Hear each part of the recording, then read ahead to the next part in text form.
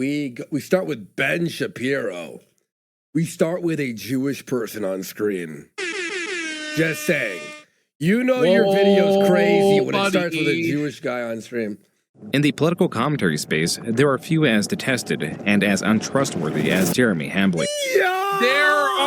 It's just so amazing. Right away, the tone is just set. He's going to nail Jared to the cross.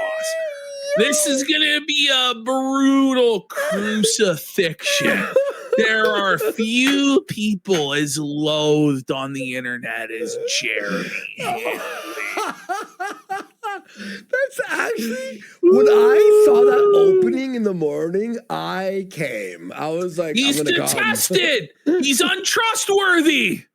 Nobody likes him. So he has bags under his eyes because he can't sleep. He's tired. Okay, here we go. He is Schrodinger's grifter. Well, Schrodinger's grifter. All the talking points are here. All of the class, all of the verbiage, all of the memes that we worked on introducing, that people like Return of the Mac and Cheese worked on introducing. It's all being showcased here to millions. In an amazingly edited video. You gotta love it. You gotta love it, bro. Yeah, the high level Netflix style. Remember that phrase? Review tech. Yeah. I mixed them up. Quartering, Review Tech, and Phil. Like, they're all the same person to me. It's the Triforce. Yes. It's the Triforce of felt. When there is doubt about his net worth, yet poor when fundraising through the guise of desperation. $80,000. Preach it! Preach it, Brother Jew! Preach it from the mountaintops! Yes, that good old time felt Jared gospel. Give me that old time felting. You know what's crazy? We've done like 8 minutes with like 10 seconds so far.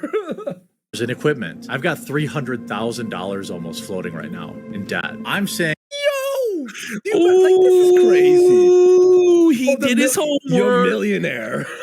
Oh no, he's in debt.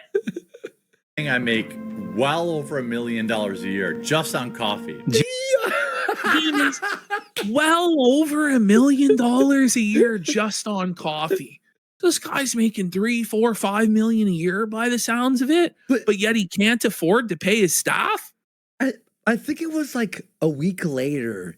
He said he made like $100K a week on coffee. You remember that? But he said he made $100,000 a week on coffee, and we're like, why does he need our money then? Right? Jeremy has an extensive history of fundraising for every facet of his business, but also a history of videos displaying his over $10,000 RC track with custom baseball mixed dirt, his $10,000 in trading car packs, which he opens live, and his saltwater fish tank. It doesn't get any better than this, buddy. It doesn't get any better than this, buddy. Oh! I like the way he said like his people are saying let it play. Dirt. Listen, you have to indulge us. You could always watch this without us on your own. Listen, but this is like getting the Lifetime Achievement Academy Award or something like this, you know, and you got to let us go on for a while. I'd like to thank the Academy. Listen, I'm gonna be real. Like, you can watch our reaction or you can watch the video. In fact, I'm gonna say this: when you watch this, I suggest watching the video for watch time for June. Hit like and share it and hype it on your cell phone. Yes. If you head to his video, scroll the chat to the right now to his video and hype it. I'm gonna link hype it right now. Hype it. Let's hype it. Let's all of us right now go hype this documentary, increase its visibility in the algorithm 3 times. so that ignorance is no longer any excuse for everybody. Everyone has to see this because the truth is revealed in this. Yes. I'm going to put his link here. Hype this. Okay? You could swipe to the right on your cell phones and hype it, refresh, and you can hype up to 3 times a week. If you haven't hyped yet, you can do 3 times. We need it. I think this will be on the front page of YouTube. Honestly, of course, I really do think so. There it is. I think it's too big for Jared to take it down. Yeah. If this video goes down, Jer's fucked. Oh, it's You know, like it's gonna be open season. well, it already is. I'm gonna be real. It actually already is open season. Devoid of living fish, but not of aggressive monetization. Here is the fish funeral fund. Coverage of Jeremy's spending habits is often coupled with By the way, dude, you That's forget truly things. crazy. Is he tried to grift the death of his fish that he caused through his own negligence by getting animals that he had no idea how to take care of, and believing that if he just hired some guy for $500 a week to stop in once a week, that it would all be okay. So he killed his fish through negligence and then expected everybody to pay for the fish to have a funeral on live stream. And He how got much was zero it for? support for it. It So, was like- 10 teal super chats, and I think that's like $50. He didn't get any support. Oh my God. By the way, the video right now is probably higher now, is at 100, number 100 on YouTube, hyped. And it's got 140,000 hypes on it right now. Let's get those numbers up, folks. If you're watching on any clip channels after, hype it. If you're watching tomorrow, hype it. Replay gang, hype it. Okay? Let's all work together on this. stories of his struggles with air. Doesn't it really feel like it's like a community has really grown around hating Jer? Like of it's like course. everyone's Well, just so these- happy and having fun. These people always existed. There's always been a massive audience of people who hate Jer Mhm. and wanted him to see their comeuppance. But the moment wasn't yet time. It wasn't yet ripe for his downfall. Well, the moment is now, and the sleeping giant of Jer hatred has awakened. And it turns out it's going to be a very profitable industry for all involved. I mean, other than Jer, who's going to suffer horribly. Mhm. He looks terrible in that image, doesn't he? Like, look at him. Buddy, What look was? at yeah. Look at the neck beard, bro. Look at it. What the man? Slobba the Hut Max. Like, man. Oh my God. Look at this. Meme Copium in chat goes, have you ever looked up at the moon hating Jeremy and wondered if others were also hating Jeremy under the moon at the same time? And it turns out, yes, Yes. we all hated this motherfucker.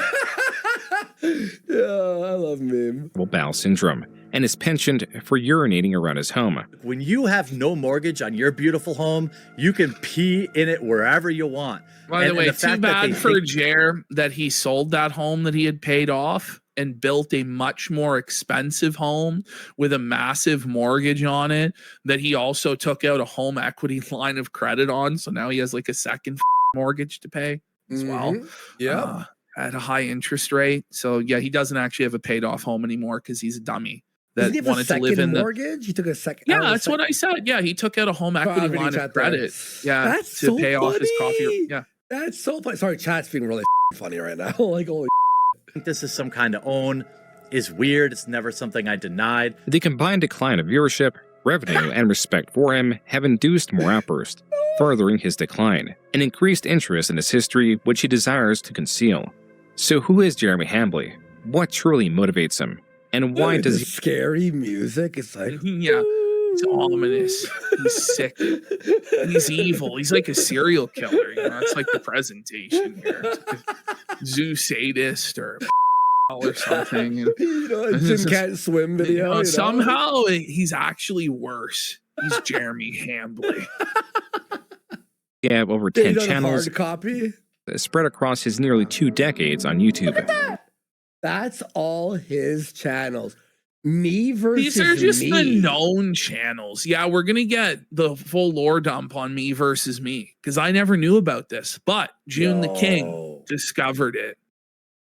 An important part of grifting is to sell with confidence or with purpose, not in the belief of the product, but for the sake of personal gain. Jeremy Hambley in the 2000s discovered that he was seemingly good at 2 things: computer repair through his employment at a Monster. He's a monster, folks. He's an Where's evil the man. bodies, Jared? Oh, Where's the buddy. bodies? You gotta love this edit, man. You just gotta love. He's doing Jer so dirty, but so right. It's so righteous. This is what Jer deserves. No mercy.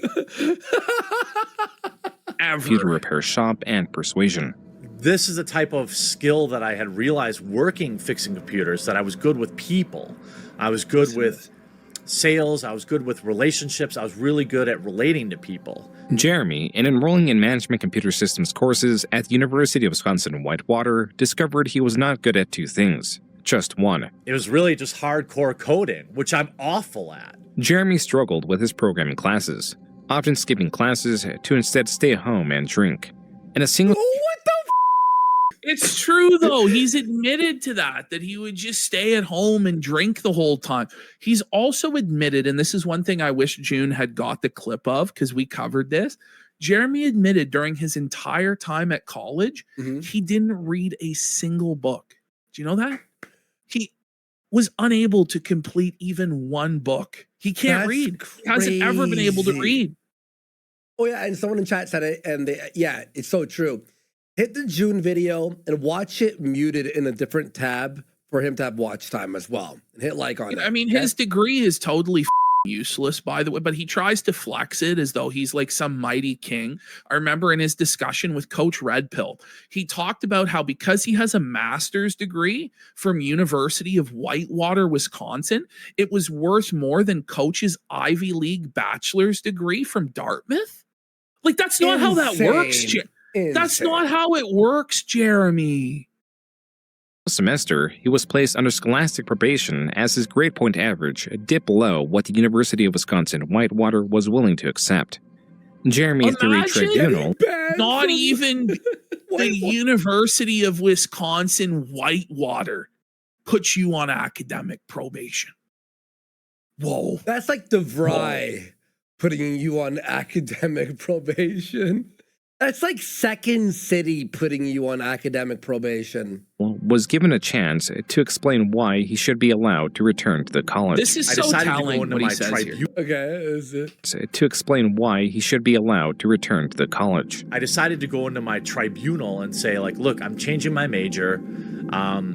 I think I'd be really good in marketing. And here are the many reasons why. I also said, I'm having problems with my girlfriend and being away from home because I knew how to play on people's heartstrings, you know? Why would you ever tell people that you're that manipulative and you lie about shit in order to get sympathy for yourself? Like, obviously you're not very good at it, or you wouldn't say like that. Girl, that's you know what? It's like sociopath or psychopathic behavior from Mr. Hambley, really. Yeah. This intro, though, really does. This first 10 minutes really sets up all the clues, the breadcrumbs, and then you're going to see the same patterns repeating over and over again throughout his career. He always does the same playbook, always. Yep.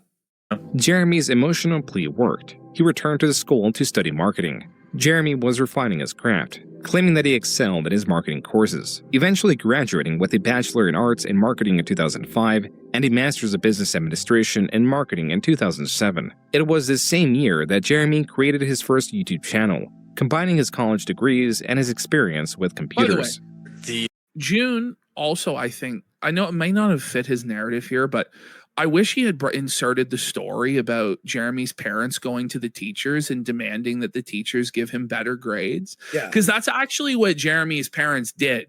They went to a parent-teacher meeting when Jeremy was failing out in primary school, and they chewed out and yelled at the teacher because the teacher said, well, Jeremy wants lobster grades for cod work. And Jeremy's parents didn't like that. And they were wealthy and they owned 7 different rental properties according to quartering. And they browbeat the teacher into passing their son through and giving him good grades that he didn't deserve. And that's a story that Jeremy told us from his own mouth, by the way. Okay. That's crazy, dude. The first video in our series, From the Eyes of a Computer Tech. Be Your Own IT was a channel primarily made to convince viewers to visit Jeremy's website, beyourownit.com. In both areas, Jeremy heavily promoted his personal computer repair courses, laptop repair courses, and even a guide on how to start a computer repair business. Eventually, he would sell the physical tools needed for computer repair. Among the hundreds of videos encompassing guides, general information on computer components, But you know what? and Where is this going? I'll give Jer this about this. At least this was something that was actually helpful. Yeah. You know, at least this is an actual like business where you're providing resources to people to help them. Unlike a lot of his other grifts he would later on do. I'm gonna be real though. You know they are like the lowest effort version of those tutorials. You know what I mean? Like I bet you they were like just stolen content. It may very well have been stolen from other people because you know allegedly it's what he does with shorts today. I believe exactly. Few would be archived. The videos that were would haunt Jeremy for decades. Yep. At the office this week, we had a situation where one of the techs came across some pictures on a customer's computer that were of the child pornography variety. What? What? I don't really know. Whoa, buddy! There's CP on the hard drive. So you guys obviously reported it and all that, you know. Yeah. There's any tack way to put that. The point of this video is just to remind people that, you know, as techs, we read your emails, so to speak. Which is crazy. What? Like that's illegal, dude. Yeah, you're going through people's emails and stuff. Like you're just admitting to being that level of unprofessional and invasive of other people's privacy. Okay. Yeah. I'm not saying it's right. I'm just saying it happens. So if you have things that you don't want, is he like? Did he just wake up from a nap here? By the way, it's like half. Well, napping. this is his usual presentation style. True. He's like half in the bag. He might have been drunk when he made this, honestly. Computer text to see, you know, maybe change the folder name when you take it in if you can. Well, some would see this video as the name of the child porn folder. So you're giving advice on criminals on how to hide their criminal behavior? Like June starting off with this is wild. Like this really is the like it's not good, Jer. It's not good, bud. Shouldn't be doing that, Jer. Informative in how computer techs have access to users' personal information. Others would, eventually, view this as Jeremy, per his specific example, advising predators on how not to get caught. Well, yes, for the time being, it's literally what it is. Yeah. That's literally... I don't know what he was thinking with that. Like, so yeah, if you're a predator, you might not want it. Like, what? Why give them any advice at all? Let them get caught by the computer repair guy. That's God's work. It's not be your own IT, it's be your own CP. This video was buried under popular tutorial videos of questionable quality. Look at all these dislikes on it. Look at this. She got this. Oh, ratio. Like, what? The 8 times pedophiles it's always repeating itself. Jared getting ratioed in 2008. Jared getting ratioed in 2026. Jeremy soon moved on from this channel. But he had more views on that than his current videos, though. Not from disinterest, but rather the interest of who Jeremy claimed. Look at this. This would haunt him forever. This would haunt him. What a goof, buddy. What was he thinking? Look at him. Look at this. He's like chafing in his neck fat folds. Look around his neck. You see how it's all red there? The chafing in his fat fold? Look at that. Holy, buddy. This was a venture capitalist, or VC. Some VC guy. Good Jared. Shout out Nerdrotic. AZ, of course. Ryan. Bought that channel from me. And I think I got $160,000. So I got a big check. Okay, this is crazy. What? This is crazy. This is crazy. It's this such an obvious lie, though. Yeah. Like, how nobody there called him on this and was like, obviously they're just nice and they're not looking to be confrontational, but this is such a whopper, dude. This is like, and I caught this fish. It was 50 pounds off the side of the boat. Yeah. You wouldn't believe it, but then it got slipped off the hook right before I got it in the ship. And then we had a friend in high school, I'm sure you did too. The guy who'd be like, oh, at the party, I drank like 40 beers. Yes. And you're like yeah, no, you fucking He would tell I was people, just my drinking friend. with you last week and you were passed out after 6, so shut the I had a friend who would tell people how much he drank, and we were with him, and we were like, why are you lying? We're like, we know you're lying. I had 10 shots, 80. Oh, God. I think I got $160,000. So I got a big check. This is crazy. This was when I was 20. Nobody- What? I don't know, 22 years old, 23 years old. Side note, it is 22? impossible for Jeremy to sell the YouTube channel at the age of 22 or 23. With his year of birth being 1983, it would place the transaction in 2005 or 2006, a year or two before his channel was even... Are you kidding? This is his compulsive lying, man. Like, it's literally impossible, factually, for him to have sold it when he said. Like, Okay? Let alone exist. for $160,000 in the early days of YouTube. Early days of YouTube, Nobody it was the worst buying shit. Nobody was buying channels back then for anything, period, because there was no money in YouTube back then. I remember back when I was doing YouTube, people were like, you could get paid for that? Like, for a long time, no one believed you made money off of YouTube. created. Regardless, Jeremy's claim does seem to hold some merit. As early as 2011, there were different hosts on the Be Your Own IT channel. With this But for 12K subs, he sold it for $1,000. At Max. At Max. best. And back then, by the way, there were so many ways to exploit the system to get subscribership up. A sub for sub and all that shit. Yeah. This potential transaction, the possible selling of the Be Your Own IT channel, something changed with Jeremy's outlook on YouTube. Suddenly, channel growth could translate directly to revenue. The grift, as it were, was not entirely in the selling of products through his personal websites. It could now also be to sell a channel and the website coupled to it. This could explain RC Nightmare, a channel established August 27, 2010. As Be Your Own IT drew from Jeremy's experience with computers, RC Nightmare drew from Jeremy and his best friend Brandon's enthusiasm for RC. Brandon And Skyblower. I will always love you, Brando. You know, when Brando abandoned Jer, this is what sent him into this mental decline. His only friend in the world, the Sky Bull, that he was Eskimo brothers with, and his wife, allegedly, in my opinion, you know, there. Once Brando flew the coop to do something better with his life, Jer never recovered from that. It's like a Rambo and Phil situation, really. Cars.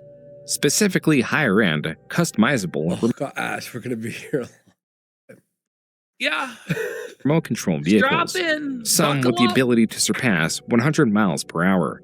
Jeremy and Brandon began by uploading videos focusing on unboxing cars and tutorial videos on how to optimize or install components. Brandon was adept in the verbal and physical breakdown of the vehicles, from the aerodynamics to even the thermodynamics. So, Brandon speedily much named like everything else, other people carried Jeremy to his success. Like, it was the success of this channel was entirely on the shoulders and the back of this fellow Brandon, and Jer reaped in all of the profits. You know, it's just off components and even their composition. Jeremy, however, often spoke of personal anecdotes and the superficial qualities of the vehicles. Oh my God. So Brandon knew all the tack and how I like that it's green and black. I like that. I'm Jeremy. Watch this. He can't even open the packaging. He's such a weak little Sometimes even struggling to remove the vehicle from its cardboard platform. It's made of cardboard, Jerry. Oh no! By the way, like, personal anecdotes, if we translate that, is oversharing, something he still does to this day. And it's just like, buddy, we don't care about what you're doing in your personal life. Like, stop it. This is actually so funny. This time I'm actually a little bit better prepared to get this thing out of here. He's being defeated by cardboard. So I won't do my Doesn't look fat like guy it. You're struggles fumbling bit. and stomach. Fat guy struggles. Suffer, fat guy. Sufferbish. This is a comedy of errors, isn't it, dude? Like, it's like... Albeit, I know that's a crowd pleaser. Well, maybe you will see. Maybe you'll get a little taste here. No, come on, man. Brandon's video This is so funny. This is funny. It was funny. videos of this sort often outperform Jeremy. Brandon's videos of this sort often outperform Jeremy's. No! Mogged by the Sky Bowl once again. Couldn't measure up in the viewership department. Couldn't measure up in the bowl department. It's tough for Jer. Always inadequate, always inferior to the Sky Bowl, buddy. Bull mugged. Regardless, there was not as much demand for information on remote control vehicles as there was computer repair. Naturally, this was an issue. Without significant traffic, Jeremy could not grow his accompanying website rcnightmare.com, making it both difficult to sell and more difficult to bring advertisers on too. While Jeremy did utilize his tested strategy of nearly daily uploads, he also found a new way to boost both his channel's growth and his website's growth, even if it was artificial. Every 250 subscribers we get on YouTube, we're going to give away a truck. He up to couldn't 10 speak back then either. Subscribers. Did you hear that scam? And every 250 subscribers we get on YouTube, we're going to give away a truck. Up to A $1,000 truck? That didn't happen. That's such a It's the same thing on scam. Unsleeved Media recently during his new grift. He said that he would give away a box of cards. What It the- never happened. What, the bulk? Yeah. The No, he garbage said that he bulk? was gonna he said he was gonna give away The a hits? full-on collector's box. Yeah. No way. Yeah, like a $300 Oh, box of a- magic cards. A He said he was closed gonna box. he was gonna give away 10 of them. Yeah. If you subscribed and liked. 10? He's provided no evidence that he's given away even one box. That's against far as I know. TOS, bro. Well, he knows a guy at YouTube, so we all know that he makes the call to, and he doesn't have to follow the terms of service like everybody else. He's a special boy. Apparently. 10 trucks. If we get all the subscribers in the next week, we'll give them all away this week. 10 trucks. $10,000? All that we ask is that you subscribe to our YouTube channel, come over to our forum, have at least 10 posts in the forum. Now, these can be questions. What? Okay, come on.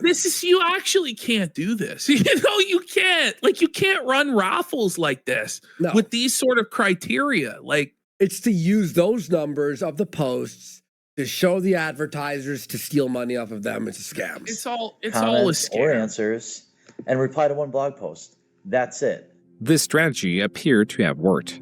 Jeremy announced a winner on November 16, 2010, and a different set of winners in January 2011. 117 participants amounts to over 1,000 forum posts.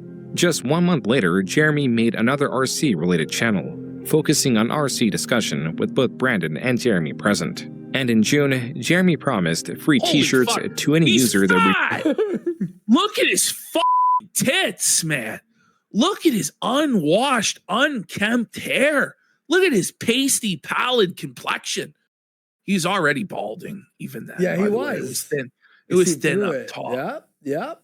just wonder post on the RC Nightmare forum. These are likely the same t-shirts that could be purchased on the website. Separately, and still in June, Jeremy was running yet another giveaway. Rather than focusing on forum posts, the condition to win was based on referrals, either to RC Nightmare or Friend of RC.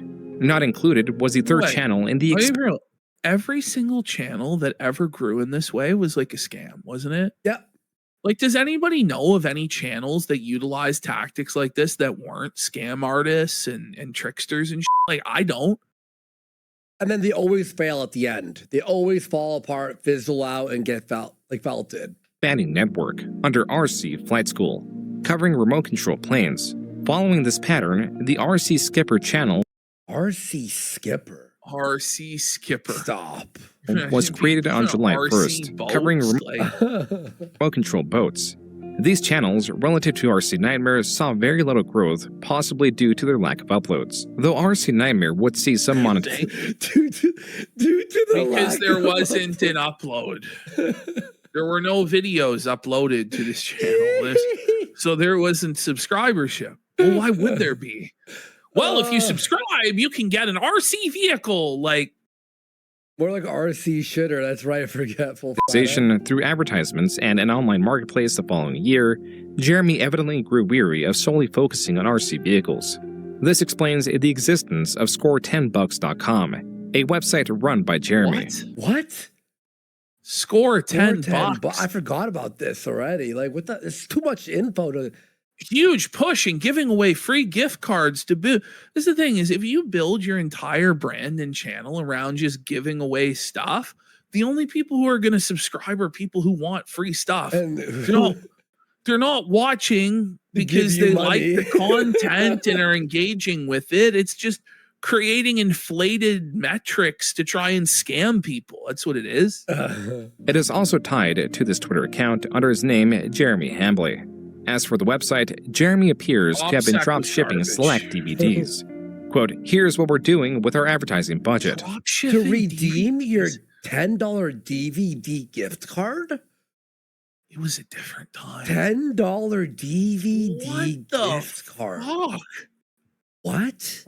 Instead of building tons of websites to promote these DVD releases or buying up ad space, we spend our budget on $10 gift cards to a major online retailer. Everyone likes free money, and getting $10 for buying a DVD is essentially getting a DVD. Getting a DVD for free? Like, but then you have to pay for the DVD. What sort of a business is this? This sounds like some sort of a scheme. Some sort of a scam here, buddy. Well, it's not even a free DVD. It's you buy the DVD for $10. Like, okay. DVD for free. Unquote. This website, apparent from the lack of updates, was abandoned the same month it was erected. The same month!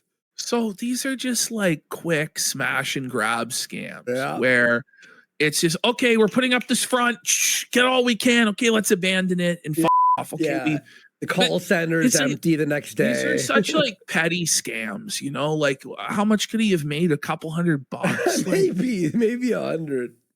Jeremy, unrelenting, created yet another website known as Marketing Sheriff. Marketing Sheriff. As with Here on AT and I'm the Marketing Sheriff.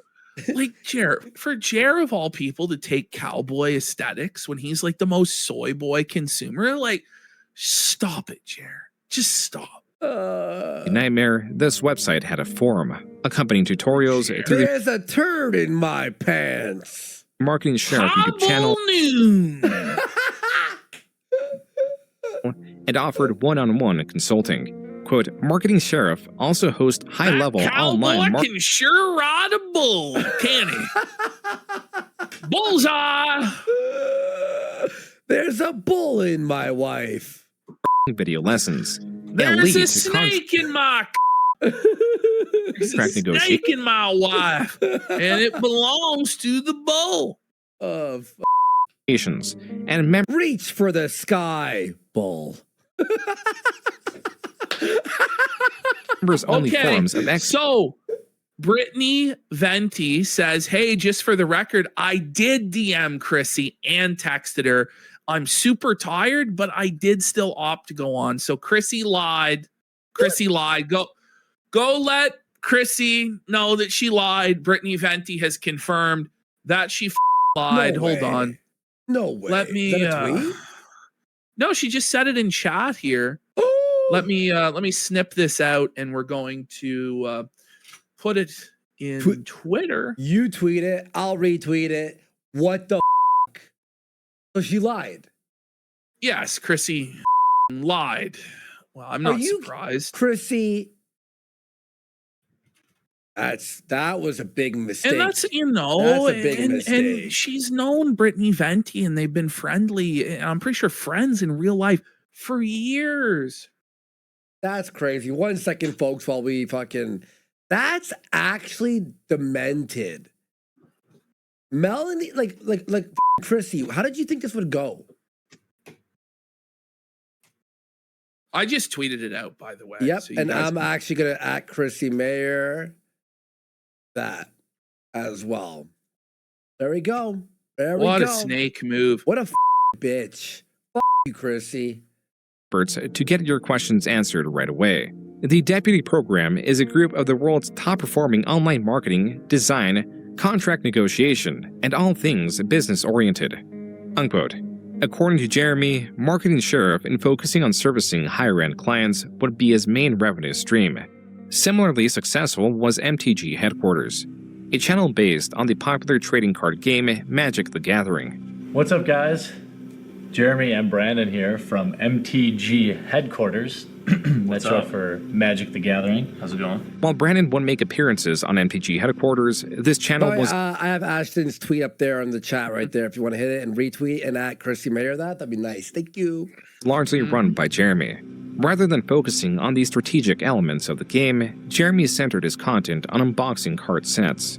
There were still more channels to be made, such as Team RCN and RCS Spotlight. Both of these channels were soon abandoned, as was the fate for all of Jeremy's RC-related channels.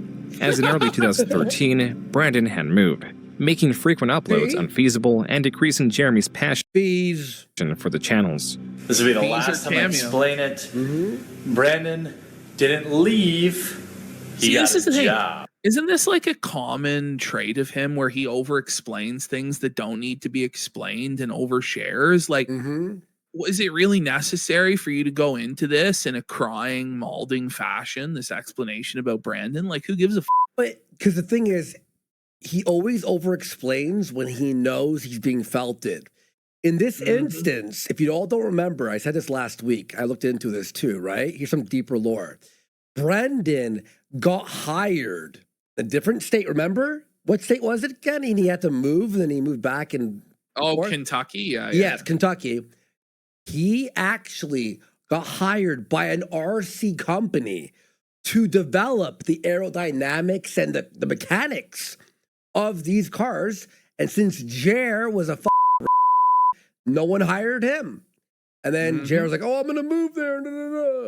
But he was And his apparently job already a multi-millionaire by that time. Oh, yeah. It's like, no, you weren't. Off. Mm-hmm. To Kentucky, and I'm very happy for him. The RC videos soon paused across the board. Jeremy claims to have sold an RC channel, but is unspecific with which one. You know, and then I started a channel about RC cars, and I sold that. None of the aforementioned channels have seen any uploads outside of Brandon or Jeremy. Perhaps he means he sold a website. He has to lie to make himself seem important or a bigger deal than he actually is. Yeah. Like, it's so pathetic. Like, he's so desperate for validation from strangers on the internet. It's sad. It's not even like believable lies too. It's like embellishing so much that it's like it becomes for like $160,000, like the channel being sold. Like, people might believe $1,600. Yeah, you know, and that would be impressive back in 2007 or 8. Like, nobody was making $1,600 off of YouTube then. off the internet at all. Like, it was very rare. I would say even 16,000, but even that would be fucking. No, it's not believable, man. Like, even like AVGN would have struggled to sell his channel for 5 figures, let alone 6 figures back then. Yeah. Seriously. Site. Only that too would be devoid of updates for years to come. Even the bottom of the website's homepage displays Brandon and Jeremy as the owners. Whatever the case, the RC channels and website remain largely inactive. Jeremy's focus instead was placed on his Magic the Gathering channel and his vlog/self-improvement channel, Me vs. Me. The latter was established under 2 goals: to lose weight from a starting point of 346 pounds and to drink less. 346 pounds, that was 100 pounds ago. He has put on over 100 pounds since then. And that was when his goal was to lose weight, like 10 years ago. It didn't work out. And then also he's got a huge bottle of vodka in his hand, and his goal was to quit drinking. He's still drinking to this day on live stream, caught in 4K with Fireball. Jeremy abandoned this channel and possibly his goals in just 3 months. It was here in 2013, with nearly all former projects abandoned, he finally found the success he desperately sought. In making videos opening booster packs to obtain high-value cards, by September 2013, MTG Headquarters reached 25,000 subscribers, making it Jeremy's fastest-growing channel. Like his prior channels, he also created an accompanying website and focused on nearly daily uploads and giveaways. I'm gonna do a giveaway coming up. Stay tuned. So Giveaways. I'm gonna do a little bit of giveaway. Let's get right to it. And that's why I'm doing a giveaway right now too. I've been trying to give these away, which are the event decks. Jeremy here from MTG headquarters doing another sicko giveaway. I mean, obviously I cut If the you're rare. doing giveaway content, you're not doing content. Not real. You know? Yeah. No, it's nonsense. Mm-hmm. Yeah. You know, I gotta support the channel somehow. These giveaways still required users to subscribe to MTG headquarters or the new set of trading card related channels. These Oh, we did got not perform nearly. Stein for 25 subs. And Pedro Jimenez for a packet up says, remind Mel of 1 Timothy 2:9, since apparently she reads her Bible so often. Sneed Dave Williams says, let's go, Brandon. Bosom Baby with a sub. And Lady Snowblood says, remember about a month ago when June said, video's almost done, no plans to change it, unless something comes from the flagging thing. And that's why this is happening now. That's why this is happening now. Yep. I'm gonna sneeze those shit. As well as his MTG channel. It could be because of his lack of knowledge of the other trading card games. In this video alone, he misnames one of the most iconic first-generation Pokemon several times. Reverse Hollow Charmander, the Reverse Hollow Charmander, and a Reverse Hollow Charmander in the same pack. That happened in a different pack too. Though it is fake fan alert. Fake fan alert. I was waiting for Andy. I was like being calm, like Andy is gonna come in and nail this. And then I looked over and there was no one in the chair. I was looking at Hassan. I was like, what the I've sneezed 1,000 times today. Sorry, I've been muting myself and sneezing. I should say allergy. But what? Charmander in the same Reverse Hollow Charmander. Wait. Reverse Hollow Charmander. That's a Charizard, buddy. That's a imagine not knowing who Charizard is. Like, it's Japanese. Like, it's mind blowing, buddy. On the channel, by the way, the channel is called Pokemon Headquarters. And you don't know Charizard? The starter Pokemon? The starter Pokemon? That's crazy. That's a scam. And a Reverse Hollow Charmander in the same Reverse Hollow Charmander pack. That happened in a different pack. He's showing Charizard and Charmeleon, but there was no Charmander that he showed. And a Reverse Hollow Charmander in the same pack. That happened in a different pack too. Though it is possible that Jeremy has grown. And you know, by the way, he sold those cards for like $10. And now they're worth like $5,000 each. That was a Blastoise. Like, I'm not sure if he was talking about the Blastoise. I don't know. That happened in a different pack too. Though it is possible that Jeremy has grown several channels for the sake of selling them. In a late 2013 blog, he states it is because he is lonely. This channel could be a distraction. He's lonely! There's a common theme throughout all of this. He has no friends, no family. This is all he has. This is the thing too. This is why it hurts him so deep when he gets made fun of on the internet, is because this is all he has. Is that he feels cool on the internet and he's accepted. And now that's even being taken away. And there's nothing left. To fill the absence of the friendship Brandon provided. I do YouTube for the community. That's the only reason I do it. I don't do it because that's I want such to a lie. That's such a lie. He's make money. Believe me, it's a money pit. By the way, is he in a hotel? Like, all his aesthetics is like hotel aesthetic. You know, it? it's absolute slob. Like, holy Motel 6. It's worse than like Hobby Lobby, for fuck's sake. The Hobby Lobby aesthetic. You know, I do it to connect with people. I don't. This isn't as like pathetic as it sounds, but like. When you have to say, listen, that's a brutal cope, buddy. And this was a pre-recorded video. Like, you should have edited this out or refilmed it, bro. Be like, actually, you know what? That was really pathetic what I said. Next take. And like, we should never have seen this. But he continued. I don't have friends that. Well, I have very few friends really. No, in he general, doesn't and have it's any not because of- friends. He tried to correct it, right? He goes, I have no friends. And then he realized how pathetic it was. He goes, well, I have very few friends. And it's like, In all his years of making videos, he's no never wonder learned. he lets other men his wife. So he can, after you my wife, can we watch the Packers game? Absolutely, Yeah. kiddo. I got a new I'll switch pack for you her. too. And then Yeah. we'll watch the Packers. But dude, in all his years of YouTube, he's never learned how to stop the camera, start it again, and just re-say a sentence, but fix all the cringe or the exposing. I wasn't popular, not because it's just life happens. And when you get older, you just don't connect with the same people you used to. While Jeremy's loneliness is there, as he would later describe it in detail, Buddy, you have a wife.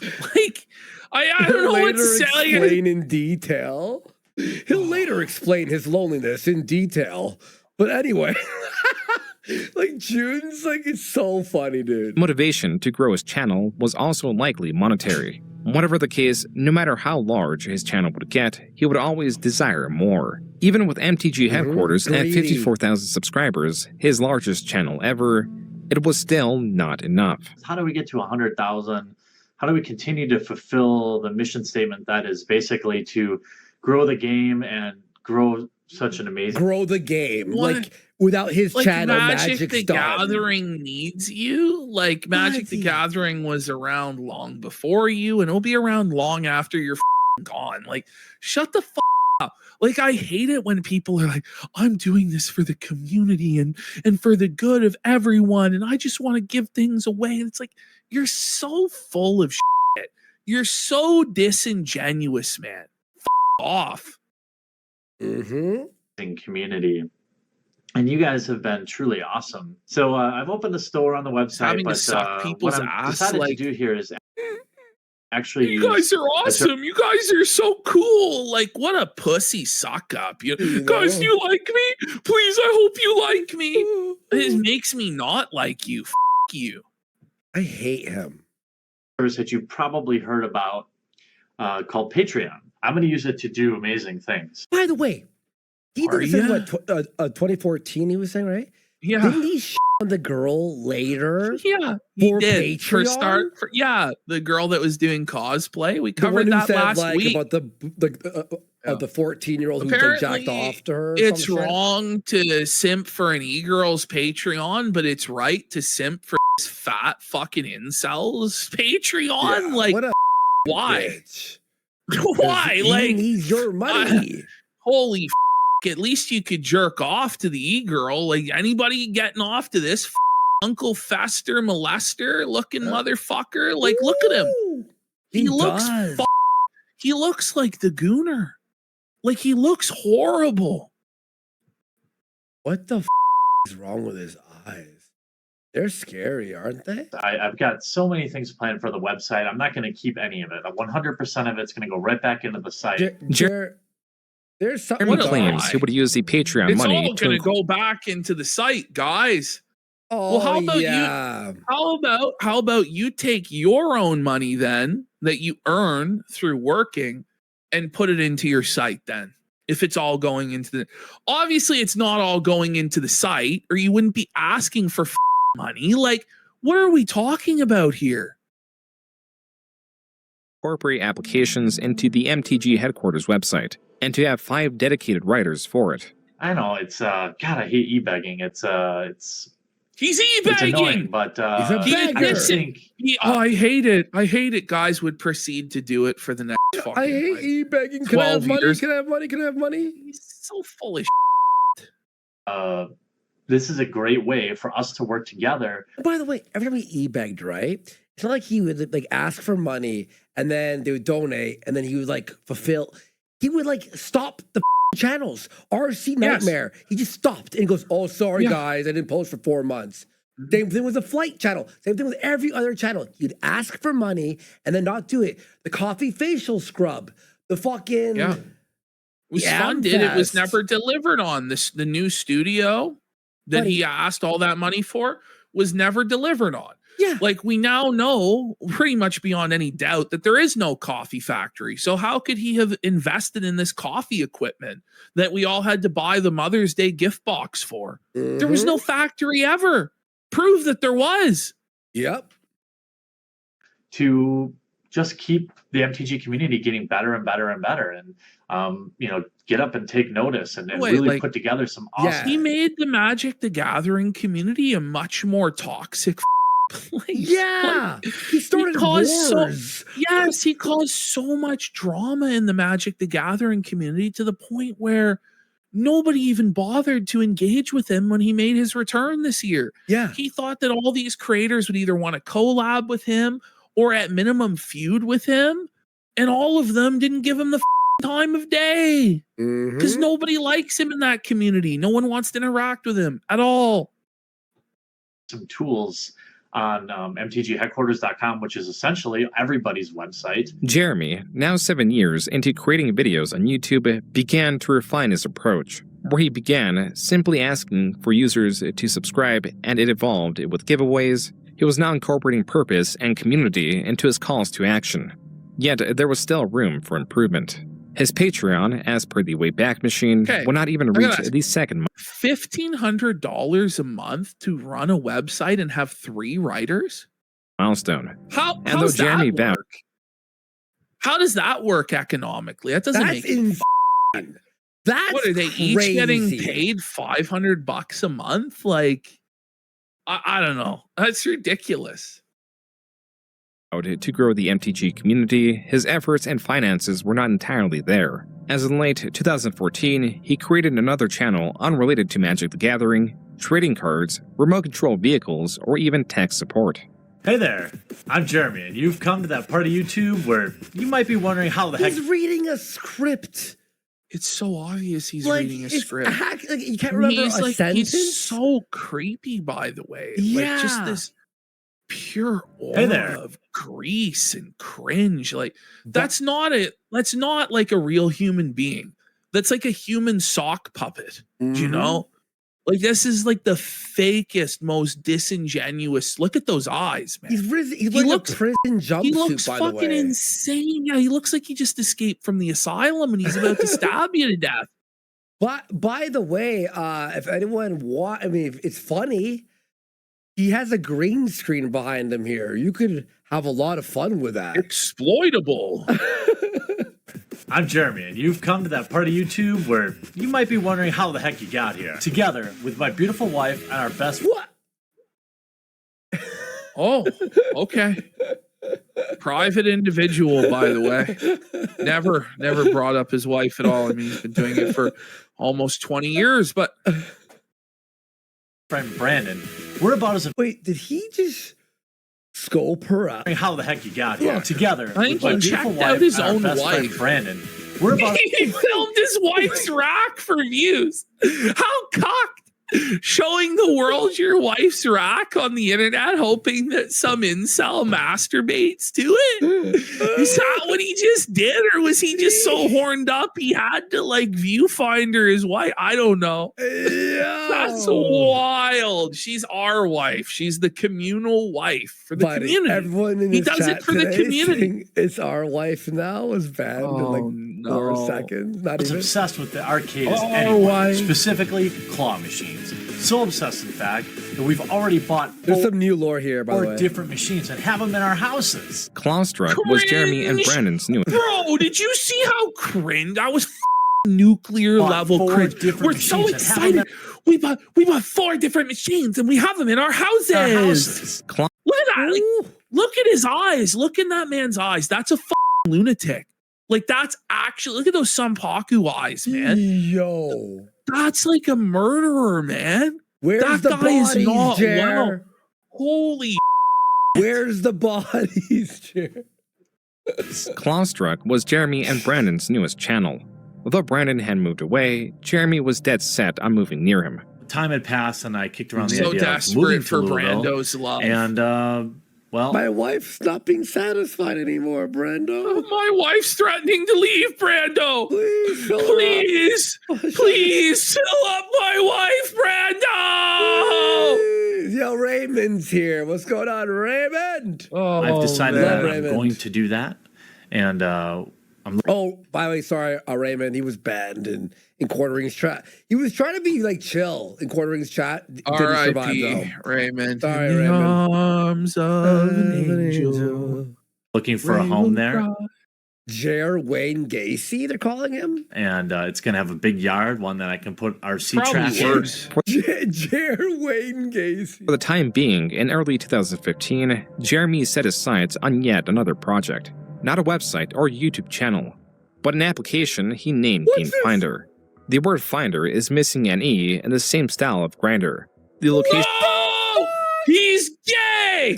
He loves Grinder. He's trying to hook up with other dudes. No wonder he brings a bowl into the bedroom. He likes men. He wants to slurp up the bowl's creamy surprise. JoonTheKing, do you know how happy? He wants that roast beef with the horsey sauce, if you catch my drift. Oh. Thank you so much, June. This is incredible. This is like Christmas for me. based LGBTQ dating app. LGBTQ dating app. Likewise, Game Finder was an app for its users Anyway, he goes anyway. to find one another. The criteria were the games users sought to play in person. Jeremy managed to raise $30,000 for the app's development on Kickstarter. What a scam, buddy. 30 large, 30 bands. Listen, I find my games just fine without you. Like, what are we talking about? Like, you just go to GameStop at the time or Walmart, and there were games there. You would buy them. No. It was to find people to play Magic or Pokemon or D&D with. It was you like, know what you do? You go to the local game store. or forums or whatever, or YouTube. Yeah. You know, What? What a why is it so it spelled- was a gay dating app, really? Yeah, of course. Just 3 months later, This isn't a dead application whose owner is cashing in. In fact, This guy was like felting Jer before anyone in the world was felting Jer. This guy. You can tell he's Kino. Look at the way Next- he's dressed. This is a showman. This is You an know this entertainer. guy right now is either watching or watched June. He's, They went, he's see? vindicated. Mhm. The professor, he's Yep. vindicated. 10 buddy. years later, 11 years later. Pro is, in addition to being free, Game Finder currently is without any ads or even an upgrade cost. that was the professor from the channel Tolarian Community College. Like Jeremy, was the the business professor model? runs a Magic the Gathering based channel. This is someone that Jeremy met at a convention earlier in the year. This turns into drama. Don't worry. The professor was one of the creators Jeremy got along with. The same could not be said about Wedge from the Manosaurus, a creator that canceled a meeting of fans and creators because Jeremy was to be in attendance. This guy, Good. this guy hated Jer Well, he so didn't much. want he didn't can't- want any women to be sexually harassed or abused. He was doing the right thing. Is that Royce? Looks like Royce. It could no? very is that Royce? It does. Looks kind of like him. All this is explained in this video from Darium CCG. So even with Jeremy being somewhat infamous in the Magic community, channels like Tolarian Community College were willing to be fair when assessing Game Finder. While the professor praised the app's lack of advertisements or predatory monetization, his complaints echoed the major issues users had with the app, describing it as simplistic and lacking in features. While Jeremy was aware of these complaints and sought to add more social elements to the app's main plight, according to Jeremy, was that it never hit critical mass. It was never able to reach a wider audience on launch day. Well, yeah. Well, it's Why would niche. it? It's Why would it niche. matter? That's the thing. Like, it's not something that everybody is going to use. Like, it's a very niche thing. It's like a niche of a niche. Like, Yeah. the are we talking about? You have a very small YouTube channel. Like, this thing, this guy has delusions of grandeur that he's going to be able to do these incredible things. that are way above his station or capabilities at any given time. Mhm. And then it all blows up in him and his supporters' faces, and then it's on to the next scam. Meaning users would download the app to find few people online. Jeremy claims the app also had budgeting issues, such as spending too much on rewards for Kickstarter backers and What? What? Why are there rewards for Kickstarter backers? Like, And you didn't What? like budget it that it would like. but you asked for $30,000. What was the offering? Where did the money go? And what was your Two- plan to make money with this? If there was no Booze, ads or drugs, any sort of subscriptions or anything, it just porn. feels like to me like he put together the most bare bones fulfillment of the requirements he could and then just pocketed the rest and Yep. said, fuck. That's what happened. much on the development cost of the app, claiming to have spent $10,000 to $20,000 more of his own money to market it. Once If you what put Jeremy says 50 is true, then MT 50 grand in? Yeah. And a What a basic waste. HTML style app. So, like, how did you? I don't believe it. I don't believe he even did that. No. But if he did do that, how did you think you were going to get your money back? Like, how delusional are you? It's always some vanity project with him that he probably knows right well isn't going to succeed. But he has these like narcissistic fantasies of unlimited success and gaslights himself, I guess, into believing that it'll have unlimited success and blow up. Mm-hmm. He's the dude at Shark Tank that gets into a fight with Mr. Wonderful and everyone, like, you know, and he battles them. headquarters would be more to him than a device for monetary gain. If anything, Jeremy was building a sort of reliance on YouTube. There was something about seeing his channel grow that would excite him. That gave him purpose. This could explain the ever-increasing giveaway. You know what's funny about this? That statement? It's like, it gave him purpose, right? He wanted views and fame. And obviously he has like that, like type of like, you know, that want, right? So, you know, with his entire life being that purpose, right now, he is in the darkest reaches of hell. Oh, yeah. And why he has yet to sell this channel. If growing the channel He's gives in him the lava. purpose, then what happens when the growth slows? When the video's earnings begin to drop? The answer is this sort of video. Earnings are lower now than they were a year and a half or even 2 years ago, I think. Oh, no. Every year he's had this. He's been doing this the whole time. Oh, guys, I'm getting screwed by the advertisers. The pay rates aren't what they should be. Please, guys, you got to support. I'm under attack. It's like, fuck you, man. He's in purgatory. Says Meme Business Coffee. meeting. He's in purgatory. Thanks, Meme Coffee. For at least for my channel, and I know if you watch guys like Brian or Wedge talk about it, it's the same thing. True for them and Wait, true. did you hear that? He's going, yeah, this guy in Magic's views are down, and this guy. It's the same. It just keeps playbook. repeating. It's Geeks and Gamers views are Oh, down. Magic. Neurotics No one's views are playing down. Magic right now. Yeah, nobody's playing Magic right now, guys. It's summer. That's crazy. True for all I you. watched this documentary, but obviously I was watching it while like doing other stuff too. So now that I'm focusing on it, this is crazy, dude. And that's why he's so confident, because this playbook has always worked for him before. Mhm. Because he was always so boring that he would slip through the cracks and escape consequence, right? But it's not going to happen this time. Oh, no. It's not going to happen. Nobody in this has any mercy. Like, you get that, right? Like, before, you were dealing with these normie Magic channels or whatever, and they would be like, I got better to do. Well, we don't. This is what we live for, bud. Everything on this shelf is going to be given away to patrons. Each month I'm going to host several giveaways where any patron will just, win it from, even if you back for $1, you're eligible. I never started this channel with the expectation of making. What do You want to win a Funko Pop? I'm going to give away a Funko Pop, guys.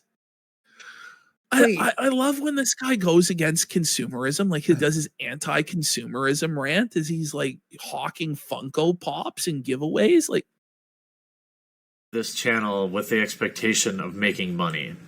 I think openings top of Twitter right now. Number one news. New documentary accuses the quartering of 2 decades of grifting. Is it even an accusation? It's just a fact. It's not Like, I don't even think It's Jer the would AI dispute that of he's Twitter, been grifting right? for 2 decades. Yeah. It's just the AI of Twitter that does this. I'm gonna tweet that out because that's funny. Holy, we're keeping our Twitter algorithm going, guys. We're pulling a Jer. All right, here we go. Several $5,000 beta starter decks will tell you that. Whenever Jeremy's channel begins to lose traction, he does whatever it takes to What? 1 quick second. There we go. keep it growing. He increases the amount of giveaways, pleads with his audience, all while claiming that this is not for him. It is for his viewers. This early 2016 vlog on MTG headquarters is key to understanding his potential true motivation. I never had any stress or anxiety, nothing until I was like in my mid-20s, and bam, panic attacks every night. I know it's a combination of my brain chemistry and things I do.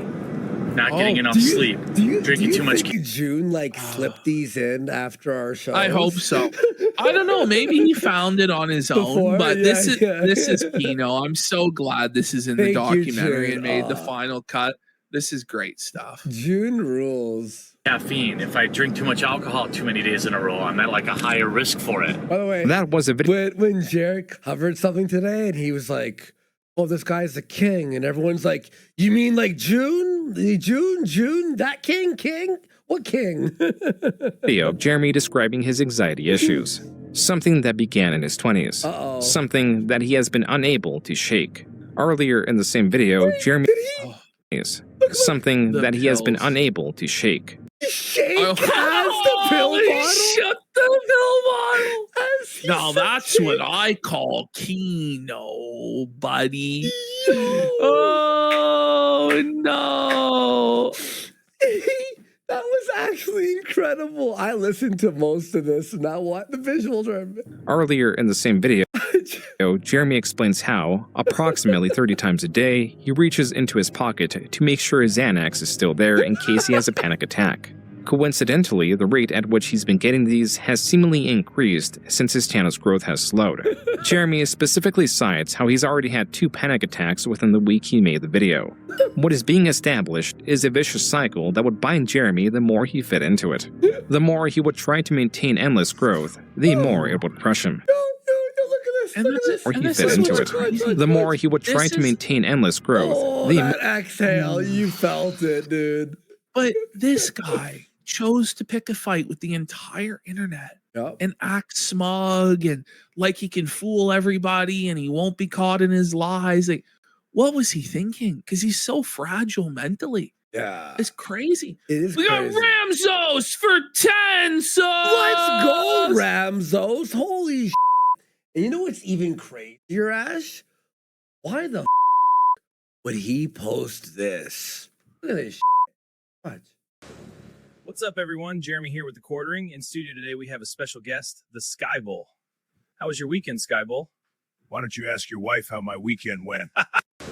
Whoa, Jared, that's he is crazy. basically revealing the whole thing right there. Mask off. He's showing his hand. Okay, sorry. more it would crush him. For the past year, I've been running myself ragged, trying to run a business as well as YouTube full time. And while Look at that it's zit been over worth his eye.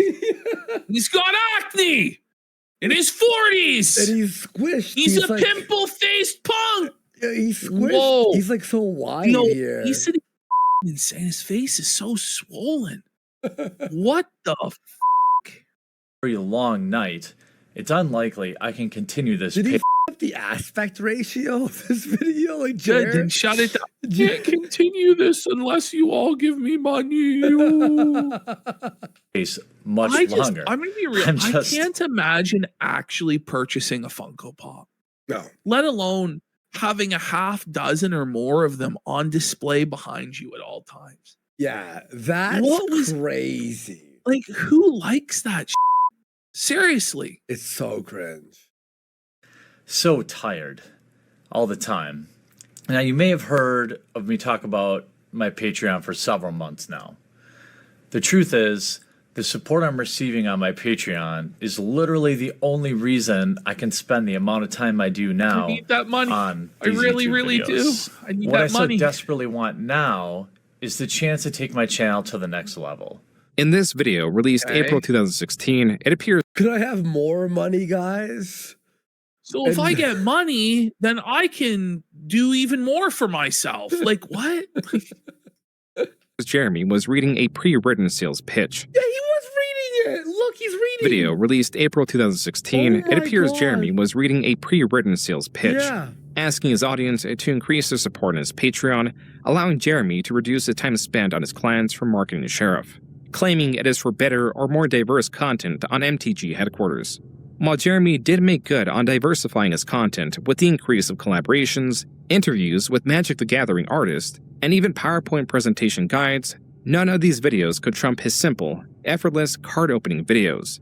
As much as Jeremy desired to change and improve into less something effort, the superior, better. he could not find any footholds, and was slipping into a Because he can't make anything good. He can only pump out slop and trick people. That's all he can do. You know what's the funny thing about all this?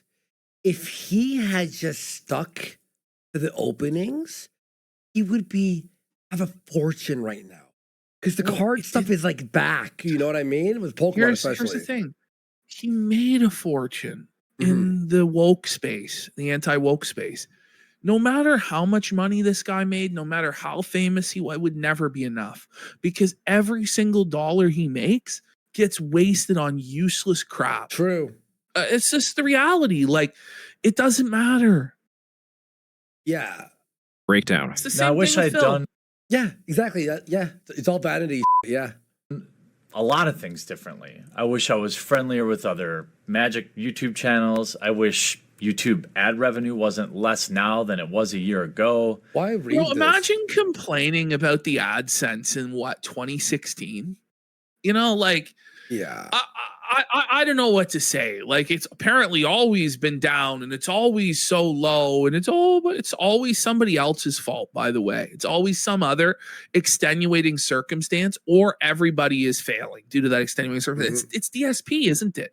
There's always an excuse. There's always somebody else to blame and point the finger at for why he's failing. But I can't change any of that, really. It was just a month later, in May 2016, that Jeremy went on his infamous Twitter rant, spurred by this panel. Women are playing Magic and we're here to stay and there are only going to be more of us. And that's kind of the conversation I want to have now, instead of just looking at us as something that is weird and to be studied. This panel was streamed and uploaded in video form. It is titled Women in Magic Panel, and sits at only 22,000 views. It is not at all a video of major significance and is a for female it's for like nobodies who are whining. Yeah.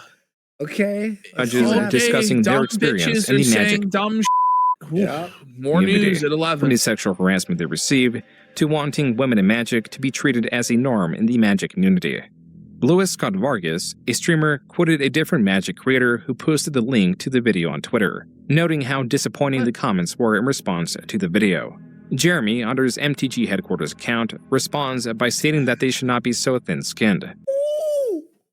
Oh my. Maybe you should take your own medicine then, Jer. It's just Maybe not internet be so comments. thin-skinned. Yeah, man. It's just Yet another like a lot of internet comments are even less important. So let's not be so thin-skinned. I mean, the simp in the reply, the cuck here, that's Jer's position now. We could try to encourage people to be less crappy to each other. It's the internet is a cop-out. That's what he says. That's his position now. By the way, we got punished, Venom Vorst for 10 subs. Big support. Thank you so much, brother. And Lama 34 says, I once had a friend who had an entire wall of Funko Pops. So cringe.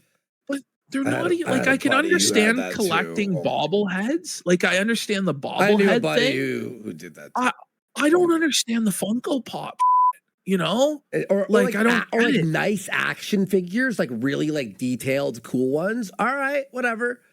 You know? creator joins the conversation, emphasizing how people should be less crappy to each other. Bobbleheads are Jeremy based. responds, quote, I simply choose to not be offended by what anonymous commenters say. That's a lot more Ooh, that obtainable." aged Unquote. really poorly. The conversation didn't it? then moves into gender and skin color.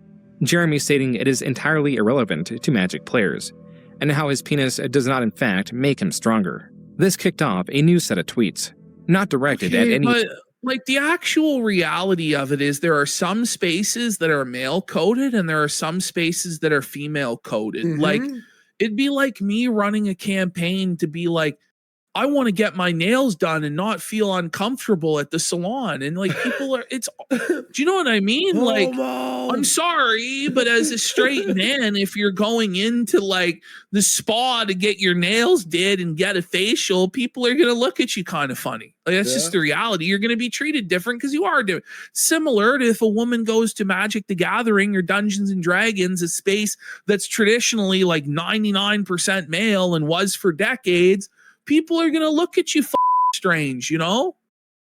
Yeah. It's like, I don't know what to say. Like, it's like going to a gay bar and being confused if people think that you're gay, you know? Why like, are they trying to suck me off? What the individual creator, You know rather who also has facials?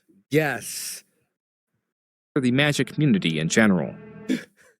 Quote, so many mindless beta His wife in the MTG community. Come on, sheep. Heather, Demand proof, statistics. You know, actual evidence. Attention, sheep. Formulate your own opinions. Being wrong is simply better than parroting popular opinion. Apparently presenting a logical alternative to playing a victim means you hate women. I should have known better. Done to you. Like, don't play the victim. Don't cry and say you're under attack and all this stuff, Jared. I really feel like June added all this to really like prep the story, unfold, you know, the mystery, but what happens later. Oh, and Jared now is on Twitter, like sympathy baiting with pictures of his dog. Like, that's such a pathetic tactic, like posting the heckin' doggerino so people stop being mean. Like, he's drunk. Off. Going back to real world. This era of feminism gets lost in spending more time. Wait a minute. What happened? That's not Jeremy in the bed with his wife. Look at what Jared posted. Who's the guy in the bed? Who took this picture?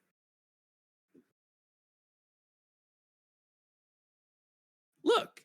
That's not his arm. That's not his beard. Look at. Who is that? Who is that? It's gotta be. There's no way that's it. But then who took the photograph? I'm pretty sure that's Adam Sellers. That's not him. I don't know. Some are saying maybe it is. I think it is. I don't know. But look at the beard. It's an old photo. It must be because his beard isn't like that right now, it's right? Not. It's an old photo. He found an old photo. Wait, is there a tattoo? No, nah, it's just hair. Yeah. Yeah, I don't think his neck is like that either. And Adam Sellers is bald, so it's not Adam Sellers.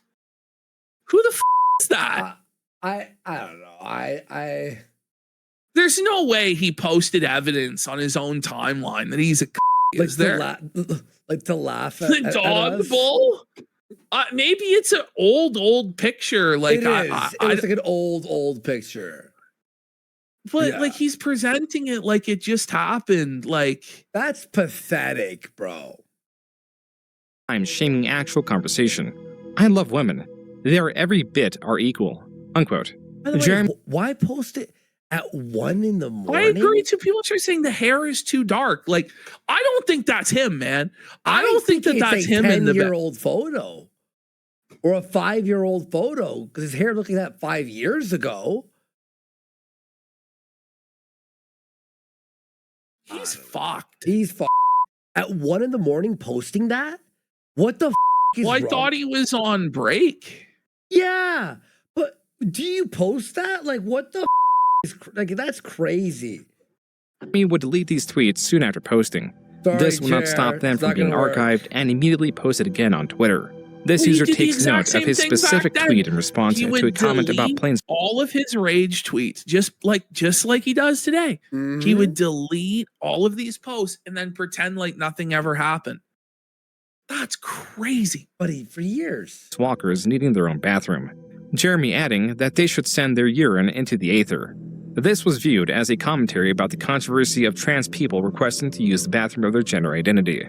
Jeremy responds to this screenshot with, quote, "Things turn toxic, so I clean them up. But yeah, you're right. Planeswalkers should use their own bathroom in the aether, kid." Unquote. I mean, this is what was going through my mind. You guys think that joke is transphobic? You think that joke makes me a monster? Let me show you what a monster is. According to Jeremy, He's right. It's the same He is thing a when he did monster. his villain arc. He's like, let me show you what a villain is. If you want me to be a villain, I'll be a villain. I'm gonna take one scalp each day at 2:30. Like, same tough guy routine. Same Look at how attitude. why is he so Acne. greasy and unwashed? There's liver spots on his head. Acne, balding. Oh my god, balding. Jeremy, the greasy, fat, ugly. pushback from his Look at his beard here, Ash. This side is like way bigger than this. Well, it's it's lopsided. Yeah. It's not even symmetrical. This ungroomed slob. What a piece of shit. From his comments He's a encourage him to slob. double down and act more aggressive, even if his intent was not an honest commentary. Even though Jeremy frames it this way, he would first attempt. Jaren Bet. Let me be honest. Like, I keep zooming in and like in the other tab, looking at this, trying to believe that it's Jer. To me, that looks like Boogie 2988's ear. It looks like the side of Boogie's head. Obviously, that's not Boogie. Surely to not, but I don't know. Like it does. It looks like Jared during the RC Nightmare days. Like, think of that Jared, the Jared from the RC Nightmare. Like, it has that haircut. That's what it looks like. I think. Look, I don't think he would post a picture of another man in bed with his dog. No, I think he would. I think he would. I think he's completely snapped. Like, I think he's lost it. Maybe this is part of like the bull forced him to do it as a humiliation ritual or something. Like, I think so. And he locked down all the replies to it immediately. And it's literally just a picture of his dog. Where he did?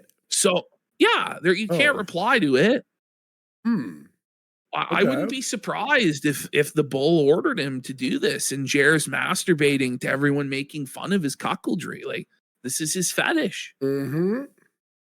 Maybe it's to the regain first the step favor of of him the coming community with an clean. I don't apology know. on Reddit. Quote, "I want everyone to feel included in MTG. You can't really control how people react to certain things, and certainly Twitter is not a great place to have a complex discussion on gender issues. Everything I said after my original few tweets was at best insensitive and at worst outright wrong. Look! Again, He apologized. I am sorry." Oh, but I thought you're never supposed to apologize. Discussions about gender issues. What a loser, dude. What? It's not even a complex discussion. What the are we talking about? Complex. Unquote. This post has exactly 100 comments and 0 upvotes. Yo! How is that possible? He's just universally reviled and hated everywhere he goes and has been since the beginning. Because Ashton, you've been on the internet for a long time. You could have the worst human being of all time. Ralph still has a fan. You know what I mean? Still be like an just upvote, one guy. you know? Like, Still one guy. No. You know, on anything. The comments cite Jeremy's passion and specificity behind the deleted tweets and are distrusting of his apology. Some are even noting how often Jeremy is editing the Reddit post. To this specific comment, Jeremy responds, quote, "Yeah, it wasn't reading right. I am not good at writing, so that's why I do videos. I am just trying to apologize and the comments keep saying it's not good enough." Unquote. Jeremy would address his tweet. He was always a guy, right? That when he was wrong about something or felt it on something or whatever the fuck, right? He had to keep arguing until he felt like everyone thought he was right. And that's what he tried with us. And we're just like, no, we're not going to fall for this. We're not going to, no. Always. Tweets in video form. Drama over. don't be a dick. And the drama's over. He's the one that gets to decide when it's over. No, actually, you don't. Get fucked. I thought, I guess, maybe I had to say that, but from what I'm seeing is you all just basically know that, you know? It took about a month and a half for Jeremy to begin right where he left off. On Twitter, he changed his display name to MTG Shitlord HQ, derisively called Wedge the Hamburglar. On his personal account, stated Wedge is a cancer, has zero original ideas, and somebody else Hamburglar when your last name is Hambly and you look like Jer. That's wild work. You know, Jer was called like Hamburglar growing up. Oh, and, like, buddy. Hamburger, Hambly, cheeseburger. Yeah, like all sorts of like that. Like, you know, bro. There ain't nobody who has a last name like Hambly who is fat that didn't get bullied. Like, shut the fuck up. Like, it's just too funny. Like, steals others' content, and tweeted even more, stating, quote, alpha personalities are the ones making all the money in MTG. Talk to any vendor. They are capitalizing on your beta-ness. The MTG community is not ready for truth. Cucks and white knights drive the entirety of the narrative. Wizards, discrimination. It was always the project, like, it's his favorite. You're a cock. Yeah. Little did we know he was the cock all along. Is guaranteed if you have a conservative mindset. Community discrimination also guaranteed. I mean, look at their community team. Every one of them. Don't be a beta Lotus, folks. Be an alpha. Oh, man. It's so cringe. It's so lame. And you know he didn't think of himself as an alpha as the video we saw of him in the car. He never... Like, if it was a space meant for based alpha men that are traditional, wouldn't there be a bunch of based alpha men that are traditional there? What does it say that everyone in the community is a leftist and a soy boy and a cock, but you want to be a part of that community? Like, why don't you go to the gun club or something, you know? And whoa, look, there's a whole bunch of guys here that are right wing. You know what I mean? Like, is a leftist. Don't be a beta Lotus, folks. Be an alpha. Unquote. Jeremy changed his display name again the following week, this time to make magic dank again, and tweeted, quote, straight truth, the reason you can't trust me is easy. I don't need your money like... What you don't need. lie. He just asked for $30,000 to make an app, and he has like a Patreon. But Ash, is this not like what he's doing right now? It's like, I don't need money. I'm rich. I make it. I'm not like those other guys. Anyway, I need $40,000 for coffee. I'm so rich, but you know, break me off a piece, then, guy. Well, he's always been rich, but also struggling. Always. Yep. It's crazy. Other top MTG channels. Simple as that. Here is the thing about my fellow shitlords. We have real numbers. Ugh. Some will like to believe everyone who plays MTG is a snowflake. Oh my God. Unquote. In August, continuing... Shitlord reminds me of... Remember Jeff Holiday? I'm a shitlord. Remember Jeff Holiday? His hat said Matt shitlord? Holiday? Uh-huh. It said shitlord on it?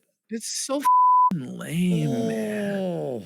In this escalation, Jeremy announced that he had blocked many people on Twitter. Back to his personal account, Jeremy posted pictures of his guns in response to riots happening in his area. Finally, Jeremy on his pictures of his guns in response...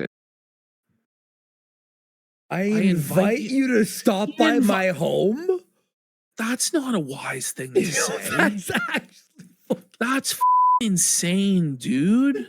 That's actually fucking... He's so dumb. And then what would happen if somebody did, right? Then he would cry. He would cry. What if they came armed? Like there are actual lunatics out there, man. Like, don't challenge people like that. That's actually nuts. To riots happening in his area. Finally, Jeremy, on his MTG headquarters account, states there are no good-looking females or males with personality, and that the vast majority of MTG... What? Well, no, it's just that you're a little beta, you know, over before it ever began genetic self chud, okay? Like, and it's like he's trying to say, only ugly people have personalities, like... No, actually, that's actually the that's the most like insult. That's so I ain't saying pathetic. That's an That is incel like the statement. most pathetic incel genetic waste cope I've ever heard. Yeah, well, all of you with good genetics, you're actually have bad personalities, and as ugly people are really talented. It's like, shut the up, buddy. Yeah. Oh. YouTubers have subpar production quality and are boring. You On the mean Magic you? TCG Reddit, users commented on Jeremy's ongoing rants. One former creator blames Jeremy for why he stopped making videos, specifically due to how Jeremy's low-effort pack openings flooded YouTube, potentially burying their higher-effort content. Other commenters shared the sentiment and denounced Jeremy, GSP Max. deeming his content as low-effort garbage that is composed of opening packs of Magic cards. The following month, on September 8th, Jeremy released a 28-minute video addressing his ongoing controversy, saying that he needs to clear his name while claiming Reddit is a hate fest. Displeased in how Reddit mods are not policing Can you comment sections imagine enough, being so soft you can't even log on to Reddit, but then pretending like you're Lebanon-based shitlord? Like, the Super Weenie Hut Jr. is down the street, sir. You aren't ready for Weenie Hut Reddit, you know. Like, go. causing what he calls Reddit's witch hunts so directed at hateful. him. In this video, Jeremy states he takes no issue with trans or gay. Reddit, like what His will be H3 on is Blue doing? Sky. It's a battle with people who were like sending skulls to his house and like threats, veiled threats, right? Quartering's against Reddit because they were mean to him in Twitter replies. What a pussy. People, or any similar quality What for a that matter. bitch. Jeremy appears to be trying to de-escalate the tension between him and the Magic the Gathering community. And it worked, or so he thought. On September 9th, Jeremy posted 2 videos containing spoilers for an upcoming Magic the Gathering release. This is great. This is great. This is actually something we didn't know. So okay, watch. Okay, yeah, I'm not gonna spoil it. This is information from a PR firm working under Wizards of the Coast. The creators of Magic the Gathering often delivered to select content creators as a way to excite their audiences for upcoming cards. These videos performed terribly compared to Jeremy's pack opening videos. But the significance of this was not that it was meant to garner viewership. Rather, it appeared that Wizards of the Coast was extending an olive branch to Jeremy following his de-escalation. It was only when the spoilers were allegedly posted to Reddit that Jeremy, and to that extent, the Magic community, was notified the spoilers sent to Jeremy was done so by mistake. While the original post does not appear to be archived, this Reddit... So, remember how he said he was banned for being hateful? He was actually let back in. And then they banned him because he spoiled their upcoming set. He literally showed people a set that wasn't released, and they're like, "You can't do that." So his entire original, his entire original grift and raison d'etre, it was all a lie. Yeah, it was all bullshit. All bullshit. Quoted the Magic the Gathering employee on the matter. Quote, "We don't reward the behavior this channel exhibits. Look, see? When we preview sets, we provide a handful of cards to our PR agency to use with outlets who aren't part of our core That what happened? audience. Just keep watching. When one of these outlets passed on using these cards, they reassigned the cards to this outlet without doing research and also without checking with us first. We would not have greenlit his receiving of these cards had they asked." Unquote. Here I was, feeling like a total moron. Yeah. To think Hurry the that Wizards had just He's so dramatic. extended the olive branch and everything was going to be good. Jeremy in this video So compares that hysterical. statement as an endorsement to witch hunt him, simultaneously claiming that Wizards of the Coast are listening to an extremely small minority of 30 or 40 people, while also stating that he is receiving a massive amount of hate. I'm sure it's the one only boon with 30 this or 40 controversy people. is that Jeremy had a newfound Just angle like to today, it's all nobodies who don't All have bots, families all- or everyone's a friends, and it's all robot. bots. Yeah. Yeah. solicit donations. One that could weaponize culture and anger, in combination that would bring him much strife, but also considerable wealth. You can speak with your wallet and take the plunge and back us on Patreon. The more backers we get on Patreon, Take the the louder plunge. voice we can have, the more interesting things we can do. Listen, Wizards can't. What I'm calling for right now, if it is 1,000 Jeremy, subs. Oh, sorry. if it's Jeremy Hambly in the bed in that picture, he should go live from his bed right now. Otherwise, we're all gonna think it's the bull plowing his wife. Yeah. What reason does he have to deny? Like, what is he trying to hide by not going live from his bed right now? Is it that there's multiple ebony gentlemen plowing his wife right now? I'm just asking questions. Mm-hmm. Won't fly me out to PAX. We'll go to see them at PAX. That Patreon gets big enough, I'll fly to every major event and I'll stand there and do coverage for you. I'll do coverage for you. Raw, fight the power. Raw, It's like fight the Tiananmen power. Square. What a brave stance you took, Jer. Your torch lights the way. Like, what? This is like he's gonna, he's gonna lay down in front of a tank. He's like at Waco and the feds are burning it down. I'll cover a games convention. And I'll try to keep it real 100%. This was the beginning of coming to keep it real at the card show. Wow. Jeremy's capitalization of outrage. In the following years, Jeremy would master his craft. Meanwhile, with the understanding that he was not welcome in the Magic community, Jeremy revived Pokemon headquarters while still posting to MTG headquarters. The video announcing his return sits at less than 1. That was a terrible animation, wasn't it? Did you see that? Oh, yeah. While still It's posting always to been MTG low headquarters. The video announcing his return It just goes upside down. It goes back. It's so- garbage. That's so It's like a white background. Like 95% of the image is just blinding Burning white your eyes. with gray and red. Like it's awful. It's actually awful. You know? It's at less than More 1. like Pokey Bull. Oh, Flashbang alert. Rumbledore for a packet up says the felting of Jer is fueling my nightly shift. Take my money. And Schism says, imagine being 350 pounds, 6'4", and still having a tiny penis. It's rough. 1,000 views. Jeremy posted on his Pokemon channel from late 2016 to early 2017. The channel failed. You know his dick's super small, right? Like, I mean, we never talk about. You know his dick is like maybe 4 inches if it's the nicest day. At best, That's buddy. It's like, not. It's yo. not. We know. Listen, we all know he has a micro penis, and his fat fold is taking what little there even was of his nub. It's tough. Yep. To gain any momentum with its videos. We'll say it's small unless he shows us a picture. I'm just Why won't he show us his penis? What is he hiding? How small is it? Does he even have a penis? Is he a transsexual, a transvestite? Is he intersex? What are you hiding, Hambly? Provide the penis photographs now or forever be known as a transsexual. You know, like that. It's just going to cause him to crash. All the chats. No, that's Show us that's your dick, unreasonable. Hambly. That's unreasonable. I shouldn't have to do that. I'm not going to. Show us your dick, My Hambly. penis is under attack. No.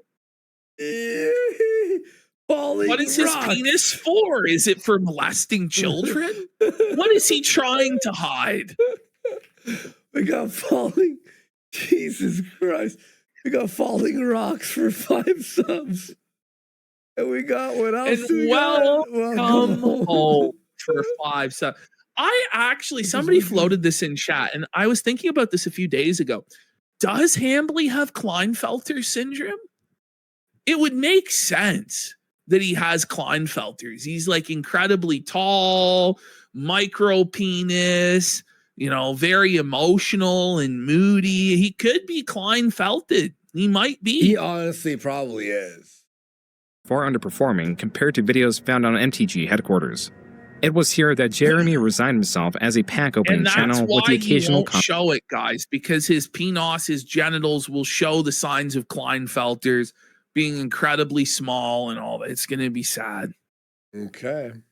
Commentary video. The latter type of video was often on the topic or tangential to his infamy. If you would have told me that there's a man more universally hated in the Magic YouTube community than me, I would have told you, you're crazy. On June Why 5th, is he so 2017, two things happened. He's universally reviled and hated. He's drunk and sweaty. His hairline was receding. Jeremy posted his final claw machine related video on Clawstruck Imagine and like, live streamed in the mid 2010s, spiking your hair like it's 2003. You know? Like you're in high school? Like what the No, I mean, fuck? like, it's like 2018 and he's rocking a spiky grease cut. Okay. on All trunk. right. While he often tweeted at or commented on other creators in the MTG community, there was one that he targeted unprovoked. This was cosplayer Christine Sprankle. Serial virtue signaler and crying for Patreon dollars. all the greatest hits. Crying for pay after the segment. that As he cried. had a Patreon crying out for support, and he's gonna have to Please, shut it guys, down. Please, I need money or it's over. Cosplayer.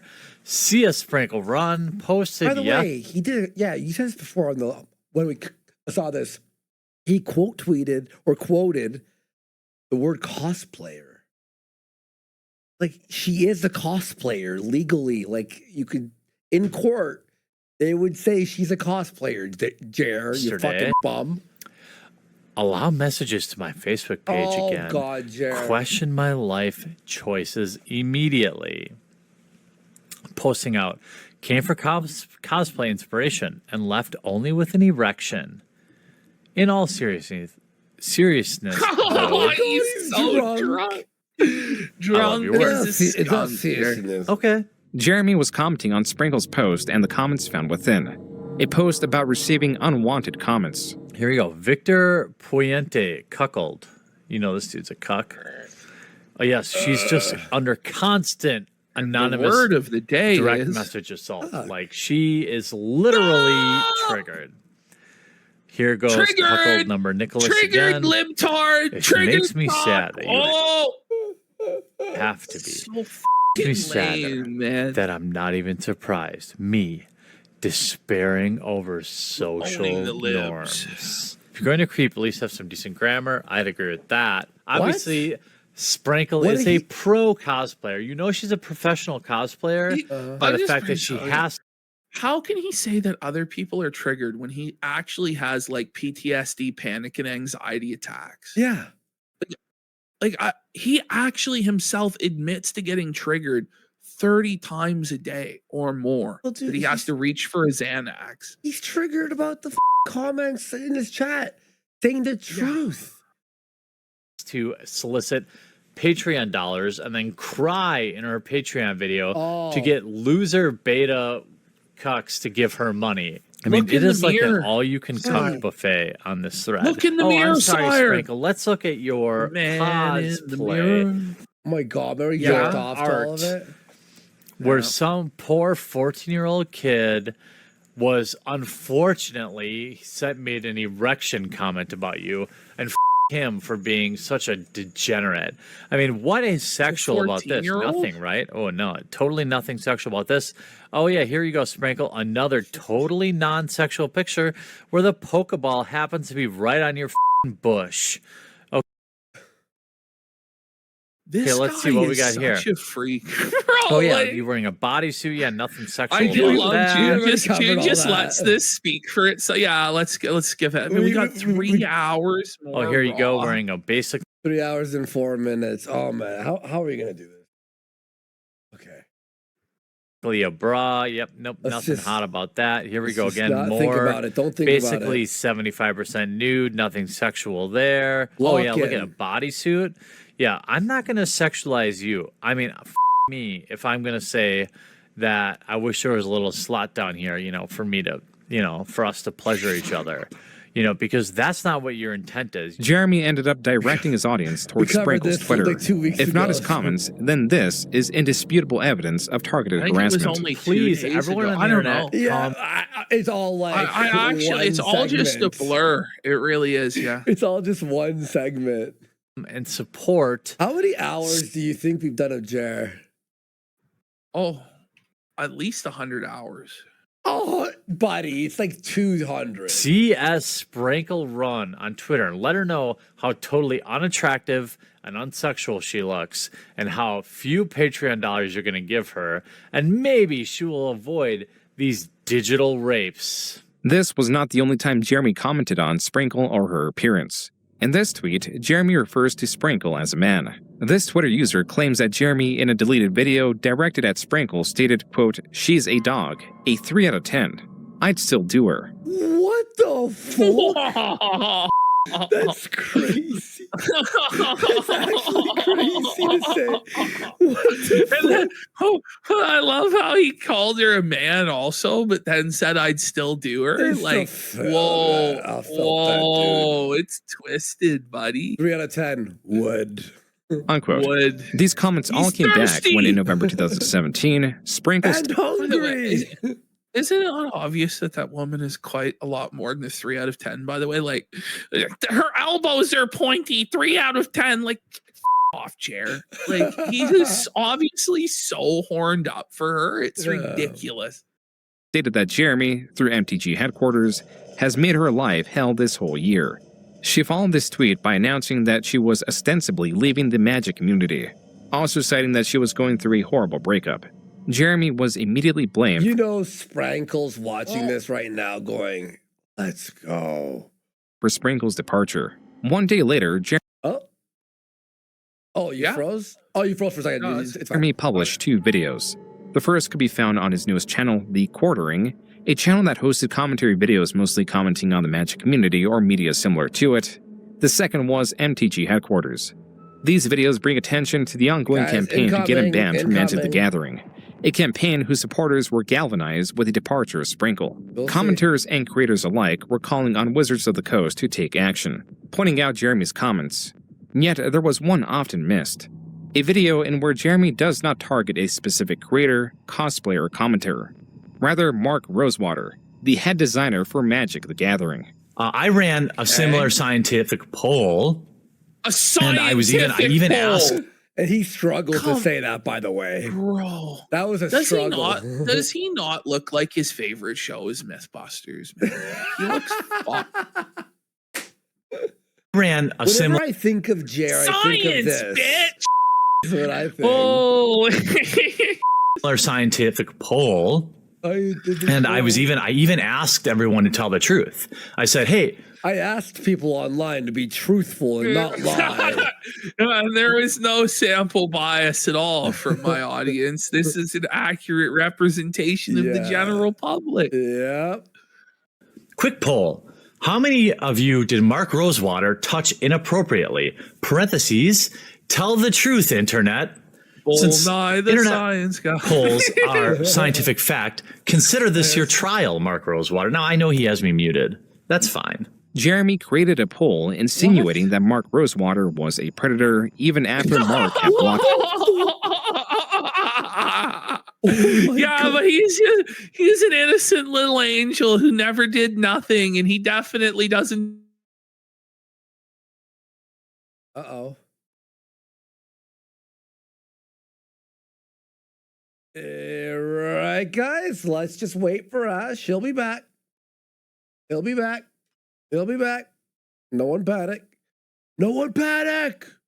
No one panic. Let me see. One second. I'm just gonna text him. See. All right, guys. Anyway, while he's there, if I could type, holy I hate the iPhones typing. I'll be back in a second, guys, all right? Let's just, everyone calm down. Guys, thank you for the crazy amount of support on the shows. I don't even know how to thank you enough. Besides, thanking you, obviously. Hang on. Let's see if he texts me back. There we go. Not sure. All right, he'll be back. He'll be back. He's just resetting Discord and shit. It's just it's all okay. All good. This documentary is insanely good. It's insanely good. While we wait for Ashton, I have an idea. What we could do is we could read some of the comments. Smart idea? Yeah, where's the not that one? That one? Yeah. We'll do that one for now. Yeah, let's refresh here. We're at 37:22. Don't want to lose that. 30:22. All right. Wait for Ashton and let's read some of these. Here by King of for a sub there. Thank you so much. Stop drinking or she was done. And the latest shows that he's been doing alone, you can tell he's not as slurry with his words and looks not as drunk. I think he's scared of Hannah not returning. Then she goes, "You're gonna not drink anymore, and the chat better be clean. And this drama, yes, in 1 week, it'll be fine." Yeah, if you drink on stream, I'm not there, bish. That's right. And then he's been obviously Okay. There he is. Okay, go. All What good. the was that? Fuck No. Canada. Canada's like a third world country, man. Like It is. This has to end, man. Like Yeah, I know. every goddamn day in this country, man. All good, bro. All good. Okay, here we go. Jeremy's Let's talk about Hannah and why she's gone in our theory that she told him to stop drinking, all that stuff. All right, let's go. video Let's get opened some with the subs professor's to minor power the Get some internet. subs. comment about Nazi comments. Did you just evoke concentration Whoa, camps? we got Eats Up Inside You for 5 subs. Let's go. Rice Patty Master for a sub. Okay, let's Thank go. you. Let's go. Let's get Okay, 1,000. How did we get to the death camps? Like, how did we get from Magic the Gathering to Auschwitz? What happened? I literally paused when you left and you started yapping. Busted Fuse for 25 subs And one Baba Booey won for 5 subs. Let's go. Let's for a pack it up says Yeah. Mel. let's go. All right, here we go. To strengthen your video Thanks about for the big support there. A Busted Fuse. What Baba Booey won? mean tweets. Jeremy Wednesday. failed to engage with For the a sub. overarching arguments that Gator Jeremy is disruptive. For 5 subs. Let's go. Big support. Thank you so much. Fuck and that he yeah. encourages unwelcome comments. Instead, Jeremy And chooses MK to comment also on the for the right professor's superficial Yeah, qualities. war I want flashbacks, to point yeah. out, look at how disheveled he looks. How Look. Because this What? guy talked about the app. Remember the But- app? Yeah. Not being like the best. Even after being his friend, seeing him in real life, in real gatherings and all that stuff, he still has to betray because the guy wasn't 100% perfectly on his side. he Well, also, has kind of a Jeremy looks far more disheveled than this guy. Like You're this guy's right. this guy's clean cut. You're He's right. nowhere near as Norwooded as Jer is. He's actually presented himself well, you know, with like a collared shirt and a blazer, a jacket. Like Jer. Get fucked. Like, look at this guy. He's disheveled. Okay, Mr. Unkempt Beard. like a lazy face. He has a lazy face. His hair's all awry. Sir, you're half balding and your beard is unkempt. Like, what the f is he talking about? Bro, he got the Jack Murphy beard there strong, eh? Look at that.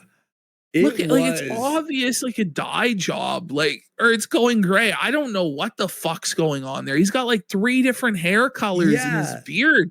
like some sort of weird non-binary abomination. Like there's red hair, there's blonde hair, there's black and brown hair. Like, look, and there's gray too. Yeah. Look at that. What the is going on, actually?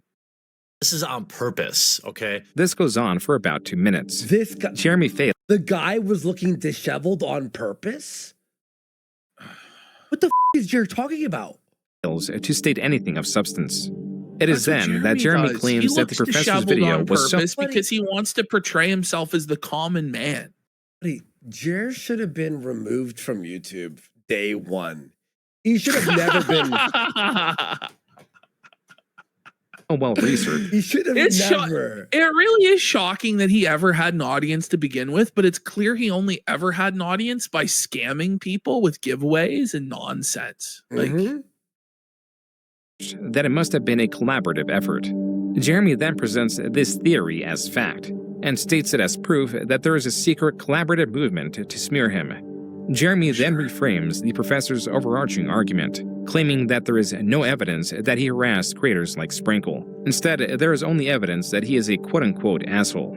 To go even further, Jeremy claims he is the target of wide-scale harassment, and that Sprinkle failed to provide any evidence herself that she was harassed online. He's the real victim of harassment. So out of one side of his mouth, you need to toughen up, Buttercup. Like, harassment on the internet's not real. Cyberbullying's not real. Then on the other side of his mouth, I'm under attack. I'm being harassed. There are harassment campaigns. Like, you can't have it both ways. Off. Jeremy, discounting any evidence directed towards her because she was not the one who sourced it. The difference between this cosplayer and me, of course, is I actually showed the hundreds of messages I received. I showed the actual. Did you wait? But did you show the red F-150 or the hundreds of death threats he received or the people showing up to his door that made his wife live in fear recently? No, he didn't. But the harassment was like, you're a dick for saying that. Why would you say that? That's not harassment. No, that's disagreeing with you on the internet. He's such a sensitive Sally, man. Were there death threats in there? Like, shut the up. Threats. I showed people sending me the names of my parents and their address. Jeremy, to discredit the professor and if those someone did that, that's insane. Fair. Against him, continued to claim there was no evidence against him. I bet you it was Jer who released that. Yeah, I guarantee you that none of this shit even fucking happened. Yeah. Like, it didn't. Insinuating he did not delete anything. There's evidence, but he must have deleted it. Or in this case, the professor insists I did. While Jeremy does delete evidence, as was made clear as far as a year ago during his first major scandal, allegedly, the live stream where Jeremy fantasized about a slot in Sprinkle's morph suit and directed his audience to her Twitter page was taken down by YouTube under a community. He directed his audience. We got eels up inside you for 5 subs. Let's go. Big support. Holy shit. Strike, making it difficult to source larger portions of it. It also did not help that many of his Twitter accounts were recently banned. And while Jeremy questioned the professor or Sprinkle receiving harassment or unwanted, you're 3 out of 10, sir. Well, isn't he ban evading on Twitter then? Yeah. Bro. Yeah, but this is the 3 out of 10, by the way, Ash. Oh, yeah. 3 out of 10. Sure. On detention, he provides evidence of such a thing, but only against him, citing the negative effects the professor's video had on his channel. I have never blamed the professor for the barrage of hate that came my way after he made this video. 1,000 people unsubscribed from Unsleeved Media. Look at me, the victim. Oh my god. Oh no, I couldn't force people to watch my content. No. Buddy. After he did this video. So Jeremy goes He's as far basically like Christ, you know, sinless man. He did nothing wrong. Yep. Or as to insinuate that Sprinkle is responsible for the harassment he is now receiving. At Christine Sprinkle, who I think most humans would be infuriated at.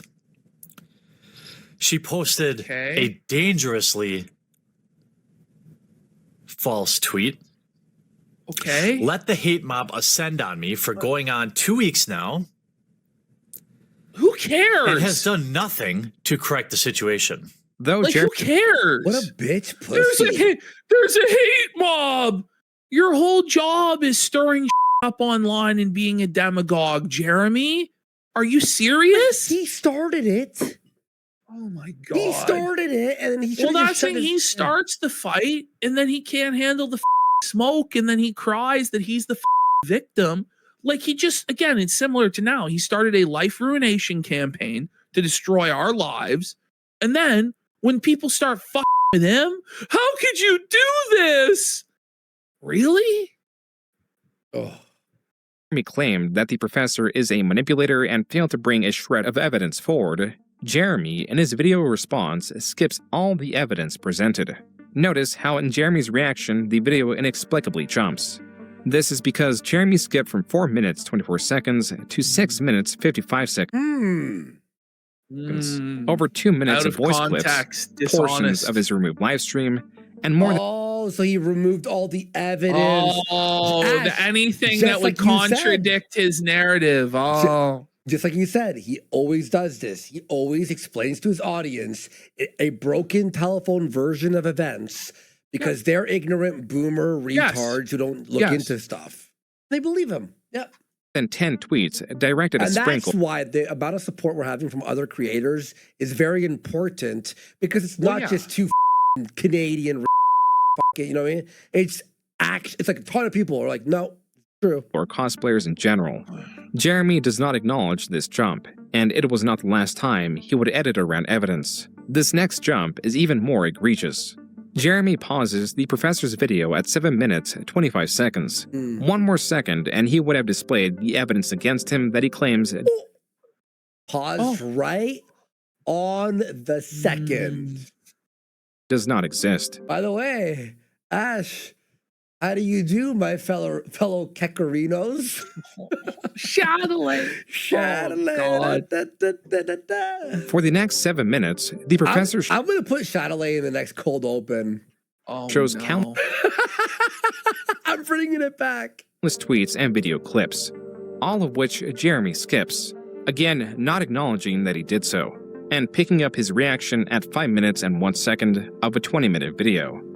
Jeremy closes this video by insinuating the professor is similar to Adolf Hitler. Someone who is willing, as I said, to literally evoke the Holocaust on their we all petty like the crusade. professor already. Like, you don't have to sell us on the professor. You know?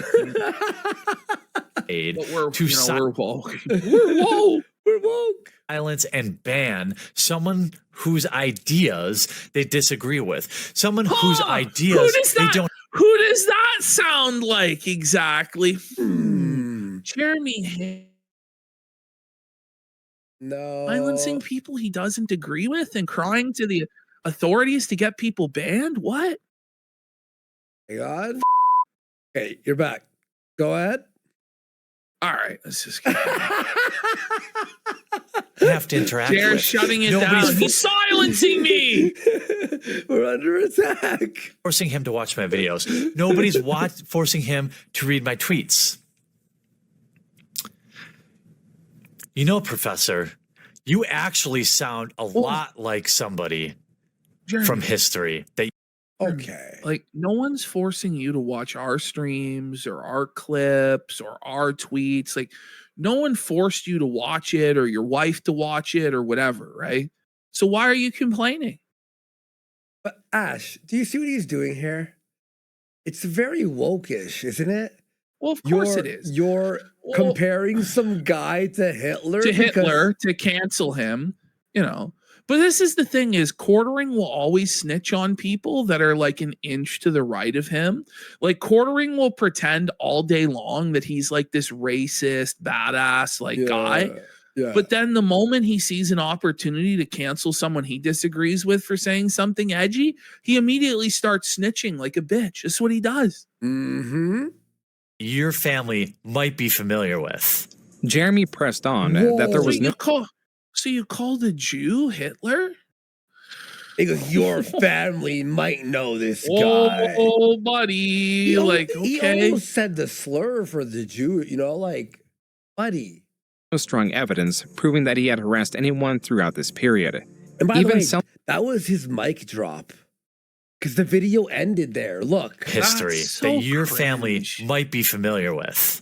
Jeremy pressed That's a crazy way to end a video. on And that there was no sitting there like, so I'm Hitler, but I'm a Jew. What the hell? strong evidence proving that he had harassed anyone throughout this period. Even selling a shirt in that theme, which he allegedly donated the profits of. Show me the receipts. I hate that. I hate this clip. Him saying this, it actually angers me. But know what, if I you printed a t-shirt- translated it's the show me the receipts, because la means the in French. The show me the receipts? French felt What? it. What a buddy. Like, it is so Reddit. Like, it's so soy. Like, It look is. at this frame. Look at who we're looking at.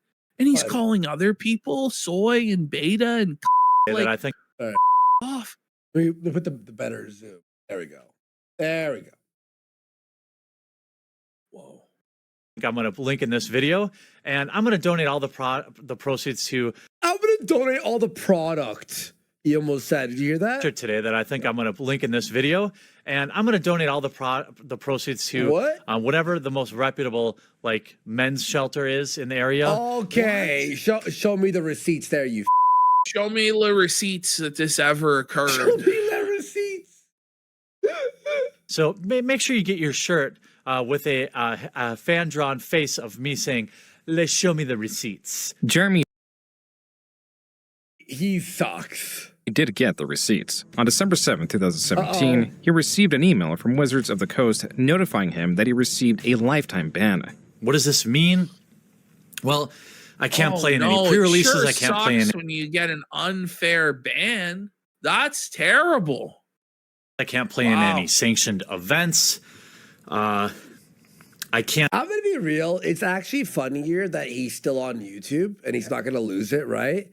Yeah. Because now he's like stuck trying to chase that like popularity forever and he'll never move on. It's amazing. Play online.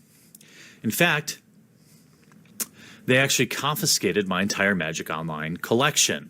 Jeremy claimed he recouped the cost of his His digital Magic collection via collection is under attack. PayPal Look at his chargebacks. face there. That was crazy.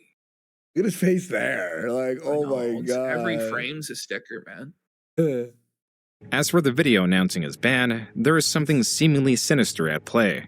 At 10 minutes and 20 seconds, Jeremy begins going through the evidence Wizards of the Coast sent him, then informed their choice to ban him. Notice, at the bottom left side of the screen, it is clearly stated that there are 12 attachments. Attachment 1 is a tweet where he calls Wedge the Hamburglar. Attachment 2 is presumably a joke about trolling a friend. Attachment 3 is a tweet about trolling that same person and the professor. Attachment 4 appears to be another joke about wearing a shirt with the famous He seemed to be really in favor of trolling back then, but now he doesn't like it when trolls show up. It's Oh, strange. man. Oh, that's interesting. internet cartoon frog Pepe to trigger people. Attachment 5 is what appears to be another joke that includes Pepe. Attachment 6 looks to be a joke about concentration camps. Attachment 7 is Jeremy alluding to a Magic player having a quote-unquote pedo smile. Attachment 8 is Jeremy in response to an accusation where he encourages R-wording individuals. Whoa, he did the Sargon himself and said he wouldn't even this woman. Oh my God. Whoa. Responds by saying he would not even buddy. R-word the poster. But Then by the way, this is- like, it's okay for him to say this to women, but if anyone dares suggest his wife gets railed by a bull, it's the end of the world. Like, Yep. okay. Yep. is attachment 9 of 12. I love the ladies of Magic, but dudes who bring By their the way, did you hear that? Only 9 of 12 attachments were shown. There's 3 missing. girlfriends to stand over their shoulder every game are annoying as fuck. Teach them to play or go home. What's wrong with that? Am I not allowed to have an opinion? Am I not allowed to have an opinion? What's he hiding? I mean, this is the evidence, okay? Jeremy plainly rants about this being the only evidence Wizards of the Coast presented against him. The screen then fades into his facecam. He failed to show whatever those last 3 attachments were. On the topic of deception is this screenshot of Jeremy defending himself in the... He defended himself, but he forgot. Oh, so he's he was logged in. astroturfing. He was logged in. Oh no, Jer. By the way, Ash, you're gonna love this. Get a load of this display picture. Ooh, that's some cringe. That's like grade A cringe. Colombian cringe. Yeah. By the way, that's Saberwolf Cafe for 5 subs. Sunset 90 says Jer's game plan all laid out for everyone. And Hoo Ha says they're Jewish and offended by how much Jer spends on stupid shit. Goy. Thanks for the support, yo. Let's go. What a video so far. Holy got 3 hours left. Presumably failing to log into an alternate account to defend himself. It appears Jeremy is not being entirely honest to his community, and Jeremy has a possible motivation to be dishonest. You should subscribe to it so that I can send it to Polygon and tell them thanks for the press and all the new subscribers. Then you can just quietly unsubscribe if you don't like the content. So many of you are like sharing these videos. People are I'm seeing them on Facebook.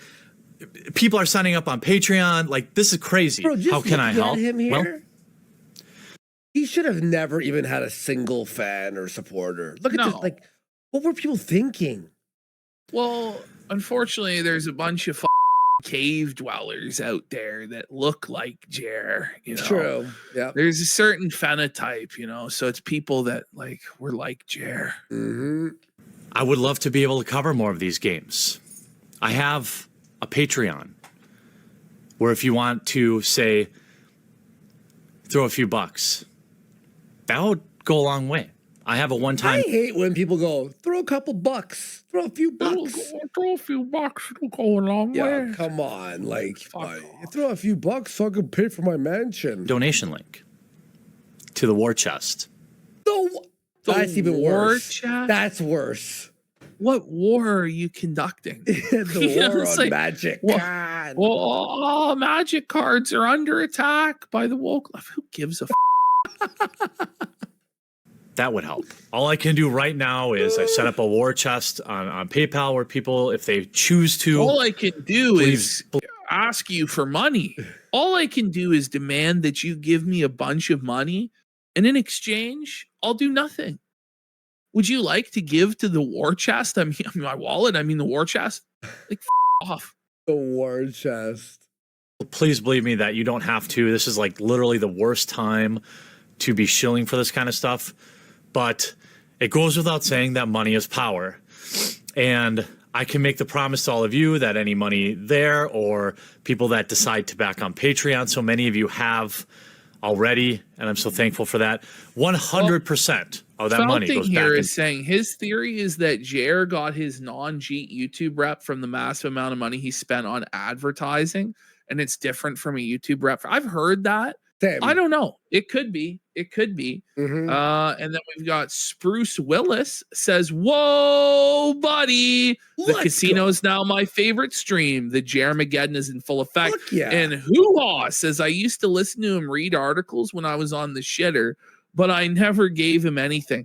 Well, that's 99% of Jer's audience. Like, none of them ever actually donated or supported.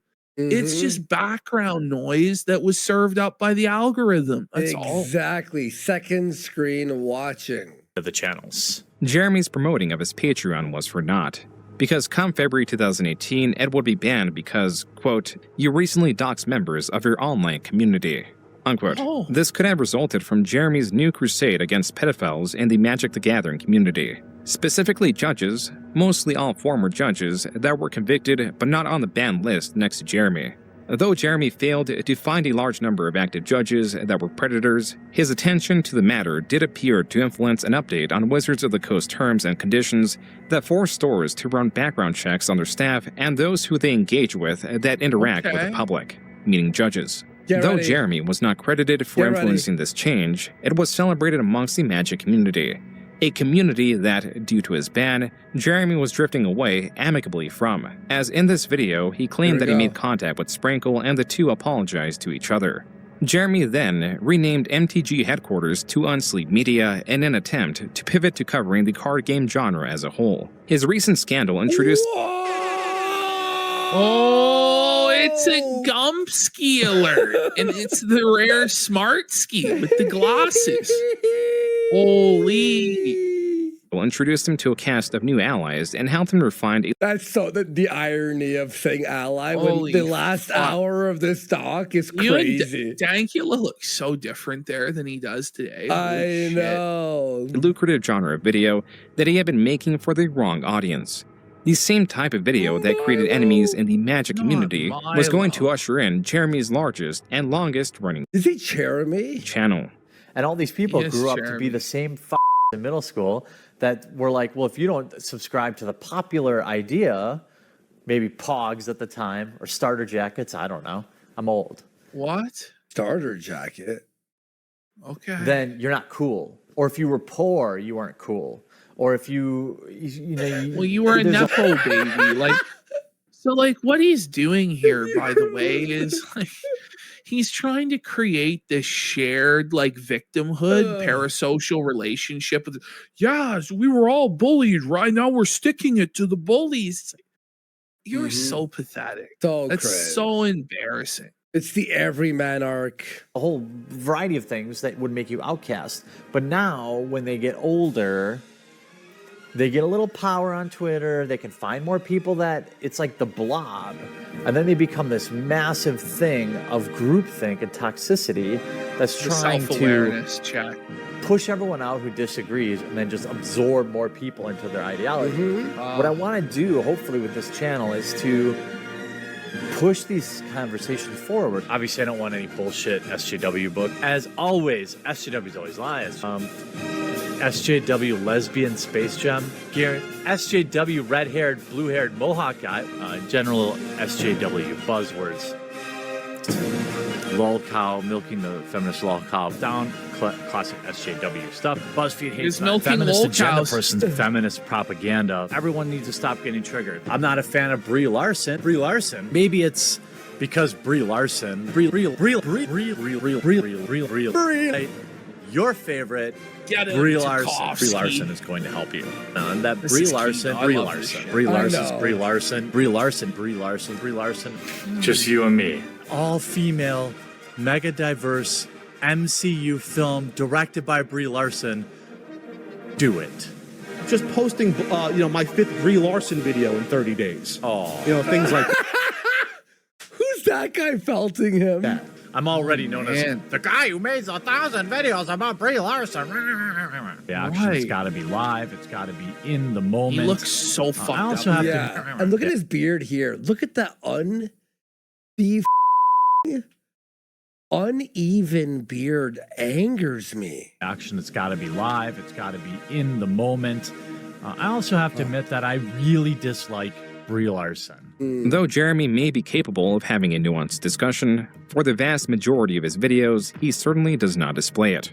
In his past, his incuriousness and inability to formulate a cohesive argument has forced him, time after time, to make videos reliant on emotion or sensationalism to draw an audience. This is why Brandon's technical breakdowns His inability to think. Yes. in their RC channel often But, outperform they Jeremy's. cry about how we do sensationalism and stuff like that. It's like, what's good for the goose is good for the gander, eh, Jer? Yep. Mm-hmm. It is also why At least we try to be entertaining and funny and outrageous and bombastic. He just puts everyone to sleep. Jeremy was relegated to opening packs of cards in a game known for its complexity and strategy, areas explored and dominated by his contemporaries. When forced to create meaningless content, the only variable Jeremy can control is content frequency. Card opening videos were easily replicable. It created competition that Jeremy admitted he could not compete with. Guys like Open Boots. Just like He's never been able to compete. Yeah. just like current day. He started something, other people joined in, and outperformed They were him. better. Yep. They were better than him. Because he never improved. He never made it better. Just came along and kind of slayed the beast in terms of, ultra rare vintage product openings. This Such is a not the only struggle for time him Jeremy to was know outperformed by other channels. And also, there were a bunch of claw machine channels. Here's some deep lore. They were faking their wins. It's hard to compete winning a plush, a Bart Simpson plush, when these, 15-year-old kids are faking winning Xboxes and this and that. So everyone lost faith. Jeremy is How do you know they were faking the claw machine wins? But we know right well. I have a clip from like Tuesday's show where Jared defends movie reviewers who don't even watch the movie and use like other reviews to mix. Yeah, he says it's okay. You can review a movie without even watching it. How? Well, that's what he's like. He thinks that's fine. He's like, well, that's what's going on, and it's not even that egregious. So, like, we really believe that this guy is above faking. Like, he's above faking everything he's ever done. Yeah, you guys are gonna hear that clip tomorrow where they're like defending the redheaded libertarian for taking money to promote Animal Farm, like, and then he's like, "Well, I don't even understand what the problem with that is. I mean, there's people who don't even watch the movie and then they review it, and that's fine. So, like, who cares?" Oh God. Limited to producing sensational videos.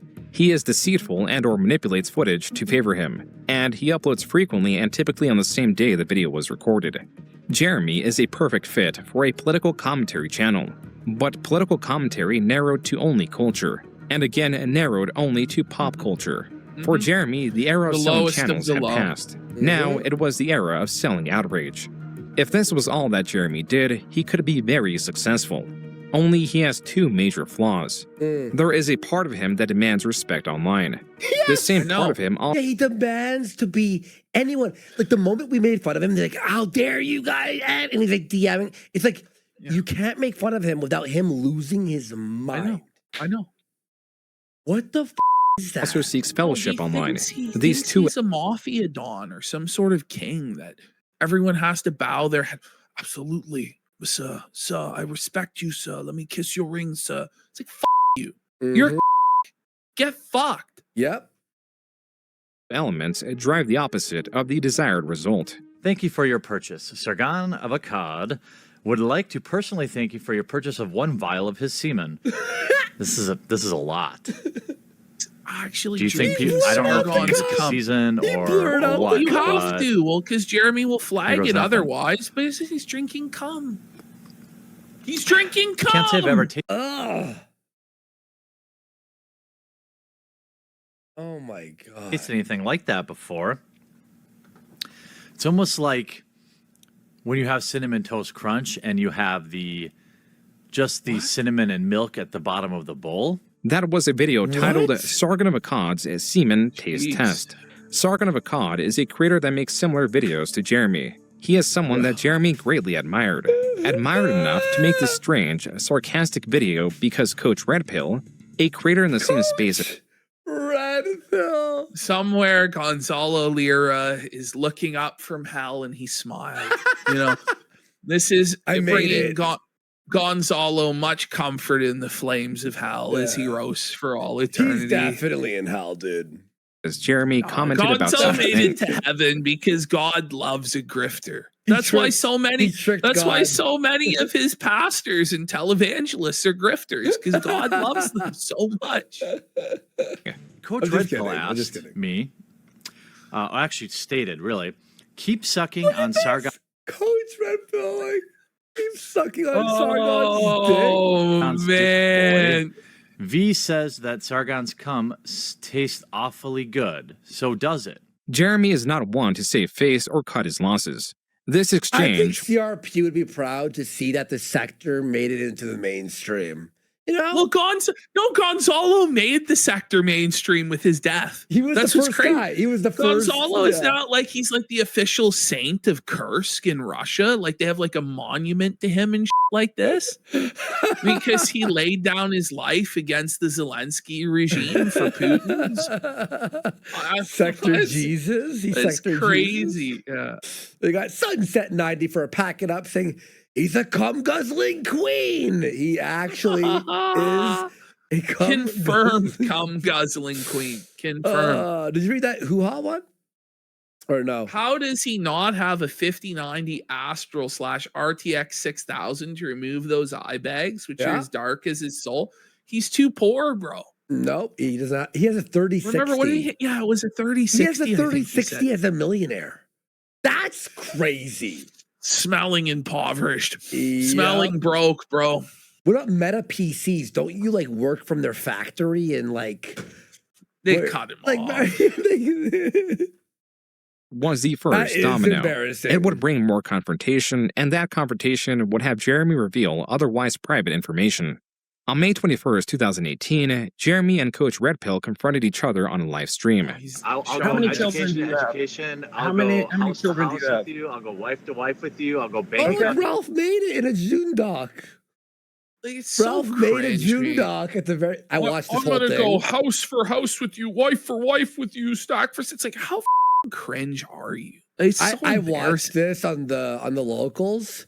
It's bad. I stopped It halfway. is. It's I so didn't- boring. I didn't even have the heart to put it on. Like, I found it and down. I was in a folder, and I'm like, it's bad. Even That if was I like- added, even if I chopped it up, it would still be.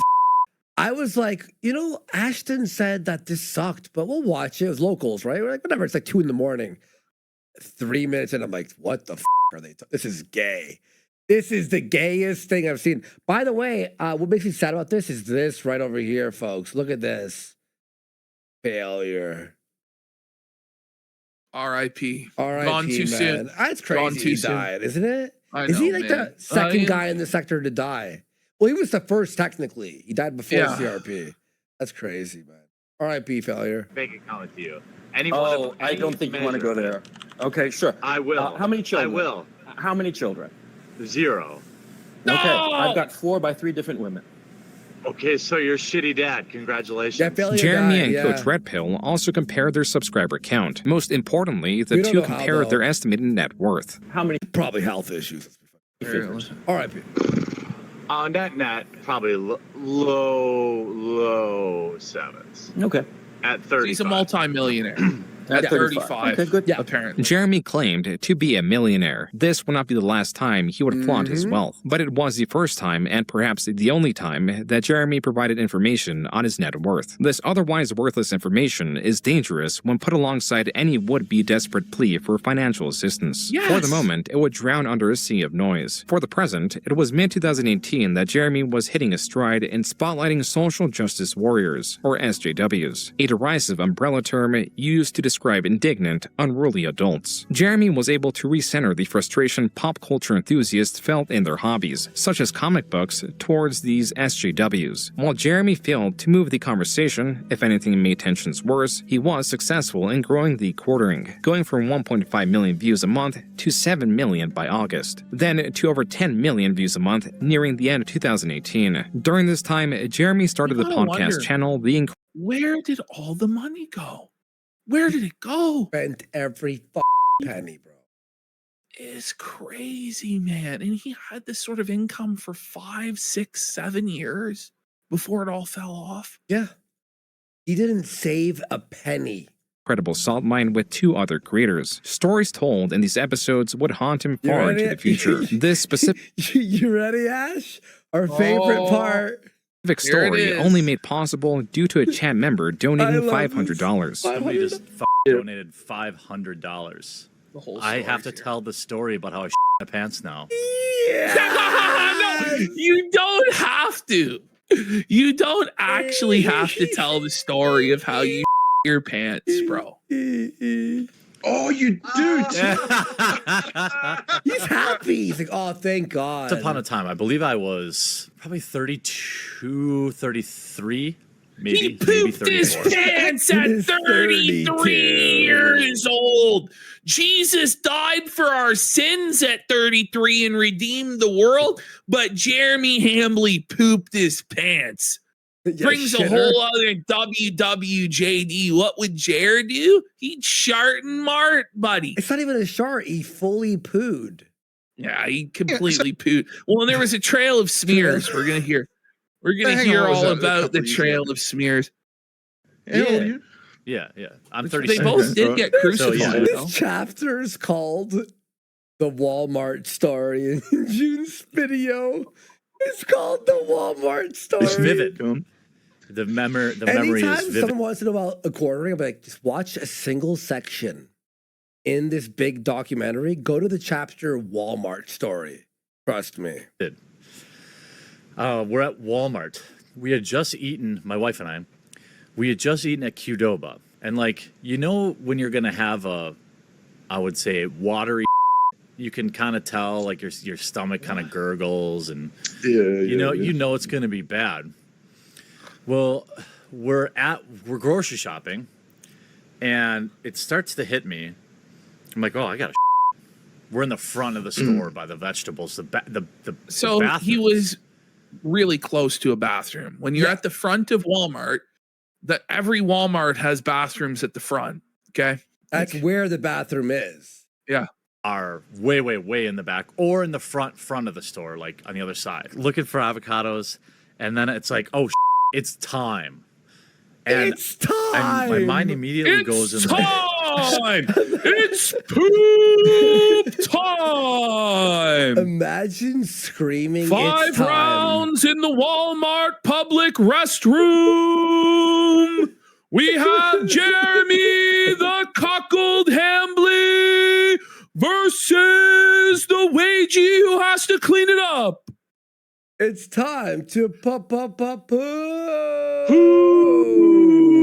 Slow motion, where I'm doing the calculation. I realize that shitting in the brown corner. Let's get ready to rumble. Shitting in the brown corner. At this moment that in the brown corner, we have a 400-pound poop pants. And in our white corner, we have the porcelain throne and tiles of the Walmart. Our referee in charge will be a minimum wage employee who hates his job. I shit my pants because it was just like happening. I started thinking, it was happening. He was shitting himself. It was happening. If it happens, I don't want it to be up front by all the checkouts where everybody sees me. Okay, so I swear I have a whole new take on this, which was that this is a part of his humiliation fetish and his like public exhibitionism of poo. So my belief is that he actually did want to poop his pants and spread the trail of smears all the way through Walmart. So the poor minimum wage employee had to clean up his poo through multiple aisles. Yeah. Because that's what fires him up. Like, honestly, that's what I believe now that I've seen how many times he gets off on creeping out women by talking about his poo and stuff. Yeah. He always intended to poo himself in public and get somebody to clean it up. And I imagine he probably like watched him clean it up and probably had a hard on the whole time. The pooth always comes out, right? I decide to take the longer route to the back because I know I can kind of duck through like the clothing. He took the longer route to take a Do you know what I'm saying? Like, it doesn't make any sense. It doesn't. Like, you wouldn't rationally do fastest. No, listen, he can't run, and he's not ducking through anything stealthily. Yeah. This is a 6'5", 450-pound monster. And like the automobile section, people aren't going to see me in case the inevitable happens.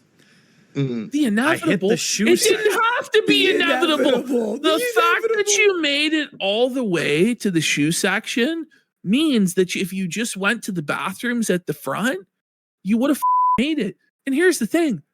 Had you shot yourself at the front of the store, you could make a quick escape.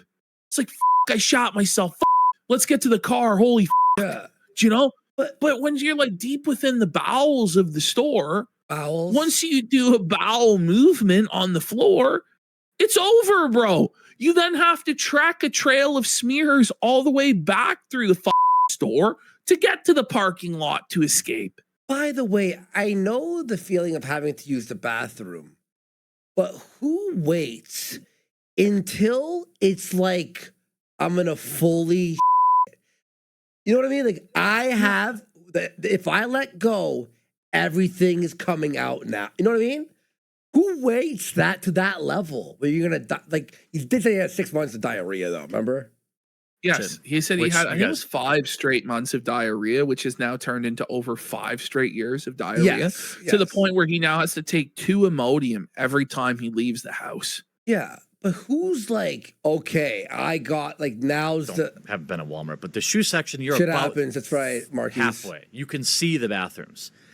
The second I see the bathrooms, I get like radar, and I'm like, okay, it's happening now. I'm starting to think, okay, if I have to in the store, where is the best place to in a like when you're considering that, like Where it's to over. You know, You know what you do? You yourself and then throw all your away. Yeah. And then like you don't just pull down your pants, drop trow and all over the floor.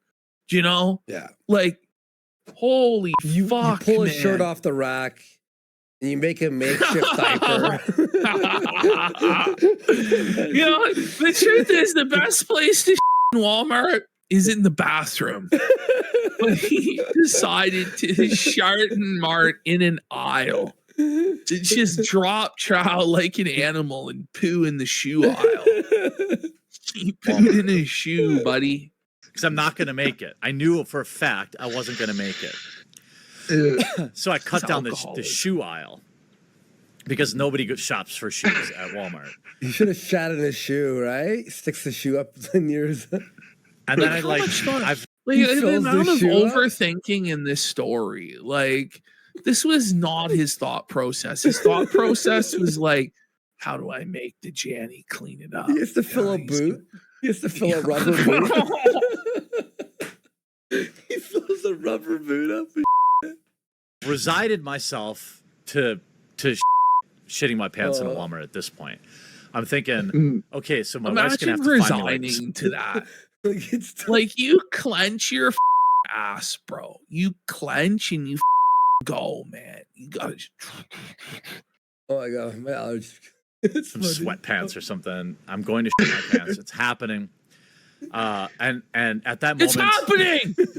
A little came out, started running down my leg, and I like, oh my god, you know what? I'd rather than like kneel and accept. Instead of just shitting in a single spot, he's like. He's shitting and he's leaving the trail of smears everywhere he goes, like just dropping dung. Slowly shitting throughout is a better than shitting in one he's spot. He's just gonna T-bow and take the knee and shit himself. Right? Just crap all over the aisle. Like this is one of the first segments we did, and he's so angry about it. It's like, bro. Everyone's gonna laugh at this. This is just ridiculous. Come on, you can't do this. You have to show respect to me pooing in Walmart. No, motherfucker. My fate. I'm going for it. So I hit the back. I hit the back wall. I'm on the home stretch. With each step, a little more is coming out, and it's down. It's running down my leg now to where it's like at my sock. I'm covered. Oh, it's not the poop line, buddy. He's a poop line. He's poop in his sock, and it's like dripping around his sock. Holy man! And I'm running like clenched butt. His sock is like one of those like wrappers on a cone on an ice cream that stops the melting ice cream. God! And I get into the bathroom. Were you leaving a trail? Were you leaving a Yeah, there was a little bit. There was a little. Bit on the ground when I was walking. He was leaving a trail, a literal trail of smears, all the way across the Walmart. Little surprise for the poor minimum wage worker to clean up, and he thinks it's acceptable. He didn't even have the shame to go back and try and clean it up himself because he's turned on by it. He's sick. Yeah.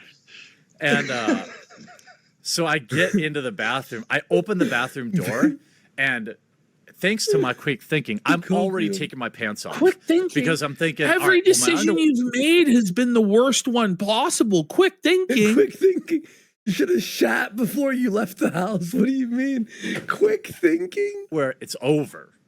He's like, like Louis C.K.'s old joke. He's like, whenever I it's an emergency. That's Jer.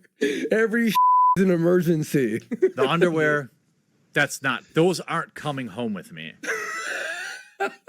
Well, no. But if I can save my pants, because wait, how are the pants saved when they're down to your sock? Well, the pants are clearly encrusted with at this point. So, like, what you need to do is tell your wife, honey, bring a pair of pants. Go through checkout with a pair of pants and bring them to me in the men's washer. Honestly. 6'5", 6'6", and a big dude. I'm not finding pants on the rack at the store. So bullshit. A lie. I'm like, I gotta save my pants. Maybe they maybe they don't have pants for 450-pound individuals. Maybe. What you'd figure they would sell that at Walmart in America, but maybe not. I don't know. But what's crazy is it's like, listen, man, just get the out of there. Get out. Go. Burst into the bathroom. My pants are already half off. Shit's coming out of down my leg. There's a dude at the urinal. And he whips his head around and said, dude, I'm shitting myself. Sorry. And there's all over the floor. Why did he need to know that? Yeah, I was taking my pants off. I thought he should know. That it wasn't like... Alert! Alert! I'm pooping my pants! Alert! Alert! Mayday! Mayday! What? What the I'm shitting myself. Sorry. Yeah.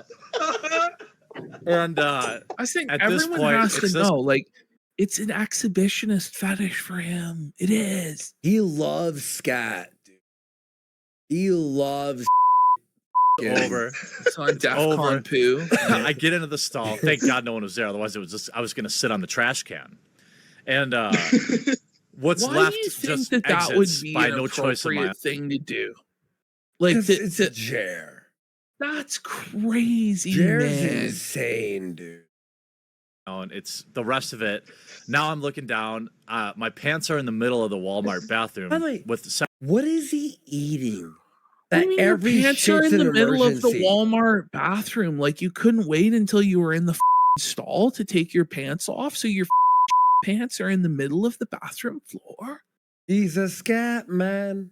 Several spots of there's all over the floor in the bathroom. And this did the guy just scurry out, or is he? No, dude, this guy is a hero. Okay, he's a cotton top black dude. I don't know if he worked there or what the deal was. This is but he Jer's fucking barricaded the fantasy door. that there's like a black servant to attend to his The bowel Morgan movement. Freeman. You know, there's this magical end that, you know, his whole magical. Are you pooping, sir? Master, are you pooping, master? I'll hold the door for you. I got this. Oh my god. Oh my god. For me. It's He's like, Samuel L. from Django. He's like, I got you, dude. What a hero. Yeah. He's like, I got you, man. He's like, no one's coming in. But then he rewards this guy with his endless black fatigue videos, you know, like, the bowel bowl. Not the bowel bowl. The bowel bowl. So then I begin the long cleaning process of having to take a 6'5" Master finna squat out his ass. 300-pound man taking a bath in a Walmart sink because I had all over me. What? All over you. All over. How did you manage, dude? and at no We point. gotta make like an annual listen to this story on our show, for the next like Yeah, whatever this is years. crazy, Every man. year. What is the date? What's the date? Okay, we'll do March 4th every year. By the way, does my wife turned one way, saw me picking out avocados. 30 minutes later, she gets a text from me. I shit myself. She had no idea. She had no idea where I went. She thought I was like mad, and I left. It was like, because obviously I'm like, look, I got to handle this. When you're covered in your own fecal matter, She's just following the trailer like Hansel and Gretel. she had no idea where I even went. By the time I get cleaned up, I'm like, oh, I should probably tell my wife, Meme Cope even says she saw it and thought it was a previously read message. Again? Yeah. What? Again? This seems to happen every day. What? What's going on? And I had like 30 missed calls, 30 missed calls from her. She had no idea. By the time I get back to my wife, she's pissed because she had to do all the grocery shopping by herself.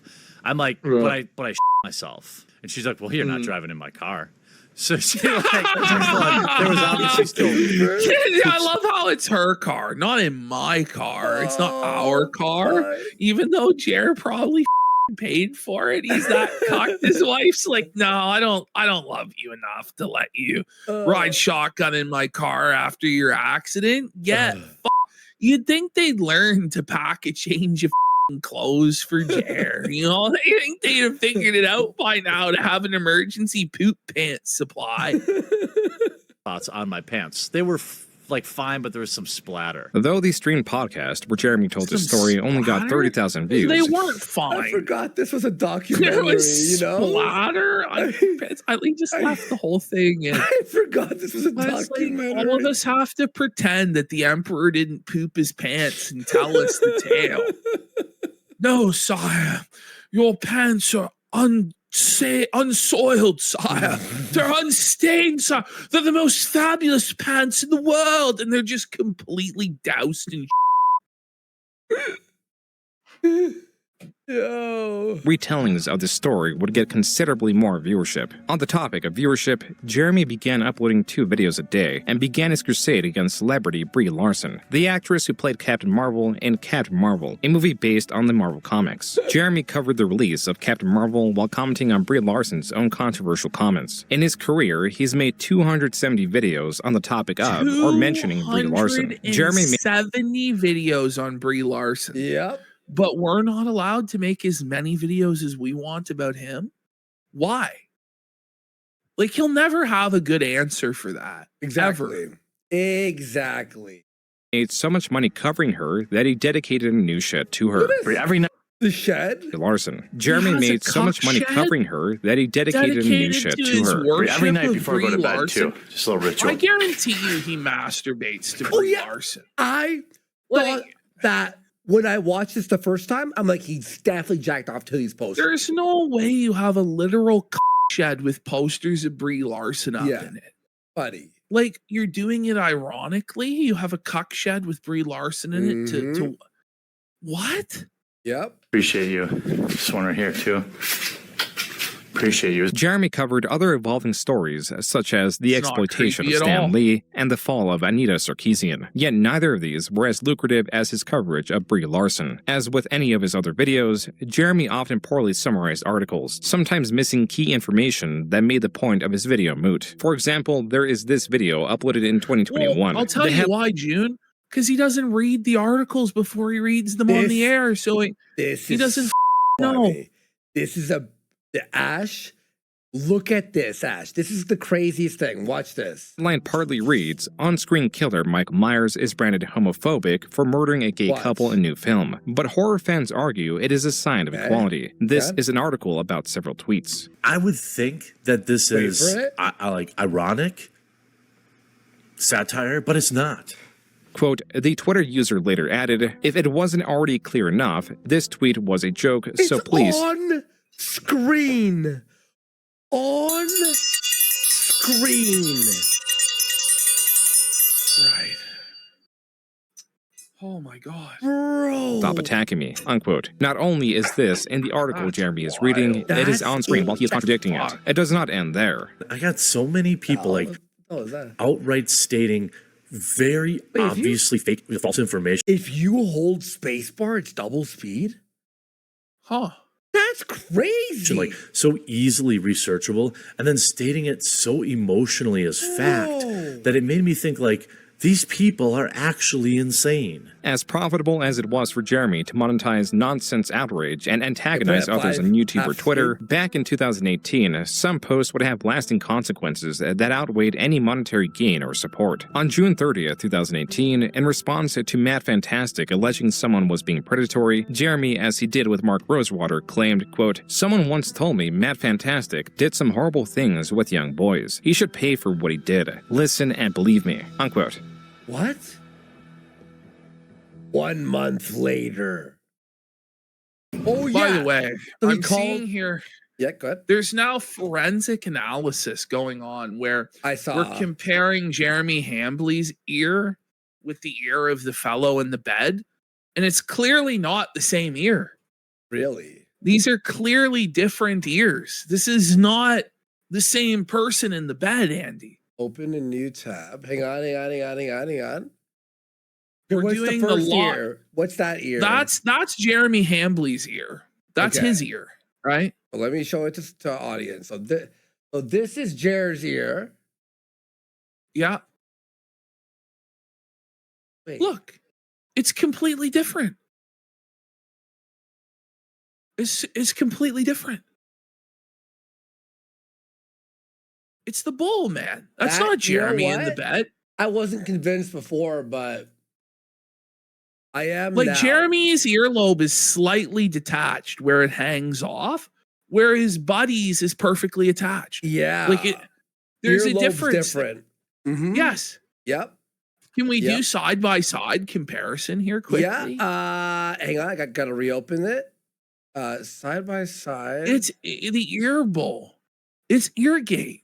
He can't explain put this. it for you to see, though. It's okay. Just let them see it. it'll Let them be- see the. Yeah, let it'll them be see like the on- truth with yeah. their own eyes. It's okay. Okay. Just for Go. 5 seconds. Here we go. You can look at the replay. Yeah. Look at the replay. Here we go. The pooth is out there, Jer. Look, these aren't the same ear. They're not. There's no way that that's the same person. Jer fucked up bad with that tweet. Look at this, Ash. The ridge. The Yeah, that's what I'm starting saying. of this ear starts like that little line starts at the bottom here. His starts up here. And it should be over here. It should start. Oh my God, we got him in 4K. The evidence that there's another man in bed with his wife.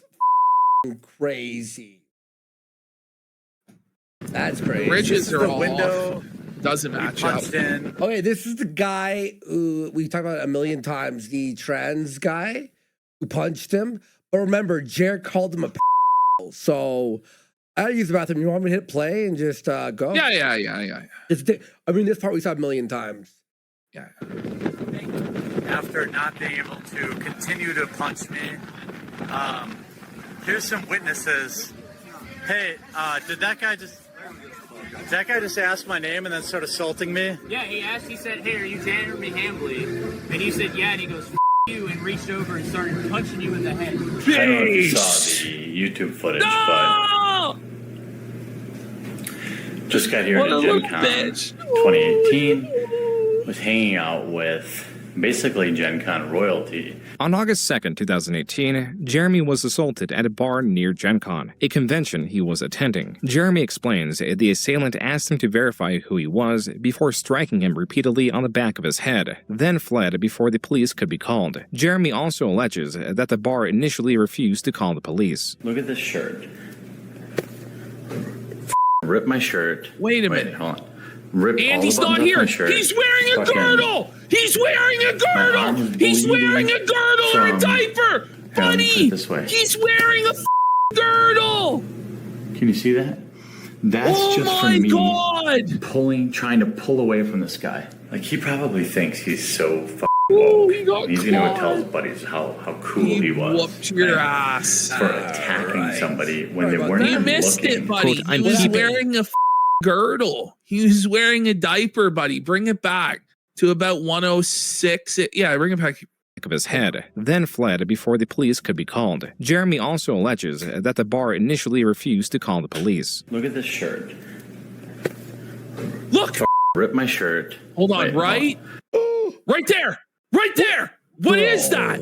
That's clearly a different fabric. That's not a part of his shirt. He is wearing a girdle to hold in his belly. What is that? Because he's ashamed. It's either a girdle or an adult diaper hiked up really high. What's a girdle? It's something that you wear as a fat to like contain your belly. Oh, it's like a corset for a woman, but for a man, it's a girdle. Oh, okay. For the gut, It's his right? gun girdle. Yeah, he doesn't Gun want his gir- gun oh, flaps that's hanging. hilarious. The girdle alert! Girdle alert! Girdle alert! We need to see him shirtless. We need to see Prove it, Jeremy, Prove that it wasn't a girdle, buddy. Yep. Shirt. Fucking. My arm is bleeding. He's fucked. That picture of him in the bed, like, it's over. It's not him in the bed. That's a bull. That's a man that's there to his wife. It's over. He's done. How is he going to beat the ear comparison? There's no way out. I didn't believe it before until that. He checkmated himself. That's crazy to post that. Here, let me put it this way. Can you see that? That's just from me trying to pull away from this guy. Like, he probably thinks he's so woke. And he's gonna go tell his buddies how cool he was, right? For attacking somebody when they weren't even looking. Quote, I'm keeping a lower profile, but I'm straight chilling and doing fine. Telling stories about me online is what it is. No charges. I haven't fled the con/state. I'm drinking beers, playing games, and doing business with my friends. Unquote. Matt Fantastic, the assailant who was identified the same day of the attack, ended this post with hashtag #PunchNazis. On the 4th, Jeremy commented on the widespread coverage of his assault, remarking on the support he was receiving and vowing to pursue legal action. And though he initially wanted to prematurely leave Gen Con in fear of another assault, he made the decision to remain for his previously appropriated time. With videos of support pouring in, Jeremy on August 9th created a GoFundMe for the purpose of suing Matt. Picture. Wow. And you can see there the ear is completely different. Than the ear in the bed. Like, it's look, obvious. Yeah, the slit starts here again. It's that's obvious. Crazy. Okay, that's the picture that we had zoomed in. That was the exact picture. That's not his ear in the bed. No. And his facial hair was all wrong. Like, I knew almost immediately from looking at it that wasn't him. Ash, look at this. Ethan Van Sciver made He organized the campaign for Jeremy. He now admits that he regrets it and he wishes he never helped Jeremy. Good, yeah. About time you woke up. Fantastic. The fundraiser undershot its goal of $40,000 by $6,000. Still, Jeremy went forward with it. In the midst of filing, Jeremy received an email from the Gen Con company. Imagine suing someone for grabbing you. Like, just make videos and make fun of him. But why didn't he fight back and beat the tranny's ass? Or just make videos. If you want to get arrested, make videos. He talks so much all the time about how badass he is and how much of a real man he is. And these people are all soy boys and cocks and weak and shit. And then he has an opportunity to actually, with just cause, beat the out of a and he just sits there and lets them beat his ass? Mm-hmm. What a loser. What a bum. Informing him that he and Matt Fantastic were banned from attending future events, a decision influenced by the possibility of further retaliation at Jeremy at upcoming conventions. The results of the lawsuit, to some, would be similarly disappointing. Rather than reaching judgment, Jeremy and Matt settled. Matt's apology in video form appears to be a condition for this settlement. Hi, this is Matt Loder. Some of you know me as Matt Fantastic. He smiled. Just prior to Gen Con 2018, I let my anger get the best of me buddy. and physically confronted Jeremy Hambley outside He's a bar in smiling. Indianapolis He's over statements he made like, about me this previously. is the worst humiliation ritual. Like, it's nothing. Like, the guy just totally won, you know? That's funny, dude. I unequivocally take responsibility for my actions that evening, which were wrong, Good. and apologize to Jeremy for my Yeah. thoughtless conduct. Matt looked gleeful in his apology, something that Can was you not lost imagine on those. paying, according to Jeremy, he paid $50,000 for that. Yeah. 50 grand The guy to get doesn't have that any money. weak apology? Like, The guy doesn't have any money, bro.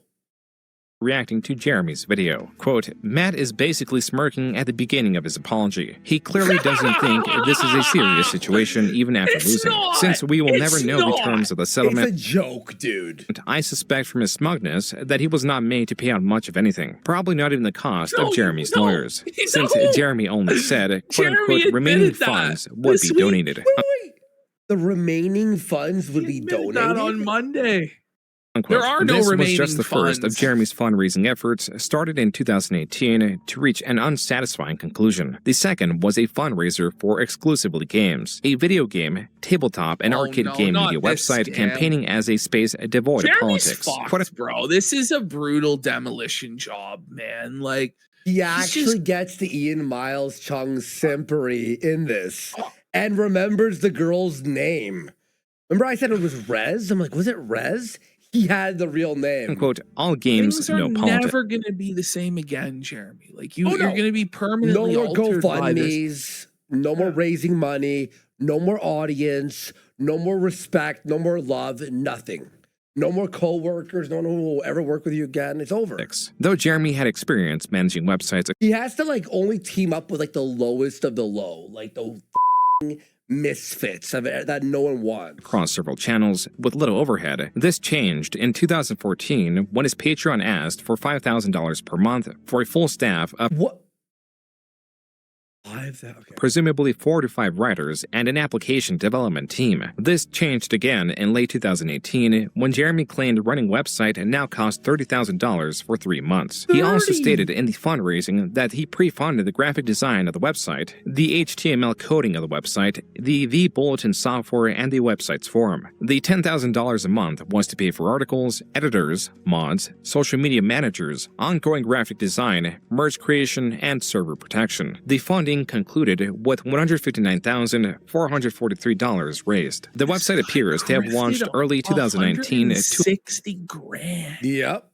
little fanfare. This is quantifiable because the articles have a view counter underneath them. While some would get as high as 8.5 thousand, others would slump to 400 views, a fraction of the viewership Jeremy was receiving on his main channel. Additionally, the website did not seem stringent in its policy to keep politics out. For example, there is this article covering Roblox reversing PewDiePie's ban on the platform. The article It's obviously an inherently political website. Like, it's a reaction to woke shit.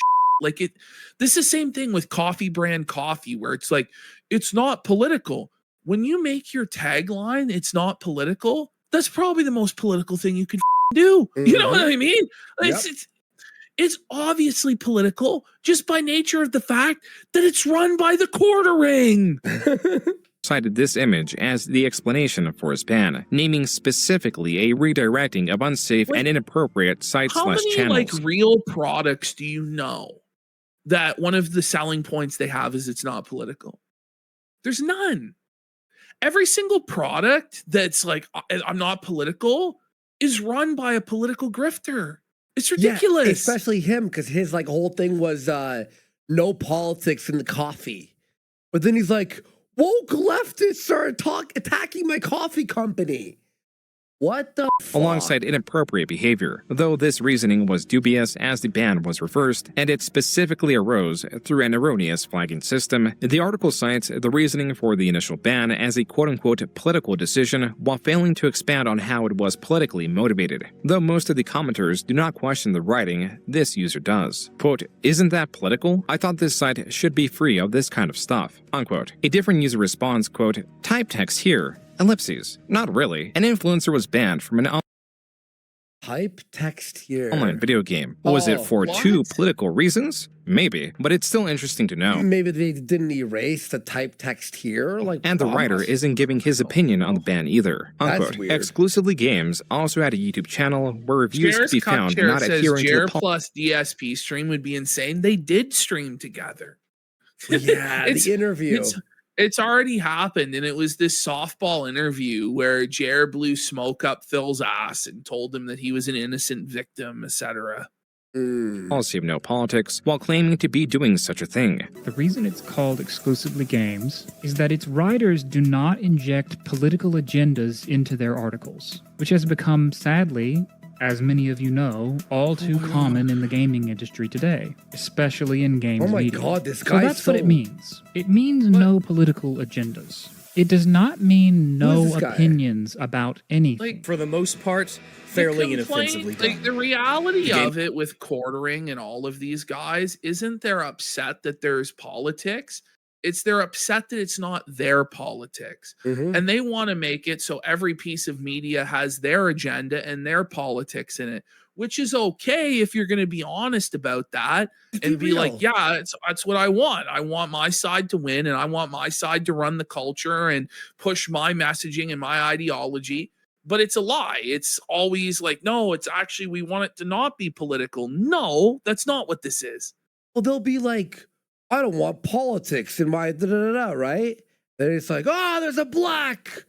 And you're like, well, just don't say mean, the black people are inherently political by their Yeah, exactly. existence. You see. Doesn't get political. There's no girl power or anti-male kind of attitude to the game, which originally worried me. By June 2019, the website was failing. The top articles were only getting hundreds of views. The same could not be said for the quartering. Jeremy could be seen celebrating the growth on his channel in this video posted July 1st. My sponsors don't care at all about the fact that, you know, about how many subscribers I have. They care. The only reason they reach out to me is because of my average daily views. That is why, you know, even though many of my videos get 100 to 200,000 views, which is awesome, I'm still getting bombarded with offers. I could probably do ads every few days. And those hey, dude, I don't days have much money. are gone. Yeah, but you know, You're gone. Gone. No, but I'm almost like, oh my God, I just wish I could refund that. I don't want people to stretch themselves to tip me. That's why I work my day job. That's why I'll never What quit day my job? day job. He has no day job. Keeps He'll me never grounded. quit It his day keeps me job? to He obviously, like, let's be real. At this point, he was not working a day job. He did this whole like song and dance. I should have probably clipped it. I think it was yesterday, where he's like talking about how he was still working like up until COVID, and he was managing a company, and give me a people break. wanted to work from home, but they were lazy when they worked from home, so he forced people to come back to the office. I'm just thinking, like, none of this ever took place, you know? situation where I don't have to worry about somebody who's just got a few bucks in their bank account tipping me. That just makes me feel gross. 6 months ago, the community rose up and worked together to bring to fruition. 6 months ago, the community got together. Wait, what? Okay. 6 months ago, the community Seems like got a together pre-recorded and video. brought to I don't know life how. exclusivelygames.com. He forgot to edit out the bad take.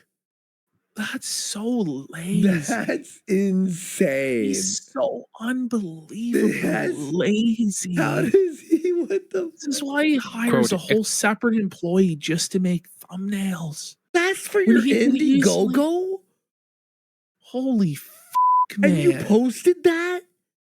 Exclusively Games July fundraiser. The website's People monthly operating actually cost for an donate. So if the guy couldn't even be bothered to edit out the duplicate intro, how did you possibly believe he was going to deliver on this website?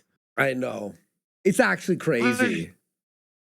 editor, news desk, and to pay the writers is approximately $10,000. I am seeking to cover 6 months of content. 100% of funding goes into the content. I, Jeremy, have not taken a dime and will continue to draw no revenue for myself. Not a single dime. What was the plan to make this business profitable? Like, it was just to always run off of people's charitable donations? Like, because he said there would be no advertising on it. So what was the plan here, bud? Yeah. Like, you needed to obviously, I mean, the only other business model would be to paywall and charge people $10 for access. Like, if people are going to constantly be having to donate to GoFundMe's, you may as well just be upfront and try and do a paywall and see if you can get your costs underneath what you raised from the paywall. Like, Quote, this received $53,000, raising the total fund raised for the website to over $200,000. A fundraiser that came during Jeremy's best performing month so far, maintaining 20 million views a month, helped by his upload rate of 2 videos a day. Why don't you have the money at 20 million views a month to run your own website without having to beg people who are struggling to get by for cash? But he needs that extra 20 grand. He needs the extra, Ash. Don't you know? This likely influenced Jeremy's decision to officially leave Unsleep Media, formerly known as MTG headquarters. Jeremy applied himself to the quartering, not only embracing its growth, but also its trouble with demonetization. You know, it's not like 2/3 of my videos end up getting hit with the yellow check mark only after reviewing. By the way, I have over 1,000 videos. To give you an idea about machine learning, I have over 1,000 videos, and maybe 2 of them were confirmed after manual review that they weren't appropriate for advertisers. Jeremy's frequent uploads were making it difficult to appeal the videos that were flagged as unsuitable for advertising. There was worse to come. YouTube, in taking more control of its algorithm, was reducing the effectiveness of subscriptions. Previously, being subscribed to a channel meant a notification was sent to the subscriber. This was changed and now required users to select a secondary option, the subscriber bell, to now be notified. Hey, did you cover this? Did you cover how Riot Games had this lawsuit settlement the other night? Yeah, I did a video 3 freaking days ago, but YouTube doesn't care. YouTube is not only not notifying you, but they're actively hiding the garbage. I don't care. There's some smaller channels out there who think it's funny when people out there crybaby, man. It's always he cries and cries and cries, and then he fucks other people over like us, gets us deplatformed. I don't shed one tear for you, buddy. By the way, this whole like they're suppressing it. They weren't suppressing your hot take about whatever bullshit, buddy. Like, come on. Are struggling and frustrated, and I get it. I've been there. It's okay. Make your content. But the fact of the matter is, this is exactly why I will never commit to making content full time, because the YouTube system is completely, unequivocally, undeniably broken. Jeremy was also having problems with then YouTube's he went claim system. full-time anyway. And then not only did he go full-time though, but he made a bunch of other people's livelihoods completely dependent on this bullshit. You know what I mean? Yep. And then it's just crazy. It really is. A system often abused. YouTube is still allowing them to leave claims on YouTubers' videos. This has been going on for years, and they don't do anything about it. I'm sick of this shit. You have no idea what it's like to put a 2, 3, 4 videos a day and then have some dickhole claim your video. Fucking kicking my ass. And say, well, 10% of people will only fight this claim. I guess we'll just milk money off people who are clearly in fair use. And you know what, Marvel, you're part of this too. Jeremy was indeed up. Marvel, Marvel really cares what some loser says. Like, he's such a bum. Uploading 3 to 4 videos a day. It's important. That's crazy. He had, in just a year, gone from uploading daily to twice a day to now double that. Within this sea of uploads, starting 2020, Jeremy began to have some unique opinions. But He said in an interview with The Independent that he was so bored of talking about the film. Instead, he turned the discussion towards his views on Mr. Weinstein's alleged victims and that adults who made choices and why he's tired as a white man for being blamed for everything that's wrong with the world. Weinstein? Why is Perhaps he just the applauding ramblings Harvey of a man Weinstein? who is too old to care anymore, but nonetheless, there's a lot of truth in what he says. Now, there are how many victims in Harvey's life, and I feel sympathy for them, but Hollywood is full of very ambitious people who are adults. Okay. You know how people have said that Jared's the Harvey Weinstein of YouTube? Yeah, He a lot of actually people did have said defend. that. Yeah. He defended. Well, they're just adults, you know, and they were consenting to. Okay. And they make choices. If you read between the lines here, what he's saying is people knew what they were getting into when they serviced the man, and they either, for better or worse, got what they had hoped or didn't. But nonetheless, as adults, they made their own decision, and now they're looking to blame everybody else for that. Harvey Weinstein is a former Is it film producer. really a decision when it's suck my or you don't get the job, or suck my or you're fired? Mm-hmm. Like, there's obviously a difference there, Jared. You think Hambly would be okay if he was called into his marketing job and his boss dropped trow and said suck it or you're fired? Hey Mel, you're gonna watch football with me. You like your job, don't you, hun? Yeah, you know what I mean? Like, it's not, and I don't know, man. It's just crazy. It really is. It's just a real hot take from old Jer.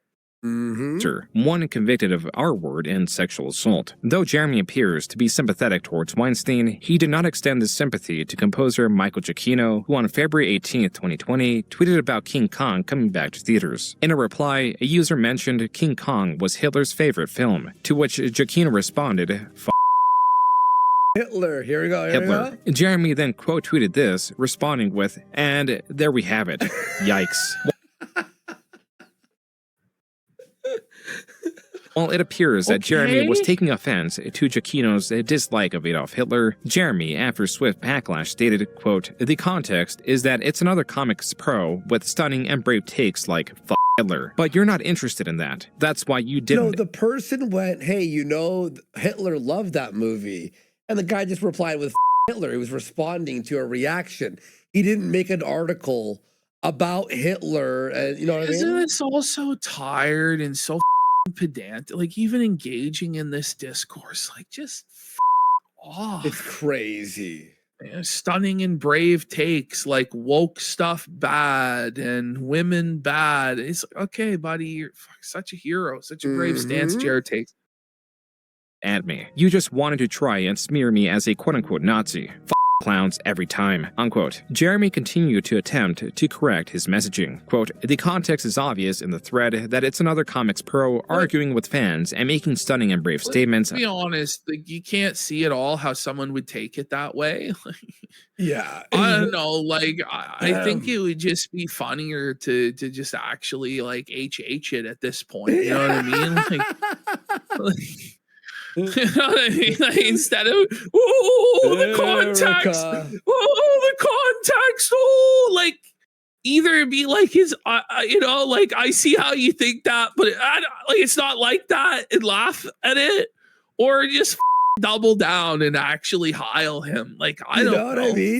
Yeah, there we have it. Like quote unquote bad things. You don't care about truth though, just perpetuating lunacy, unquote. Revisiting the original tweet shows that Giacchino was not at all arguing on the topic of comics. Actually, there is no mention of comics anywhere within the tweet exchange. Jeremy's strategy, whatever it may have been, to change how others viewed his intent, did not work. Just 2 days after the Hitler tweet was posted, Jeremy on Twitter stated, quote, amazing how this Hitler tweet has taken hold with people completely incapable of understanding my point, which was obvious to everyone that follows me. Hollywood types saying F Hitler for retweets is stupid and cringe. It's about virtue signaling. If this was not what dude was doing, also virtue signaling with what you're doing, like virtue signaling is not a concept that's exclusive to the left.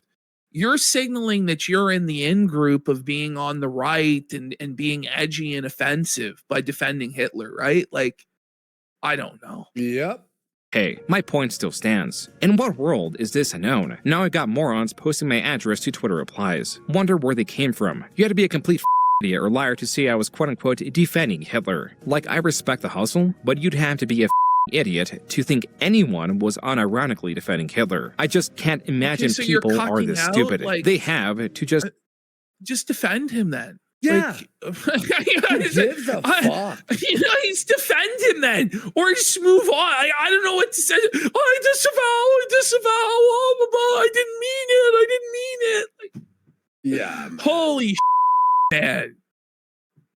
be willfully Bro, misrepresenting fucking the care. point, right? Unquote. Below, Jeremy linked to a video by D'Angelo Wallace that covers Jeremy's tweet. At the time Jeremy posted it, the video had 82,000 views. Present day, the video sits at nearly 2 million views. With Twitter further examining Jeremy, his views came into question. Specifically, these 4 recent images. The first one is Jeremy stating that though he considers himself to be pretty progressive, he believes transgender people have an advantage in sports. The second is Jer bought 10,000 subs 4 days ago on his like lowest viewed day. But like, imagine talking about how you're progressive on these. So Jer had no problem with gay marriage then, and he wonders how we got to this point in the first place. And by the way, he still doesn't. He doesn't actually give a fuck about trans He stuff. loves trans people. Like, be real. Like, he did an interview with Blair White where he was attracted to him and was obviously horned up, and we're going to show that footage. Trans person like immediately. You know what I mean? Like, he's admitted to Dankula that he would have sex with a trans person.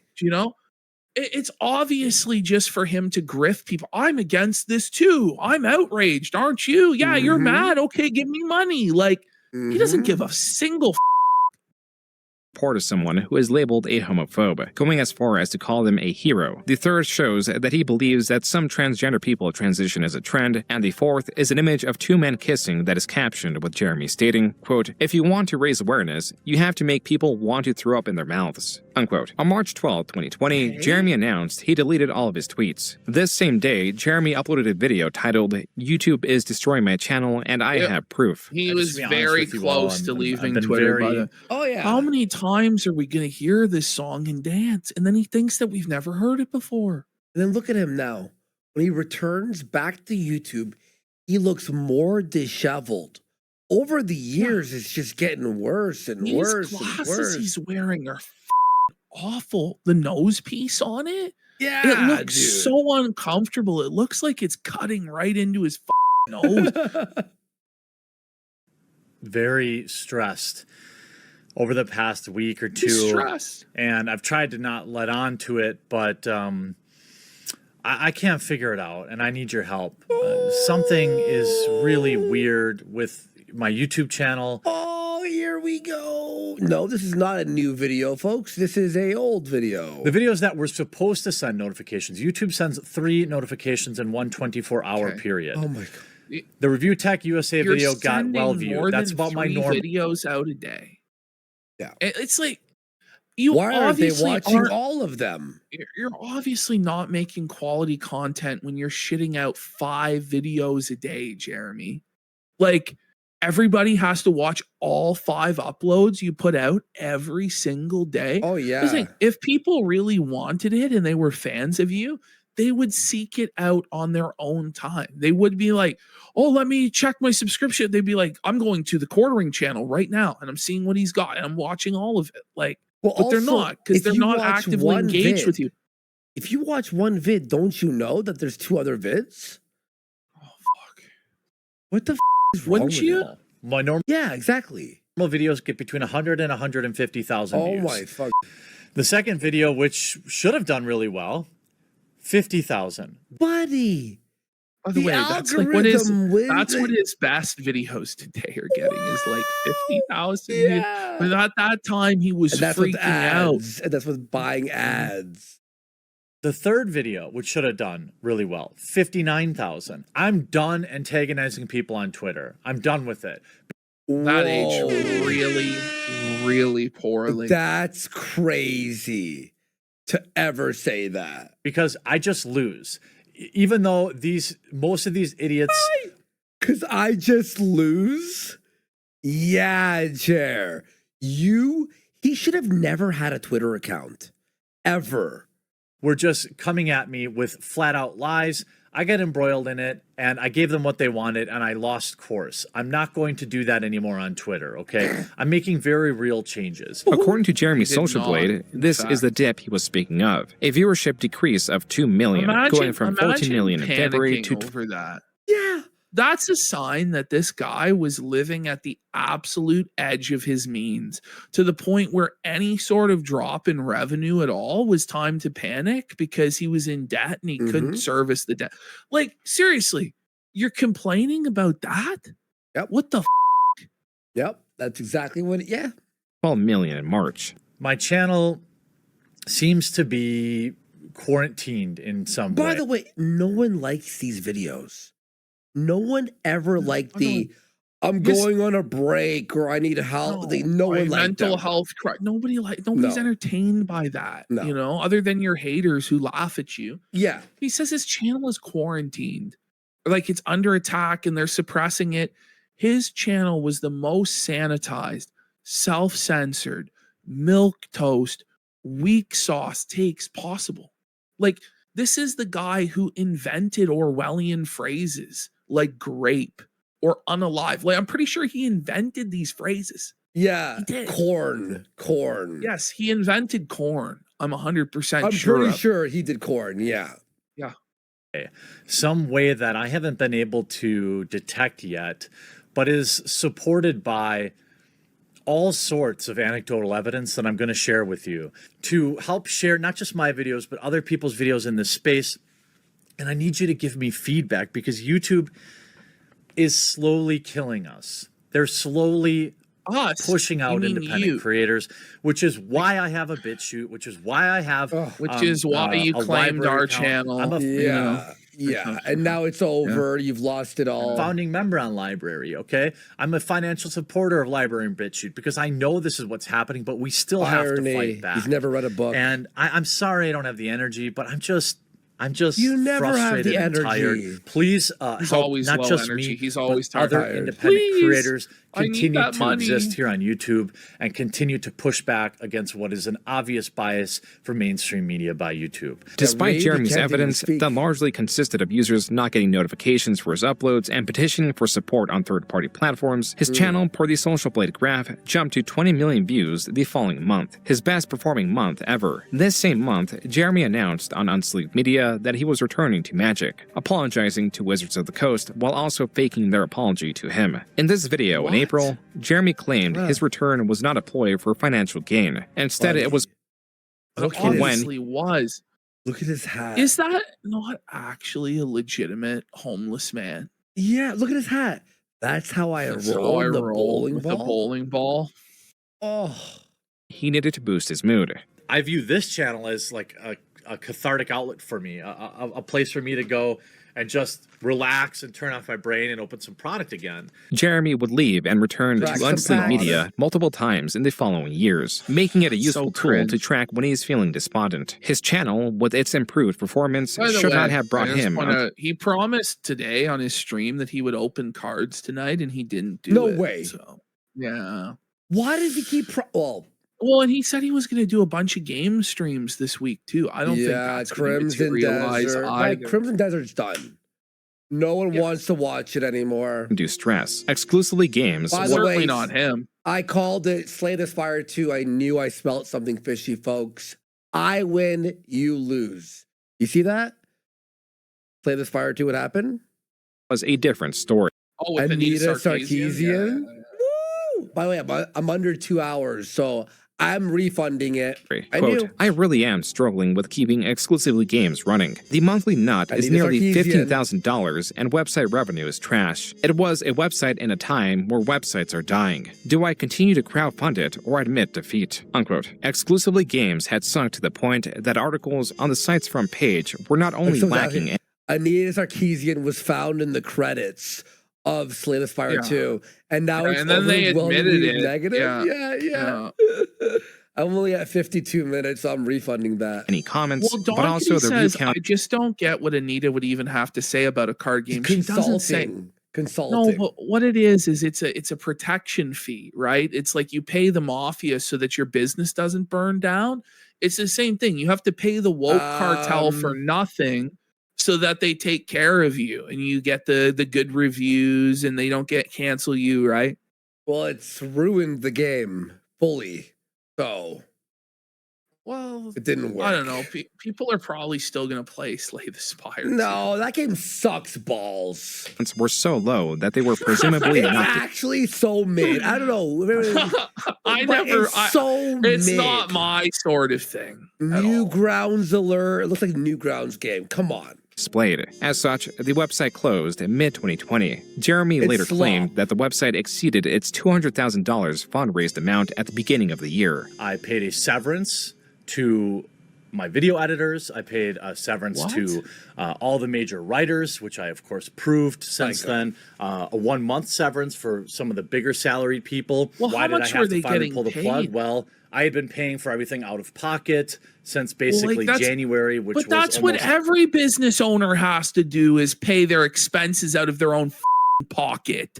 What are you talking about? If a business isn't generating profit, the business is going to fail. The idea that people should just magically fund your own businesses and socialize the risk while you privatize the profits is insane, Jeremy. $10,000 to $12,000 a month, depending on which months. How many articles we publish in a month. The figure of $10,000 to $12,000 a month was different than the $15,000 Jeremy tweeted about. With 12 months of operation cost should have amounted to $120,000 to $144,000. On the website, QB Farms, verified poster and alleged friend of Jeremy claims that Jeremy was not being too dishonest, that he did pay out severance, and Jeremy was mostly hands-off when it came to the website, and it was mismanaged to hell by infamous commentator Ian Miles Chung. Did the backers agree to cut these severance checks? I don't fucking. Ian Miles Chung, watch this. After I left, Ian was eventually fired for failing in his duties and scamming Jeremy. To my knowledge, the site never fully recovered. Things behind the scenes often seem to be messy or disorganized. As for how a site with 200 grand failed, well, Jeremy wasted a lot of funds. On the site, mind you. I won't share figures, but the design team got paid exceptionally well, as did IMC, among others. I think Jeremy just got in over his head and trusted the wrong people. I don't have access to all that. All I know is that Ian was paid, I believe, $2,500 to $5,000 or so per month. Unquote. Jeremy, at a later date, revealed that Ian Miles Chung lied to his face in claiming the website needed more support. Jeremy complied, and Ren, an additional quote-unquote employee, was hired. From what Ren. I was the one who told Jeremy about Ren, by the way. Jeremy gathers, Ren was And then remember Ian Miles Chung swatted me, remember? That's right. That is right. That's why he swatted me. Girl, and I made a video about him for some Chung shit. bought an iPhone 4 and was sending money too. When I confronted him over it, he had he's like, Andy, I took all of Jeremy's money and I spent it on Ren. And then he was being a dick to me. So I'm like, hey, quartering, want to hear a story? What a strange flex, by the way. That you robbed this guy of all, and then you simped it away on some single mom. Like, yeah, what? She had kids. She had 2 kids or something. Mental breakdown, a bawling breakdown on Skype for stealing not my money but your money. The Well, to people be had fair, backed by the way, you're like, oh, you actually helped him. No. Jeremy was still closing the site down. The site was dead. Yeah. It And didn't then make any I difference in the just end. went, hey, by the way, just to stir the It was the less pot. helping Jer and more over Ian Miles Yes, Chung. exactly. yeah. project was $645. He would have gone right on stealing my money, stealing your money, had I not figured it out. Okay, to add to Jeremy's, Your money. The money was spent. Your site failed. Were they shareholders? Like, did you issue stock or ownership, like options to people who donated? Otherwise, it wasn't their money. But his site failed anyway. It's like, I saved you guys. You didn't save financial strain, he was dropped by sponsor Dollar Shave Club in June. When he did not receive a reply from the company, he assumed it was because of his content. This is something he made a video on, titled, Sponsor Dropped Me for Not Being Woke. What an Goodbye, idiot. Dollar So then Shave he Club. burns that bridge, and then future brand collaborators look at it and go, "Oh, he's leaking emails? What the he hell?" leaks emails. He's really unprofessional. Why would we? Like, it's such a bad idea. He's so stupid, dude. Following day, Jeremy tweeted, He can never move on. He can never just like turn it off and, you know? quote, after over a week, Dollar Shave Club replied on why they terminated my partnership after I uploaded a video about it. They claim that it is performance related and shared the data with me. The data supports their claim, unquote. Jeremy was not having a pleasant time on Twitter, to the point that on July 27, 2020, he announced he was leaving altogether. I'm not a small channel He's leaving Twitter again. anymore. He's like review that really tech. needs that video to go viral. Jared today, Jared tomorrow. He is worse. Yeah, He's he is worse than review tech. Yeah. On Twitter to live. Right now, I'm concerned about being a better husband, better work-life stop. balance, and removing the toxic So he's elements just that the same old song and dance for a decade. Yeah. That's crazy. It's always the same. I gotta be a better husband. You're a terrible husband. Your By the wife way, I don't hates even you. know why he needs a Twitter account, because it's not like anybody sees him tweet out a video or a stream and goes, I'm going to check that out. Yeah. It doesn't happen. You know, all he's doing is getting himself into trouble with Twitter. Like, I very rarely post stuff now. Like, I just do retweets of because it's just not worth it. You know, like, Jared getting into it all day long on Twitter. are causing my hair to fall out at an increasingly rapid rate. On Twitter, there was much celebration. 3 days later, Jeremy made a video doing two things. He showcased these tweets of celebration and was adamant about having multiple gay dads. 2,300 likes. A lot of people hated me on Twitter. Also, I have two dads. I'll have you know I have two dads. One of my dads is black and gay. Also has what? His dad is gay. I don't know. Maybe he has his dad is black.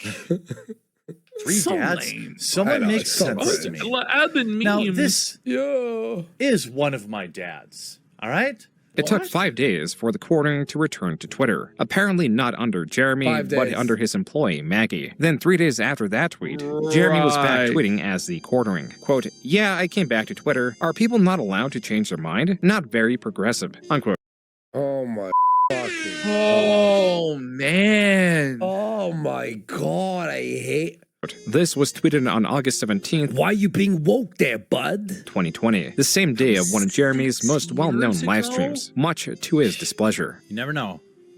There it is. Maybe I'm going to pee in my trash can down here. I So don't good. know. What he says here, what June says. My wife went out for pizza without me, and I'm angry about it. So I'm going to win this round, and I'm going to pee. If I don't win this round, I'm going to pee in my own basement. Jeremy, inebriated, scorned, and suffering from a lack of pizza, sought to take his revenge. Suffering from a He's lack pizzaless. Suffering from a lack of pizza. The object of his derision would have to be the drain in his basement. I got to pee so bad. I want to lose so I can pee, but I don't want to lose. I have to pee so bad, though. This is his It's hard to 9/11, describe. isn't it? How angry my bladder is. You guys don't know. It's going to explode. My bladder's going to blow. Get up! Get up! Get up! It's him talking to his dick when he's trying to if he ever does. Why won't it listen? Get up! There we go.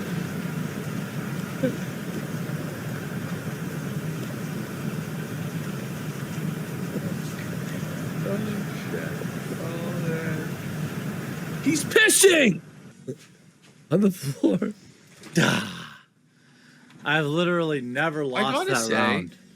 this is actually one of the least embarrassing things revealed in the documentary so far. And like this is supposedly like his like biggest L or whatever, but it's like, not he has- close to anything. he Like, has so many failures. it is, dude. I've never lost that round.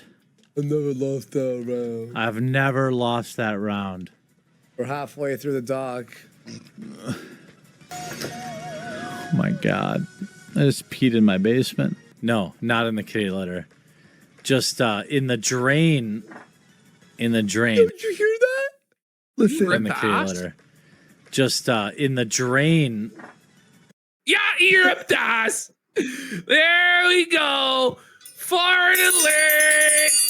Fart alert. He may have pooped his pants right then and there. He sharted That was it. wet, dude. A drain. It was. In the drain.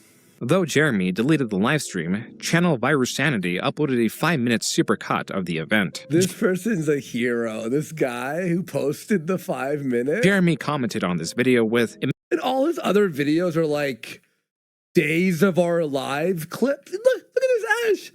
The guy who posted the video posted Days of Our Lives, Pokemon Journey, and CTV, the transplant show? video with, imagine thinking this is unknown. In the hundreds of comments responding to the quartering, there is only a single comment of support. Between the basement urination and the Twitter debacle, there could be an explanation for why the quartering was acting out in August. It could be this graph, showing his views slumped from 23 million in July to 13 million in August, a period that Jeremy claims his channel was dead.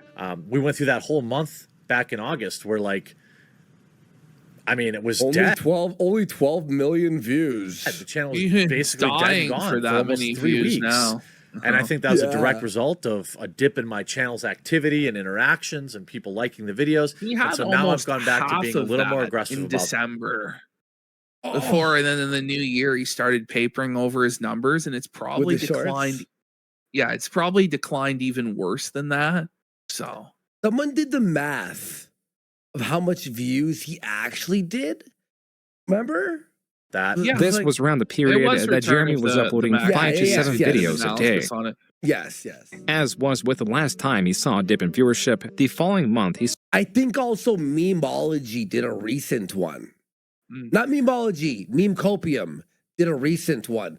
Literally saw an increase in views, and the month after that, he saw an increase in mockery. On October 21st, 2020, the H3 podcast released Content Court, the Quartering, a nearly 2-hour-long video covering the Quartering's history of blunders. He is triggered about the redesign. He doesn't like that the new updated version of the character doesn't have big boobs anymore, essentially. And he also mentions that he wasn't a fan of the original, but he's extremely triggered by this new iteration. Fascinating. Yeah. The title is Disgracing She-Ra. That's right.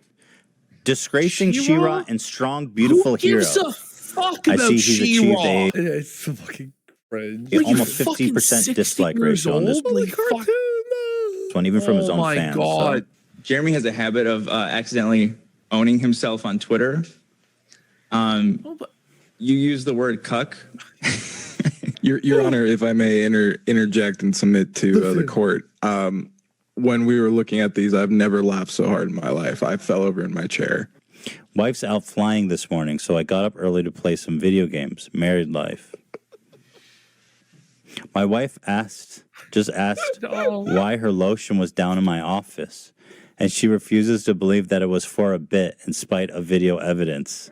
Jer posting his L's on Maine, man. His wife's like, why don't laugh. You're not allowed to laugh. No. Yeah, dude. This video also covered Jeremy's Hitler tweet, him peeing in his basement, his many videos on Brie Larson, and more. Jeremy, furious, responded on the same day of its upload on nearly every platform at his disposal. So you know how mad he is right now. Because if that made him mad, imagine what this is doing to him. He's just seething in rage. I mean, that's why he had to post his bull in the bed tonight. He had no other option.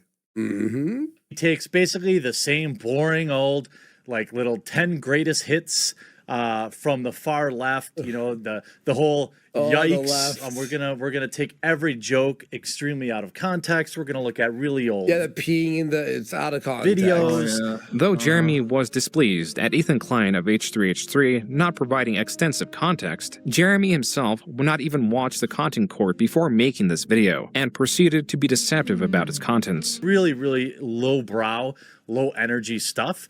What? I really From wasn't going to Jeremy? respond to it, but Low energy. I'm sorry. There's no way you're allowed to say that about anyone. And You're the most lowbrow. low energy. Come on. Jared is the lowest of brows. Like, off, dude. You know, once he starts talking about my wife, like repeatedly, then I Who gives a I barely even watch. I probably watch a grand total This of 15 guy would minutes go of this. after Hila, I'm sure. Like, just off. Mm-hmm. Just stop crying, dude. Mm-hmm. Do you think, by the way, that crying about people making fun of your wife is going to get them to stop? Oh, yeah. Like, it's just, please feel bad for me. Please feel bad for me. Works, right? Well, it doesn't work like that at all. Don't bring it up. And it seemed like every little spot I picked, he was talking about my wife. My wife is somebody that remains offline. You were talking about your wife again on the internet, and somebody talked about you talking about your wife, and they made fun of you. That's what happened. Okay? Nobody is crawling around in your rose bushes, taking pictures of your wife, stalking. That's not happening, man.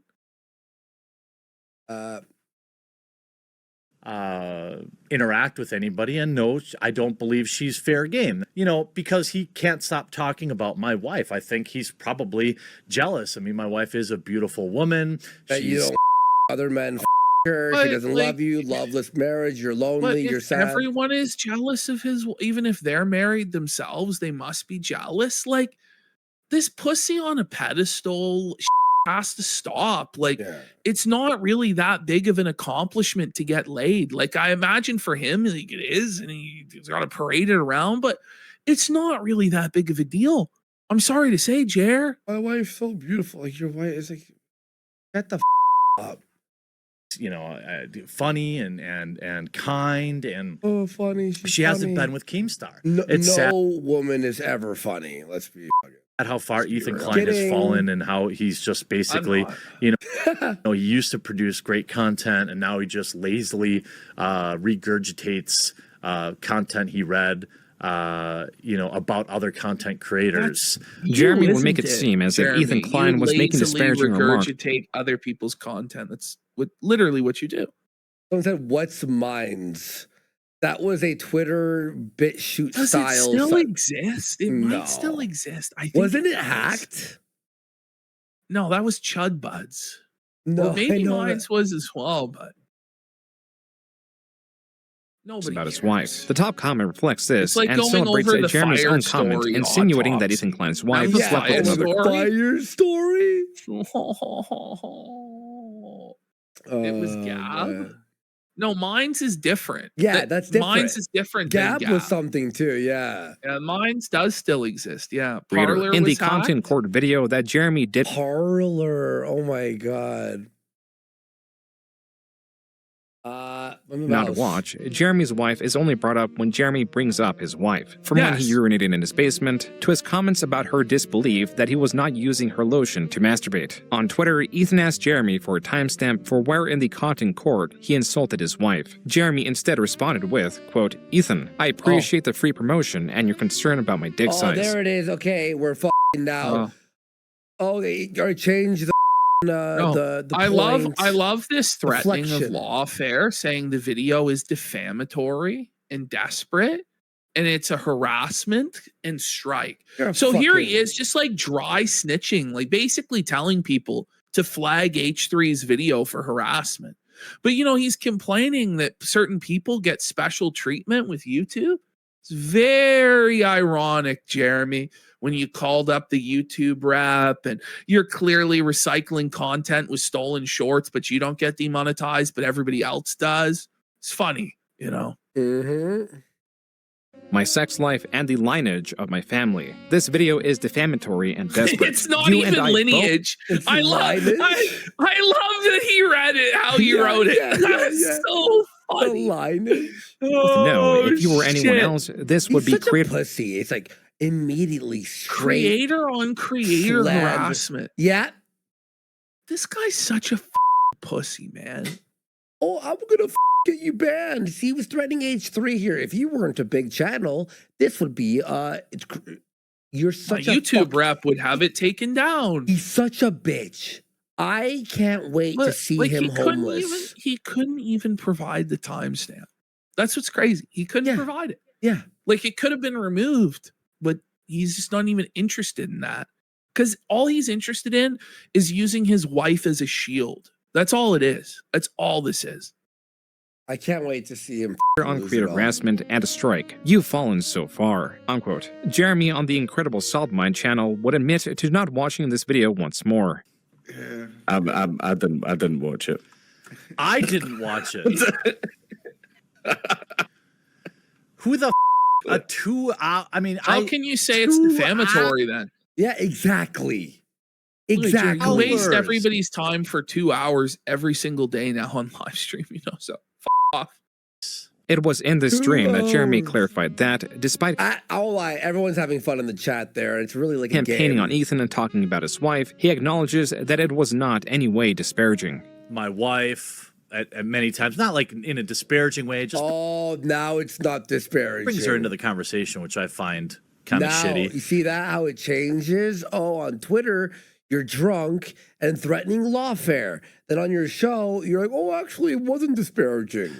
He brings her in like in a negative way, in a negative way. Who gives? Ethan also brought up Jeremy. Your wife in a negative way. Who cares? I'm that's sorry. That's the bigger question. Who cares? She's public. You bring her up all the time. It's over. She was on the Claw channel for years. Yeah, and Skyrone with Skyrone on the whatever the RC channel. He now reframes it as being a joke, though the joke is not entirely clear. How the are they so stuck on this? It was obviously a joke. It was a joke. And like they. This is the thing on Twitter. They said, was it? What did you say again? I said, it was really obvious. Yeah, of course it was. It was like another Hollywood person said Hitler bad, and I was like, ooh, stunning and brave, and like, and then everyone's like, oh, he's pro-Hitler. Jeremy's co-host would join in on mocking Jeremy. Dude, don't do me like this. Don't do me like this. Even Bering and Dank were like just shitting on him. Doesn't the way he handled the Hitler controversy, like he loses both camps. Like everybody who's against Hitler thinks that he's pro-Hitler, and then he also lost the pro-Hitler people too. Like how, you know what I mean? Like you really fucked it. Sides, how do you lose both sides of the Hitler equation? You'd figure you'd be able to get at least one side. Brie Larson, set to last 24 hours. Oh, good. There's one. Join in. Right, okay, I'm just going to put the little stopwatch on my screen. By the way, the JoonTheKing video is the first thing that pops up when you search the Quartering's name. What's crazy is, the people who are pro and anti-Hitler, they usually can't agree on anything. Like they each have their own sets of facts about everything. But they all can agree that Jeremy Hambly is a isn't that crazy? I'm going to hit go, and then I'll talk for 10 minutes. As soon as that hits that 10-minute marker, it's 8 now. All right, okay. As soon as that hits 8 minutes, I'm just going to hit stop. It's like, the image of Arnold and Carl Weathers in Predator, and they're grasping hands. It's like a Nazi and an IDF soldier. And they're a Nazi and a Jew. And they're... There's so much that I would want to talk about in regards to Brie I'm just visualizing like the swastika armband and then like the guy with like an Israeli flag armband and they're Austin, ding, 8 minutes. You'll not divide us, brother. We can get into that another time. Thanks very much, guys. Like and subscribe. Goodbye. Another clip coming up next. I'll see you in a few minutes. To add to Jeremy's stress, though he was uploading more, his viewership was no longer increasing relative to how often he was uploading. Because you upload like 4 videos a day. Yeah, 7 to 10 usually every day. 7 to 10 videos. These are rookie numbers. He pumped these up. He's up to 22 videos a day now. To be fair, though, 18 of them now are like literally just stolen. Yeah, stolen. Yeah. Because I usually do like 2 to 3 on Midwesley too. I'm getting fatter and like He's fine. and my heart can't be in great His shape. heart can't you know, 'cause take I'm spending it. so much time sitting at my desk. He sits a lot. He sits on his fat ass at his desk, and his heart's gonna give out. And like, but man, when it's like you get on that heroin drip of you know, He's shooting heroin AdSense now? revenue every single day, it's like AdSense fuck, rev. it's really hard to get off it unless someone forces you off, like you quit cold turkey, like getting His addictive personality has gone into like the views. demonetized or something, you know. Though Jeremy's I gotta Very keep posting. I gotta strange post. I gotta post. Talk about it. Like Actually, that. sometimes less is more. Jer. saw an endless growth. The more traction his videos got, the more opposition he received. R/quartering is a Nazi. Listen, he's not good enough to be a Nazi. Nazis are offended everywhere, dude. They are. Like, no, they actually are. They're like, no, he's not. Fuck him. You know. But these people are useless. These people trying to cancel Jeremy as a Nazi. That's just giving him power and feeding into his grift. That's like being like, wait, he's cool? Yeah, that's how his audience views it. Like, it's not going to work. Mm-hmm. Received. Just a day after the content core was uploaded, the Quartering is a Nazi subreddit was created, a small but growing group of Redditors who greatly dislike Jeremy. Conversely, by the end of 2020, that's the group of Redditors who greatly dislike Jeremy. Conversely, everybody that hair. I love that video like so much. That video is my favorite video on the internet. by the end of 2020, the Quartering surpassed 1 million subscribers. Rather than focus entirely on covering articles, Jeremy continued to make videos giving attention to his critics. I got hammered on a Twitch stream once and peed in the drain in the unfinished part of my basement. Like, I don't even care about that, but these people are obsessed with it. It's hilarious. You're molding. Like, look, when you have no mortgage on your beautiful home, you can pee in it wherever you want. And the fact that got they a think mortgage this is now, some kind of doesn't he? own Double. is weird. It's never something I denied. Jeremy, on the Two-time Incredible mortgage Salt for would admit magic. to urinating in or on several more places. He calls me one night at like 1 in the morning. I happen to have people, I'm just obliterated.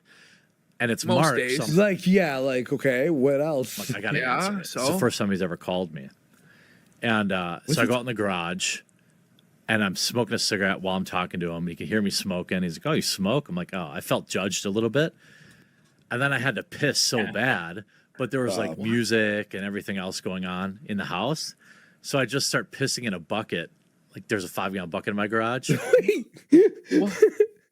pissing in a bucket in his garage. Pisses in the bucket. What the fuck? What the?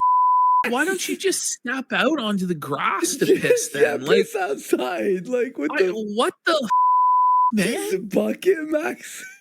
I start pissing in a bucket. But you're and a already dude in the garage. Like, He'll open the door and piss.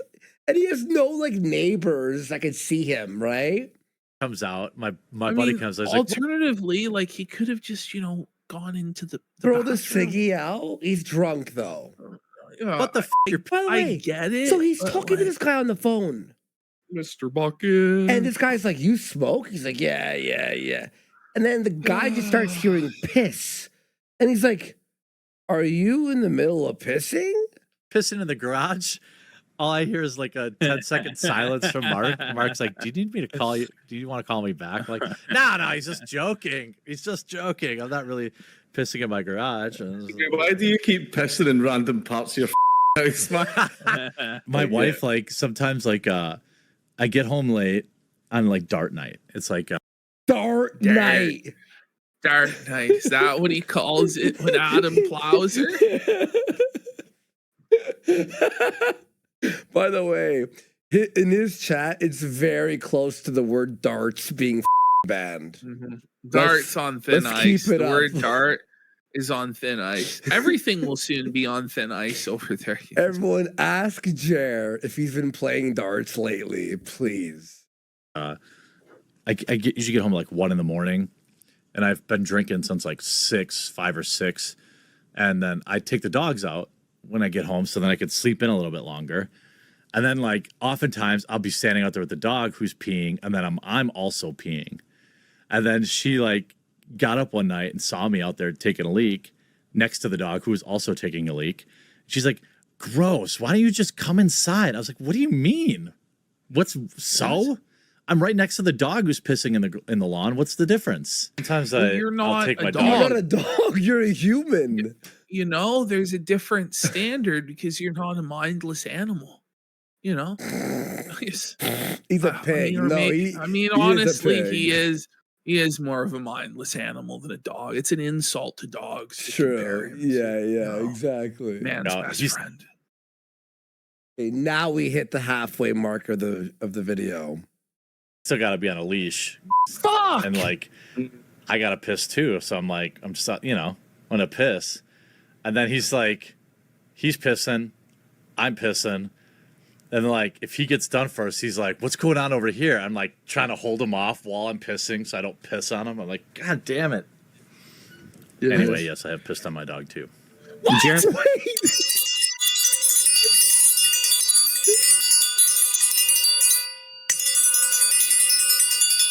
He pissed on his dog?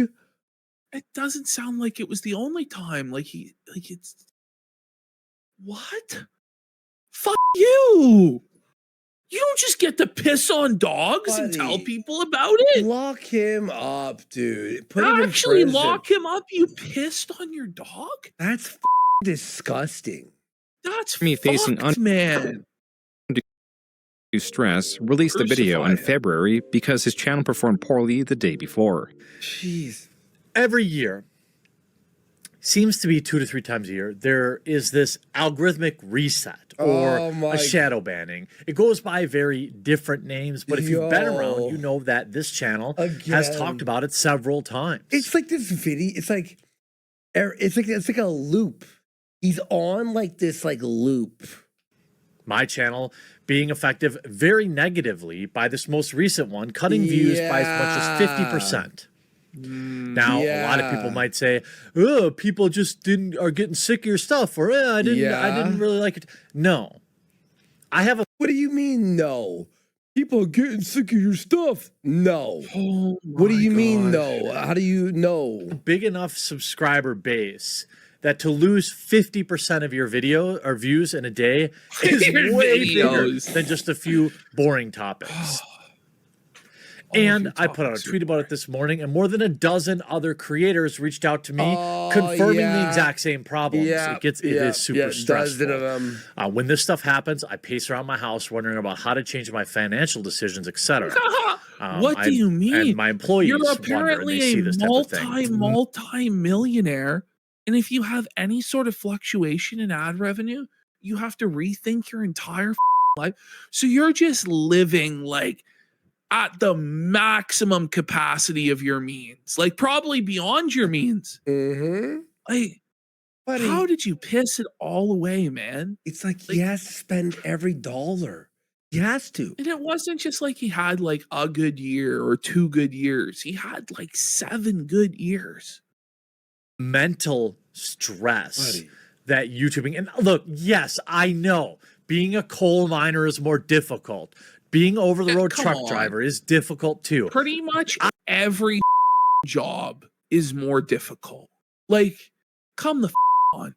Any job where you're having to actually do for 8 straight hours is that, like, stop it. No one feels bad for you, man. And also, when you're in this sort of business, you're your own boss. You make your own decisions. You get to decide, like, what you're going to do, when you're going to do it. If you want to take time off, you can take time off whenever you want. Like, nobody who's out there grinding 40, 50, 60 hours a week feels bad for you at all. This is crazy. I understand. Okay? I'm not complaining about, I'm not saying YouTube is the most difficult job ever. But what I am saying is the mental toll that the mental YouTube toll places on it. Are you kidding me? As a millionaire? shut your mouth.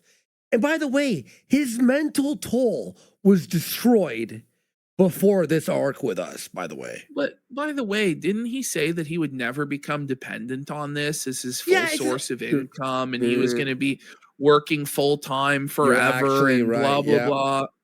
Yep. The mental toll. Content creators like myself and others with lack of communication. The toll would, like, I would understand like a YouTuber's like the mental toll if you're like an animator where you got to get the videos out and you're drawing like every frame. It's like, oh man, it's brutal. Or if you're like doing massive like docs or something, high effort, like really impressive things.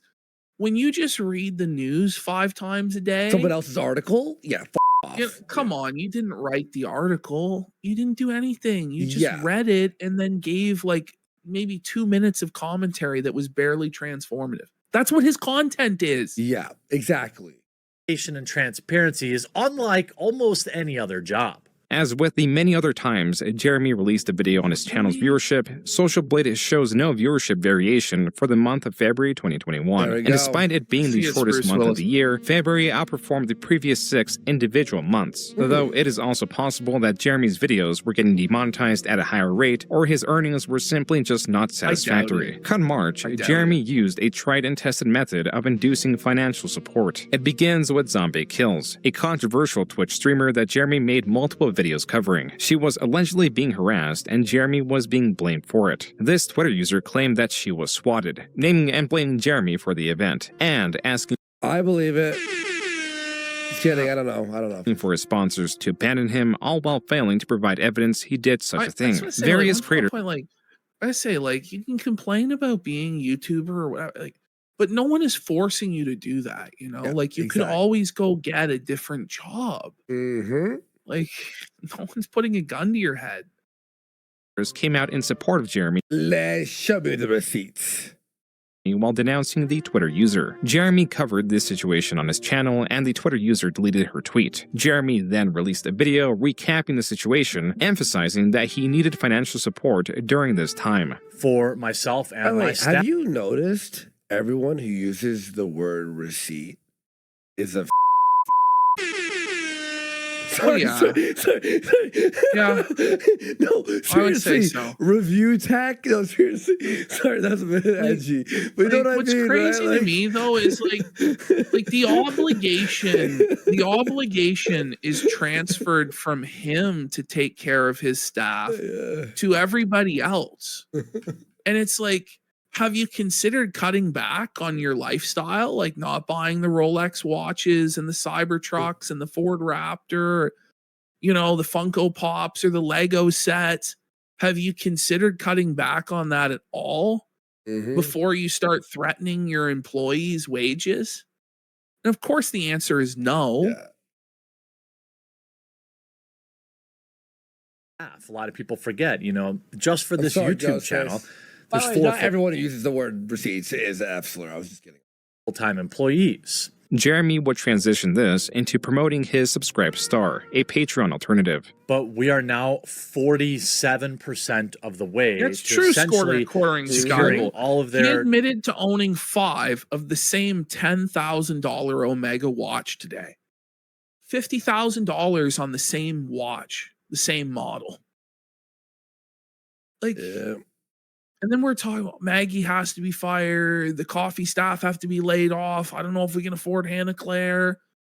It's like, you. Yeah. Jobs, regardless of if these fools get my sponsors removed or something bad like that. Jeremy also makes it clear that this was financial support for his business. Fundraising for litigation against anyone slandering him would be a separate fund if he decided to go that route. This is a screenshot of Jeremy's Subscribe Star from February 24th, 2021. There are 3 goals on the right-hand side, all relating to support of his staff members or funding the courting website. While there is a oh my God, separate goals? To like, do you want Maggie to still have a job?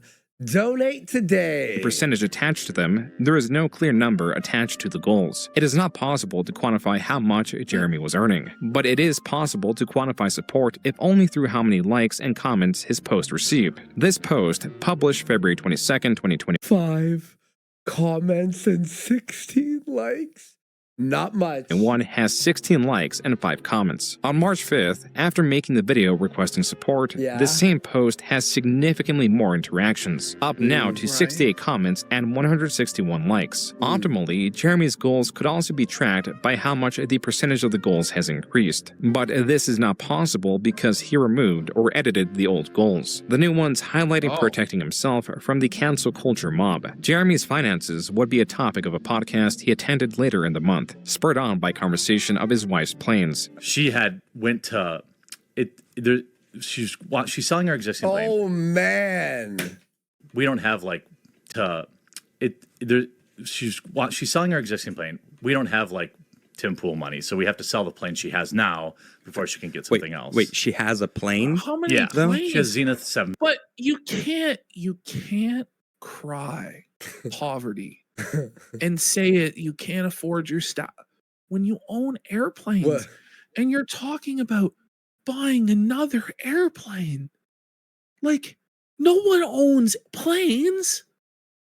We don't got Tim Pool money, so we can't buy. I love how like the level of success that's allowed is measured by Tim Pool, and suddenly it becomes filthy and wrong. It's whoever has more money than Jeremy that's in the wrong, and needs to be shamed and pocket watched. It's crazy. Oh man. Whoops. By the way, we got Average Welder for 10 subs. And Some Ordinary Gamers for 2,000 kicks. What's up, Muda? This guy spends money like the average Bramp tonight. You know what I love about Muda's donations? Don't be a pick-me, Muda. No. I love every Muda donations. It's like about Scarborough, or it's about like those Mississaugians. And he lives amongst it. He knows what's going on. He knows it's fucking getting crazy. Muda hype. Muda's video on quartering is so fucking funny. It is actually good. Really fucking. We have to watch it at some point. Next week. Quartering just keeps producing. So we haven't even got to any of these other videos. We have Muda, Brittany Venti, Cameron's video now is really fucking funny, and a few other guys. And next week we're gonna try to watch them all. 50. It's like a bush plane. Yeah, that's a. You have if you got a plane, that's it's all right. No, his line when he goes, "What are you, special?" It's like, ooh. It's really funny. It's not. I don't have Tim Pool. It's not a jet, but we're deciding which plane to buy after we sell the current plane we've got. Every time I say that, I'm like, please keep super chatting me. But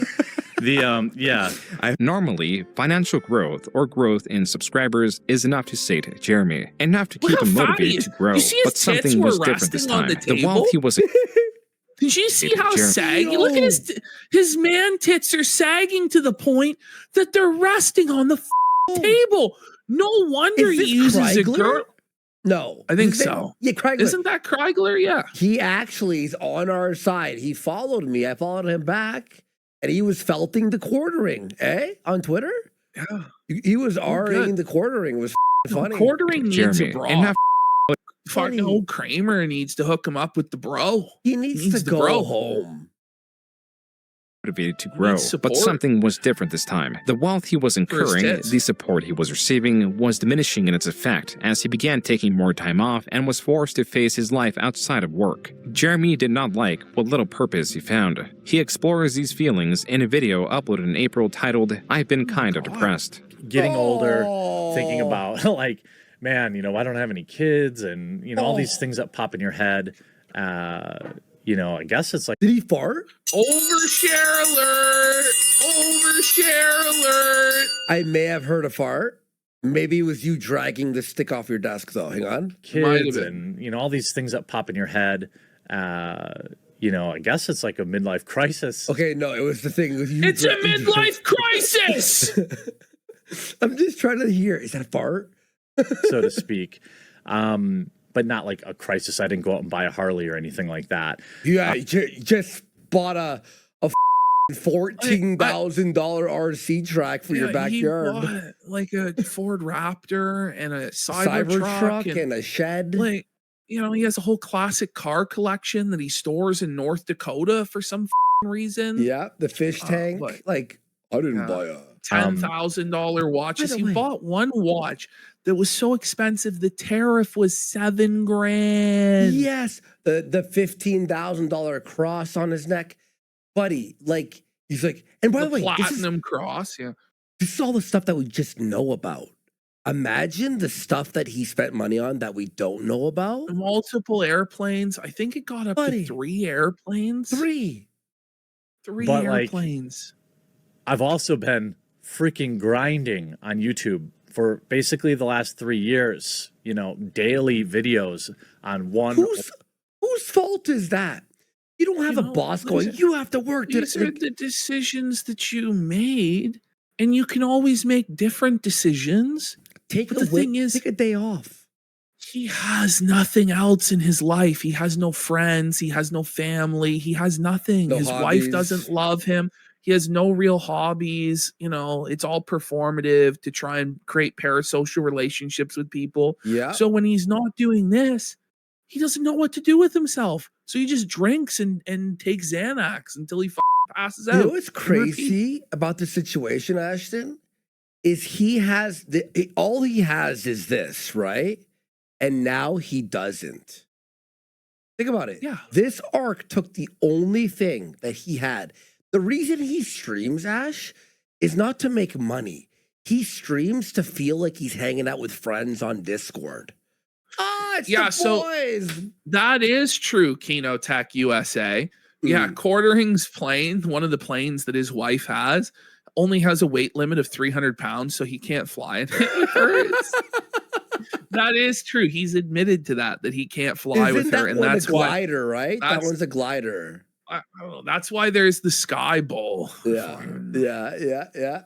Or 2 channels, multiple daily videos. No, you can't fly one of those little ones with a 400-pound person on one side and you're like 130 pounds on the left side. It It's not gonna literally will work out. tilt. Yeah, no, it will actually tilt. This is really what kind of was like an epiphany for me. A bunch of people backed me on Subscribestar, which is like a free speech alternative to Patreon. Reality is, because people chose to back me there, I could afford to maybe not do 5 videos a day, 5 days a week. And You always could have done that. If you're a multi-millionaire, you can afford not to do that, you know? Yeah. Like none of it makes any sense. And this is why we've been calling for a financial audit, because none of it makes any sense. Mm-hmm. Started me thinking about. Okay, by the way, here's the thing: is burnout is real for creation. But you know what people do when they have burnout? They take time off so they don't die. You know. By the way, Okay, we've got like- Hoo-Ha, who says Muda has a Yacht Master, which is the watch that he has, which is Seamaster, okay. isn't it? Seamaster? But just stop pretending you use a 4090 on your main rig. Does Muda only have a 4090, buddy? Muda has the 5090.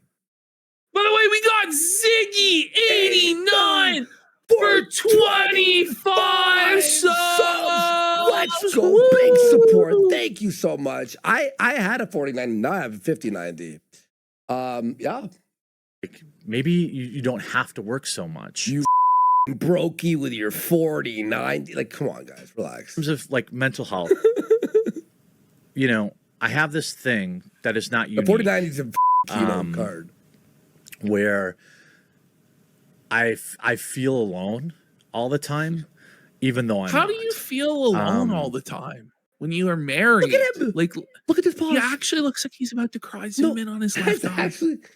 You can see the teardrops falling onto his Funko Pop. I like how we have Anissa and Quartering here. Two peas in a pod. Oh,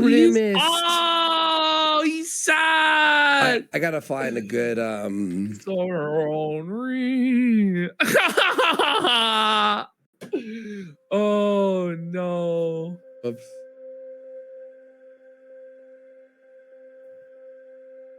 Yo, look at this guy. Oh man, he is lonely. He is. I love that he's lonely and sad and it's all over. Bloody Stein for 10 subs. It makes it really difficult to relate to anybody. I wouldn't say that I have any close friends. Like they may think we're close, but like I don't view them in that way, and that's why would you say that?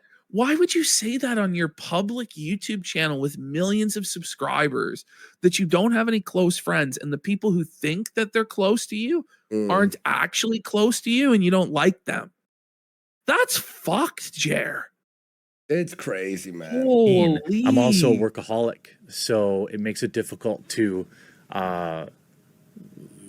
garner friendships or even relationships. I mean, in my whole life, it's certainly affected my marriage, of course. He's an alcoholic, workaholic, pillaholic. He's an all-holic. But how dare we question his marriage? Like when he talks about his marriage and how it's on the rocks and how it's being affected by his bad behavior. Yep. But if anybody speculates or commentates on that, then it's below the belt and it's wrong. What are you doing? I have a great day. Let's say I upload 4 or 5 videos that I'll get at least 100,000 views each, and they're all monetized. The greed. I gotta get 500,000 views a day, like all monetized. Like, just to survive, just to put food on. Like, just shut the up, bro. man. Some days we get like a lot of subs. Some days it's like more chill. It's like you have to like assume that it's gonna be like this. This is like your wave. You're just like watching it, trying to scrounge and squeeze every last penny. It's like a corporate like mentality of like it's got to be at 15% or else, In his mind, graph has to always go up. Yeah, and it doesn't. Like sometimes graph goes down, and that's okay, as long as you're having the proper balance in your life and you're not like. You just cut back on your exorbitant luxury spending and live within your means. Like, I'm sorry, like it's never going to be infinite growth forever. There's going to be periods where it goes down, and that's okay. Yeah, man. That is like we were at like what 6,000 before the whole arc. Then we were at 14,000 on the return, and now it's like 10. You hope that the highs keep a little bit people around to watch the more chill stuff, Massive dopamine hit. That's big money. It's dopamine. He's always looking for dopamine. I go a day and a bunch of my videos get demonetized. Drugs. It's like the exact opposite. You feel like you lost out. What? What? I feel the exact opposite. I go a day and a bunch of my videos get demonetized. It's like the exact opposite. You feel like you lost out. No. Yeah, we lost our channel, you bitch. This guy making thousands of dollars a day, and if he makes a couple thousand oh my god. Meanwhile, motherfuckers out there busting their ass for like $20 an hour or People less. Getting laid off, bro. People get laid off of their like normal job. And he's crying about one day. A couple of videos went off. They're incapable of taking a day off. This was a video of lucidity. While the evidence in his history already pointed to it, Jeremy works for no other purpose. If you save your money, right? If you put your money away, then you'll be able to take time off. Like that's part of the reason you want to make so much money is so that you have security and you have the freedom to do as you please.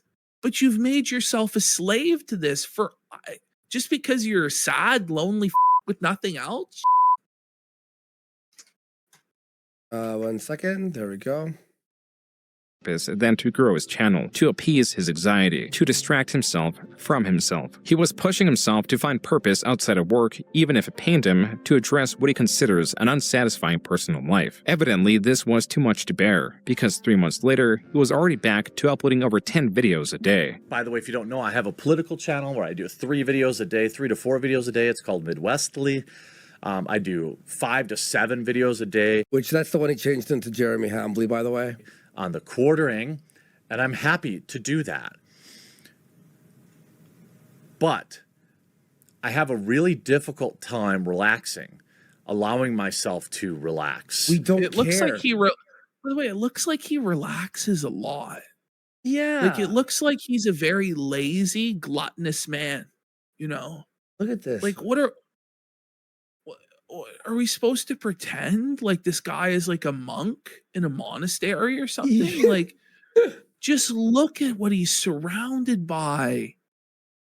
Holy fuck. I was lucky enough to get By the way, we've PlayStation 4. got your mom is watching what's for up? 1,000 Your mom's kicks. watching? Says beginning of the doc, he says, I know how to tug on the heartstrings for college. Makes sense now every time he begs for money. Manipulative and disgusting. And 5150 home for the sick for 2,000 kicks.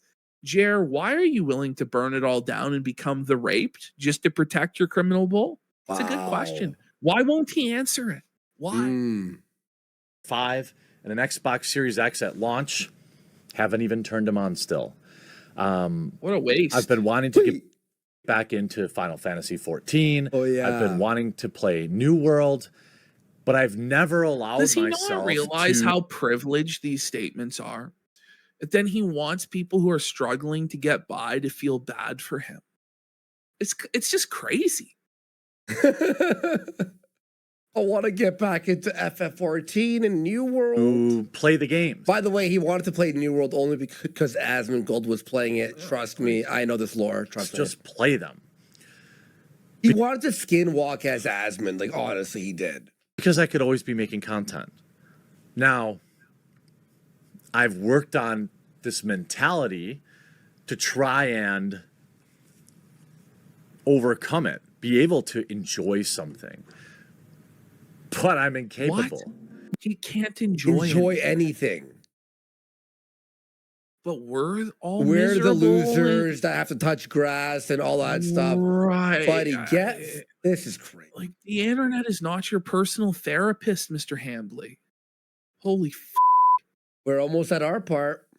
With Jeremy's continued Just another 30 minutes. instigation, the latter half of 2022 was full of ridicule. Creator Phil DeFranco, in response to Jeremy calling Megan Fox a Phil walking sex doll, DeFranco? called Jeremy Griffin. Phil DeFranco felted. Phil DeFranco felted. This Jerry. guy's still alive. He's still going. In return. The H3 podcast did yet another segment covering Jeremy in October with the highlight video titled The Quartering 1 pooped his pants, 2 pees in his basement, 3 has crotch rot. Then again, November. Yeah, so he was doing a live stream, and this turned up. Ela, what do you think? Reddit forced cream pie. Yo. Well, I didn't even understand what that means. Yeah, I had to do some investigating. Okay. Yeah, chill. Jeremy responded to this with 2 tweets. The second one reads, quote, "So weird of the tolerant left thinks this is an own. Real tolerant," unquote. Jeremy What? was even mocked by his wife for something entirely different. Well, now, like, I used to, like, point it out on TV all the time. Like, there's 10 members of this cast and 6 of them are gay. Curious, I'd say, you know. My wife's a bit of a normie, and she's like kind of sick of it. she's like, she'll be like, "Oh, is that cringe, Jeremy? Is that cringe?" And I'm like, She has no respect for him at all, or anything that he does or stands for, like at all. Just Is that cringe, Jeremy? Man. Is that cringe? His wife hates him. Imagine telling these stories. She talks down to him. She hates him. when you say it, I don't want. That's why I stopped saying cringe. She started saying it. There was more to come before the end of the year. On Kiwi Forums, a user By the way, archived we've Jeremy's got recent Lambo Calrissian says usually workaholics are actually good at what they do. That's why Jer is such a unicorn. He is embarrassingly bad, but he can't stop. And he's also gay. And Sunset 90 for 1,000 kicks says Jer's eyes remind me of HR Puffin stuff. Oh my with God. The character with the eye bags. Oh man. Yo, actually, that's true. rant about his loss of hair and the amount he works. At the end of October, Jeremy released another video claiming he was the target of YouTube's demonetization. Finally, in December, he made a video bringing attention to those mocking him and his IBS. Jeremy then closed the year by announcing his New Year's resolution to find a work-life balance, to not smoke, and to lose weight. While it is possible he did stop smoking, it is certain he failed with the other two resolutions. By 2022, it had been 3 years since Jeremy initially told the Walmart story, yet it was still in circulation, now evolving to where creators were breaking down his choices in depth with diagrams to... Yo, this is the character. I was thinking about a different character, but this is the character that he meant. I'm not that old. Look at that. Is that Jer or is that Jer? It is Jer. Is it ever? Wow. Yo, Ash, look, it's our favorite video. Prove the inefficiency in his choices. In April, there was yet another Twitter rant on the topic of balding and soiling himself. In the midst of this mockery, Jeremy was making plans to create something that could sustain him outside of YouTube. With a history of failed websites, he was investing into something material. He was investing into the coffee brand Coffee Brand Coffee. Go. Title of his own creation. Coffee Brand Coffee was formally announced in that packaging. By the way, look at this original investing into something material. Okay. He was investing into the Coffee Brand Coffee, a title of his own creation. A kennel of his own creation? I'm not sure. But doesn't that look like the Soylent packaging? It does. That was like my thought when I looked at that. Like, it's terrible. That looks terrible. Coffee Brand Coffee was formally announced in a video titled, "My Coffee Company is Under Attack." No, it wasn't. It can't be. Wait, it's true. I can't. Wait, what? Jeremy clarifies in the video that the title was clickbait. Oh, shit. You don't say. And a marketing ploy to bring attention to his newest project. Jeremy would heavily promote this coffee, to the point that there are, at this moment, approximately 1,000 videos on his channel talking about or mentioning Coffee Brand Coffee by name. On June 8th, infamous videos? Yeah. 1,000 videos. On his channel. 1,000 coffee commercials. Oh my. It may be even God. more than, because some of them he did like 2 commercials and shit. Remember there was one video he brought it up 4 times, but acted like it was part of the story, and you're like, but you know my coffee, and you're like, yes, buddy. Remember there was one video like 4 times. We're like, no, you can't do that. Talking about or mentioning Coffee Brand Coffee by name. On June 8th, infamous political commentator Tim Pool was swatted. A lot of people who used to be quartering fans will tell you that the reason they stopped watching was just the oversaturation of the coffee ads. That it was just way too much. Yeah. And it's crazy. And then he had to, remember he had to apologize and then promise that he would stop. But then he didn't. But I think he kind of has now. I don't really think he mentions it that much because it's dying. No, it's done. It's done. By the end of the year, it will no longer be mentioned. He doesn't do it on the live streams very much at all now that I've noticed. He may do it in the videos. I don't watch the videos, but I do. I watch every single video he does, and he does not promote it. I watch every video. Jeremy viewed this as an opportunity. Not every video I watch. For promotion. He spent $100 in chat tying the high stress of his swatting to one of the stress-relieving teas or cocos he offers. Jeremy was also swatted later that night. As for the teas or cocos he offers, Jeremy was also... Where's the footage By the way, of I don't Ford know F1? if June is going to go over the footage of Jeremy talking about his swatting. Okay. Because I have that for tomorrow. And it's actually crazy the that he said. Yeah. Like, it really is. I don't think any of it happened. Like, where he's like saying that he was talking the officers while he was in cuffs and telling them he was going to get them all fired. And, you know, like he was thinking in his head about, oh, like, how am I going to appear on TV and the body cam footage or other YouTubers? So I have to act tough. And then this whole time, he wasn't thinking about his wife at all, apparently.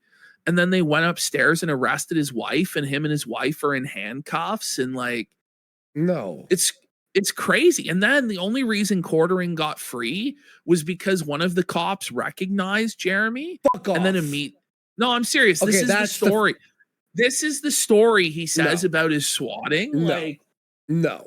And it's like he's like, yeah, you do recognize me, don't you? Yeah, I'm a big deal. Yeah, buddy. Like, That I mean, real. crazy. I've never heard of anybody getting swatted, and it's happened to me, and it's happened to you.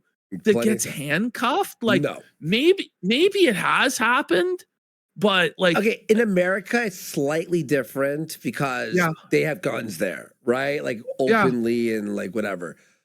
Maybe, but even then, they usually rectify it with a. I've seen how many swattings have you seen like streamers been part of? Who's handcuffed? I don't know. Think of one. Like I've seen them like break in and like put them down on the floor at gunpoint. Like I think I've seen that, but yeah, I don't know. I don't know. It's weird to me, his story, because it just doesn't match up with a lot of the experiences I've seen, but it could be true. I don't. All right. Someone said I showed Speed was cuffed. Okay, but he's black, so The that real doesn't reason it's count. bullshit is because they didn't apparently put 3 pairs of handcuffs on Jared, which is what he would actually. Exactly. I'm talking about non-black streamers being swatted. Yeah, exactly. Well, we'll analyze it in greater detail tomorrow. It's just kind of crazy what he was saying. Yeah. Was swatted later that night. As for the donation, on Twitter, Pimp Master Yoda 1 made a comment in jest, asking if Jeremy gave the officers free coffee. Jeremy was none too pleased, citing the aggression and or lack of critical thinking of the police officers. As for the coffee brand Coffee, Jeremy... Buddy, why is he all pissed at this guy making a joke when Quartering promoted his coffee during Tim Pool swatting? Well, then it wasn't so funny when it happened to Jeremy, right? Yeah, exactly. That's how it exactly. always is with him. It's all so funny until it's him, and it's oh my god, What if Tim Pool was killed? and or lack of critical thinking of the police officers. As for the coffee brand Coffee, Jeremy wanted something uncomplicated, which is why he named the coffee brand Coffee. Coffee brand coffee was being sold as apolitical, though he constantly worst advertised name it on his of political all time. commentary channel. He saw Yeah, I this know. as a necessary boost to then hopefully detach it from his brand, and perhaps see it on store shelves. There was an issue with this. Not only with Jeremy's brand inherently tied to his coffee business, but also the possibility of Exactly. Non-political. Let's put it on the. It's like you are the Quartering, you bitch. it being tied to the here we roasters. go, On watch July this. 17th, 2022, Kiwi Farms user Cat Attack compiled several images from Jeremy's visit to his roasters, and from a suspiciously similar-looking roaster. Cat Attack highlighted the red trim. While more saturated in the commercial, it was still apparent. Most damning was image 5 in the set. In both Jeremy's commercial and Mill Creek's Instagram page, there it appears is. to be There it is. There it Dude, is. that's the It's same it's over. fucking rose. Jeremy Hambley will never ever respond to this ever because he can't. It's done. But it's the same machine. coffee beans being poured out of some sort of mixer. Though these roasting devices are seemingly mass-produced, there is one very odd pattern that they both share. Yeah. One that, for no reason, Look. should be the same. It is the paint. Right below the hatch, the paint is chipped, a design flaw that undoubtedly mixed paint chips with coffee beans.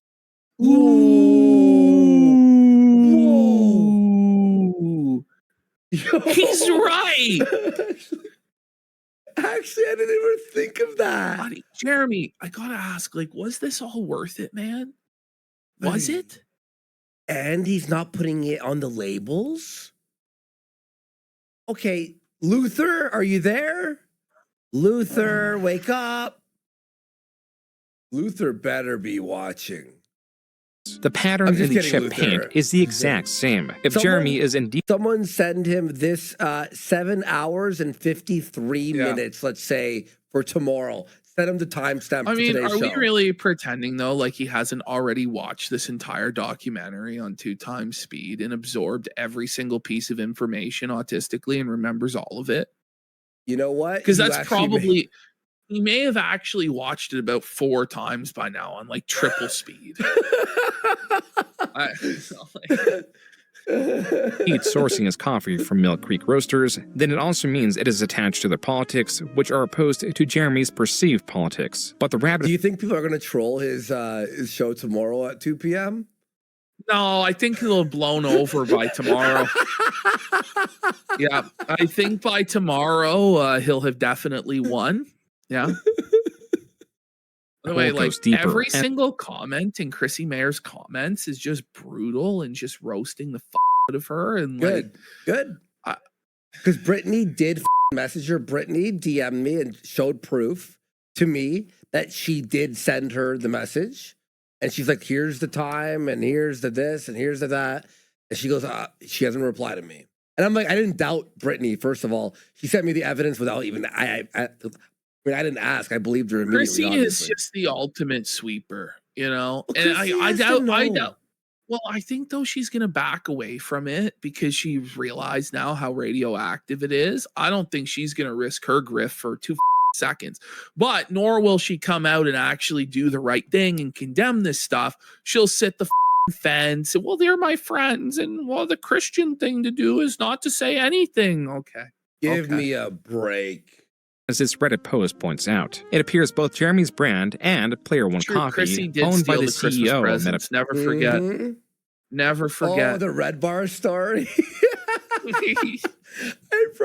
I remember when she was on Ralph's and I was like on the show. I was like, I listen to Red Bar all the time. I brought up the present story so I could like make Red Bar laugh. I remember that. That's funny. PCs shared a registration address, and the address is in the same state as Roasters, located just Red Bar passed away. Solid shot. Outside the city. They are located in. To this, Jeremy admitted to sharing a fulfillment Red Bar center. lives, buddy. Like, this is not an own. Better than it's like the same mentality of like. No, I don't know if he's dead, but he's gone. It's just like, ugh. Your basement. Like I left Scars Club. You have a coffee operation that shipped 30,000. He had some health problems, right? Yeah. Like I think he was on a colostomy bag or some shit like that. He was fucking funny. I like that guy. He's probably got enough money to where he never has to do anything ever again, and so he's just chilling. I was signed up for 1 year still on a Scars Club until I like unsigned because it was like a year of nothing, right? So. It's in the last 3 months. But whatever. Gotcha. You used a fulfillment center to ship. No, I was just talking about Red Bar dying. He's not dead, but he's just gone and missing and not saying anything. Single business that doesn't. I don't even understand. I don't understand these people. The Eye of Red Bar has gifted a sub. Is that the Red Bar? Eye of Red Bar Honestly, it might be Jules. Somewhere out Shout there. outs, Jules. Red Bar's watching. I know Jules watched our show, so Mill Creek. Oh, it's just rebranded. It's just rebranded this or rebranded that. It's absolutely not. It's Donga's in jail. If anyone understands anything about business, yeah, you have distributors. It's not like I went out and bought like $1 million in machinery to roast my own beans. That's not how any of this works. But like any idiot knows that. And like these clowns, there's like 15 clowns, and then now Rick, who are like, ooh, exposed a facility that does fulfillment for him occasionally on a certain roast. Shut the up. So only one roast they do fulfillment for you, but not anything else. No, he's lying. So he admitted it. He's admitting it. Well, because later on his story changes to where he owns his own factory and his own equipment and all this stuff. Like, I don't know. Look at him here. Is that not a man who's molding right now? Well, of course. Oh, man. I've never been this mad. He's associated with him, and ooh, we got him. It's like they handle one tiny part of the business, but because they hate me, they've been harassing them, calling them, emailing them, and it's really pathetic. And this was hardly the last controversy attached to Jeremy's coffee. In August of 2022, Jeremy promoted his coffee by placing money in random orders. That's crazy. That's highly illegal. I'm pretty sure. That's crazy. So let's get that guy some money. Man, this recession sucks. Well, let's give you guys some stimulus. We're gonna throw some. Ooh, we got some. They've 50s got in here. the addresses like completely on camera. Here, so it's not good. No, Dude, that's actually insane. The third video, the comments completely turned on Jeremy. Quote, I like to drink my coffee brand coffee while playing Raid Shadow Legends, sitting on my 1 square foot of land in Scotland that I am a lord of. Yeah, what was it? Not the established titles controversy. And Jer had to do an apology video for promoting it, but then he said that he didn't think he did anything wrong in it. A video dedicated to a product he talks about 4 times a day. I love this new channel dedicated to coffee brand coffee and how it mixes in other stories too. Very similar to The Quartering if anyone remembers that channel. Unquote. Jeremy stopped utilizing this marketing ploy and accidentally revealed his monthly earnings on YouTube. From late July to August 22nd, Jeremy earned $46,000 solely from his YouTube channel. Not included is profit from donations on live streams or revenue from sponsors. Okay. That's the thing. Like, that's $2 million a year, isn't it? Okay, but if he kept that pace, so then where did the money go? But Ash, here's the thing. That's his peak. Okay, everyone, let's do the math here. Taxes, he's paying 40%, 35, 40%, whatever state taxes, right? That's $1 million. Now he's paying for everything that you know of. He is now only making, 4 million views. 4 million views of real views. Okay, do the math here. Plus CPM is lower than it used to be. He's at like $4,000 a month. It is bleeding. Bleeding, guys. This proves that, look, until he shows me this number, IRL, screen share, I don't believe how much money he's making. Ever. He's making no money. It's done.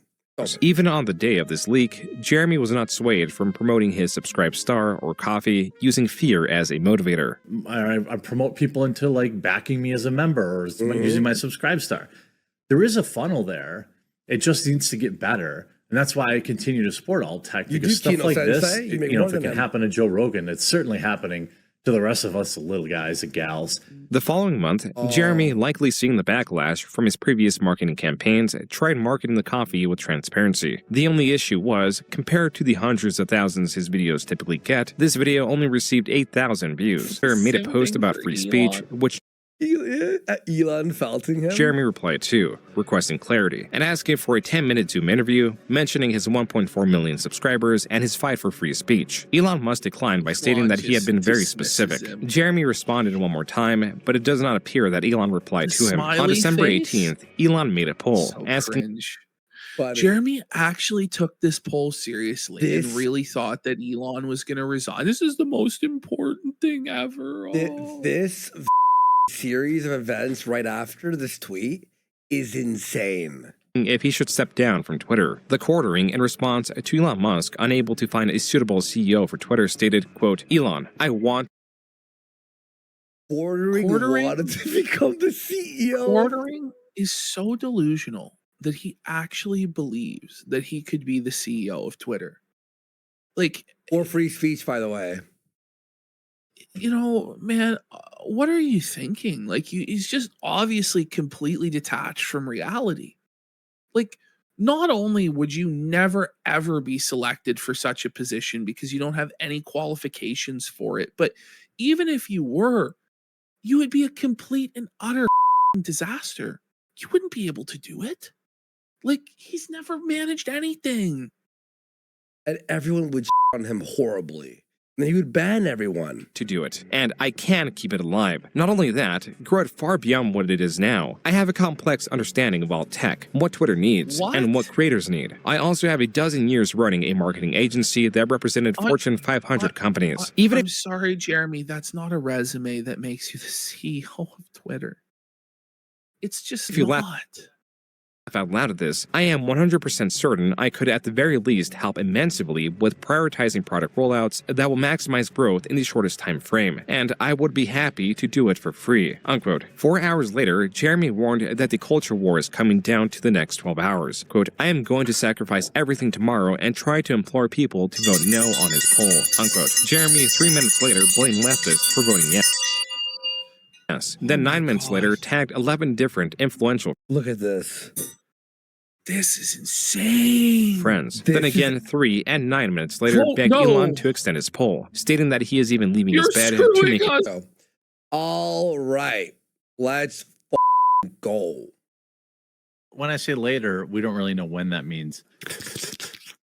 Astro Boy says, Jeremy, stop for the night. You're hurting your brand. What do you mean? My brand is what I am. Jeremy deleted the Perving on stream, women. and the following months, he made his first video of the Deleted year, the claiming stream. YouTube was targeting his channel, deeming the survival of his channel and others were important to fight the culture war. The last section of this video is dedicated to persuading viewers to join his mailing list or join his locals page, where he states financial support we is got optional. To add to Real Jeremy's list, Sneed 1 says, what are the oranges for? Let me know in the comments. We got Smokey is Pain saying, if it wasn't for the filtering taking down the clip channels the day I watched the DSP movie, I would not be nearly as interested in his demise. Yeah, no doubt. Yup. Him. to He's a piece of projects shit. and responsibilities. But he's gonna lose it all. I was just thinking about that like on break. I'm just like, he's fucking so beautiful. I love it. That include his coffee, his main channel, his Rumble live streams, his constant advertising that has him tweeting on average 20 times a day was now the Publica, his magnum opus, a news website like Exclusively Games that was meant to deliver more neutral and honest stories, co-founded by Sydney Watson, someone who Jeremy also had a podcast with. Jeremy and the rest of his audience will later find out Sydney did not have a high opinion of him. This clip could possibly explain why. Have you ever peed in a trough where there's like dongs on the left of you and to the right? You can see them both. You and don't you're have to peeing in look an at open them. river. You don't have to look at them. It's You not have like to look. It's a respect thing. I guess I can only speak of, to my experience. If there's a guy who is like supremely hung, you would like rib him about it. You know what I mean? Versus like So insane. He's like, Nobody was making fun of guys for having a big penis. It's like the South Park episode where they make fun of rich people. It's like, okay, sure. jealous. Most of Me our too. conversations are you saying, man, I really want to put a bunch of work into things. And I'm like, Sid, whore yourself out. Sometimes you even just text me tits. Maybe this is something that guys and girls can come together on. Yeah. So when I know, like, let's say I go to like a fair or a festival or something like that, right? I take Imodium before I go. What's that? It's like for diarrhea. So it like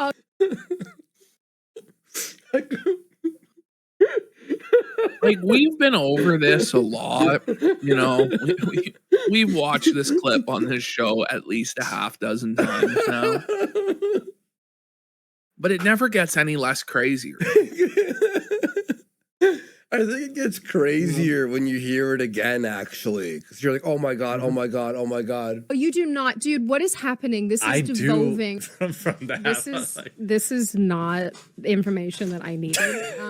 It's called the life hack, Sydney. Okay, It just confirms for me that men are revolting. The importance of the success of the Publica to Jeremy was the same as his coffee. He chased it as an out to increase his income while lessening the time he worked on YouTube, as any dip in revenue would increase stress. That and he was discontent with the direction of YouTube, now angry that they were pushing YouTube channel promotions, asserting how insulting the proposition was to have to pay YouTube to promote his videos while his subscribers were not receiving notifications. Even so, this service would be He on the paid back them of Jeremy's mind. For now, compared to 2022, 2023 seemed like a better year for Jeremy. His life was beginning to see some stability, but then in August, his father passed away. In this video, he reflects on the shortness of life, the importance of spending it with loved ones, and the importance of making peace with others while there is still time. In November, after 6 years of not posting on it, Jeremy resurrected his RC channel, a decision he made to relieve stress. This is a channel he'd post most frequently to in 2024, a year that pushed Jeremy towards the quartering and away from his... Wait, is that why he built the RC track? Because he's like, oh, I'm going to make videos there and race them. I think so, yeah. So it was all a tax write-off in his mind. failing external projects. Still, a ghost of a former project would come back to haunt him in a somewhat ironic way. When you are living off other people's work exclusively, I think that's the definition of parasitic.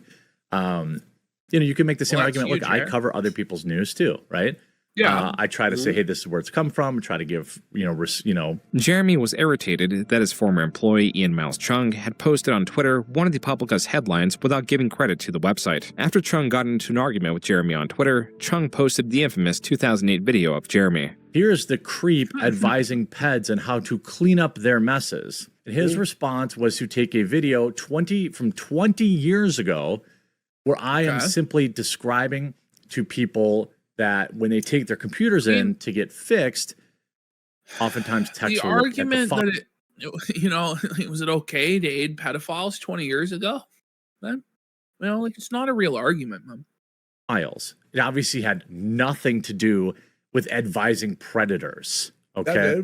Jeremy is misremembering or lying. It was not just a video informing viewers that texts look at impertinent information when doing repairs. It was also a video giving the specific advice to rename or delete sensitive folders. Advice given after he told a story about how a predator had insufficiently hid their files. Regardless, Jeremy threatened to sue Chung for libel, and that's as far as the disagreement went. In April of 2024, Jeremy instead had his eyes on two different creators, Styx Hexenhammer 666 and Melanie Mac. Jeremy started two podcasts with them independent of one another. Styx Hexenhammer has a reciprocal energetic feeding or a sort of pact with Stolnus, a non-Judeo-Christian demon that takes a form of an owl and visited him first when he was a child. In simple terms, he worships a demon owl. Melanie Mac is a Christian self-proclaimed libertarian. Here she is. Who states she does not hate homosexuals, but does hate their actions. And Jeremy Hambley is the owner of The Quartering, a channel that had the goal to push the conversation, not further tensions. He is the owner of two businesses that, while he desperately wants them to remain apolitical, on the same channel that he advertises his businesses, is now selling Trump-cooked books, Trump tailgate stickers, and Never Kamala stickers. And by late September 2024, Jeremy was down to running one major business outside of his YouTube because the Publica was no more. And I didn't have the time to promote paid memberships there that would have helped. Sponsors he didn't have really the aren't out time there to promote paid membership. Like, what is he talking about? Like, he obviously had the time to do that. To promote paid memberships? Like, what are you talking about?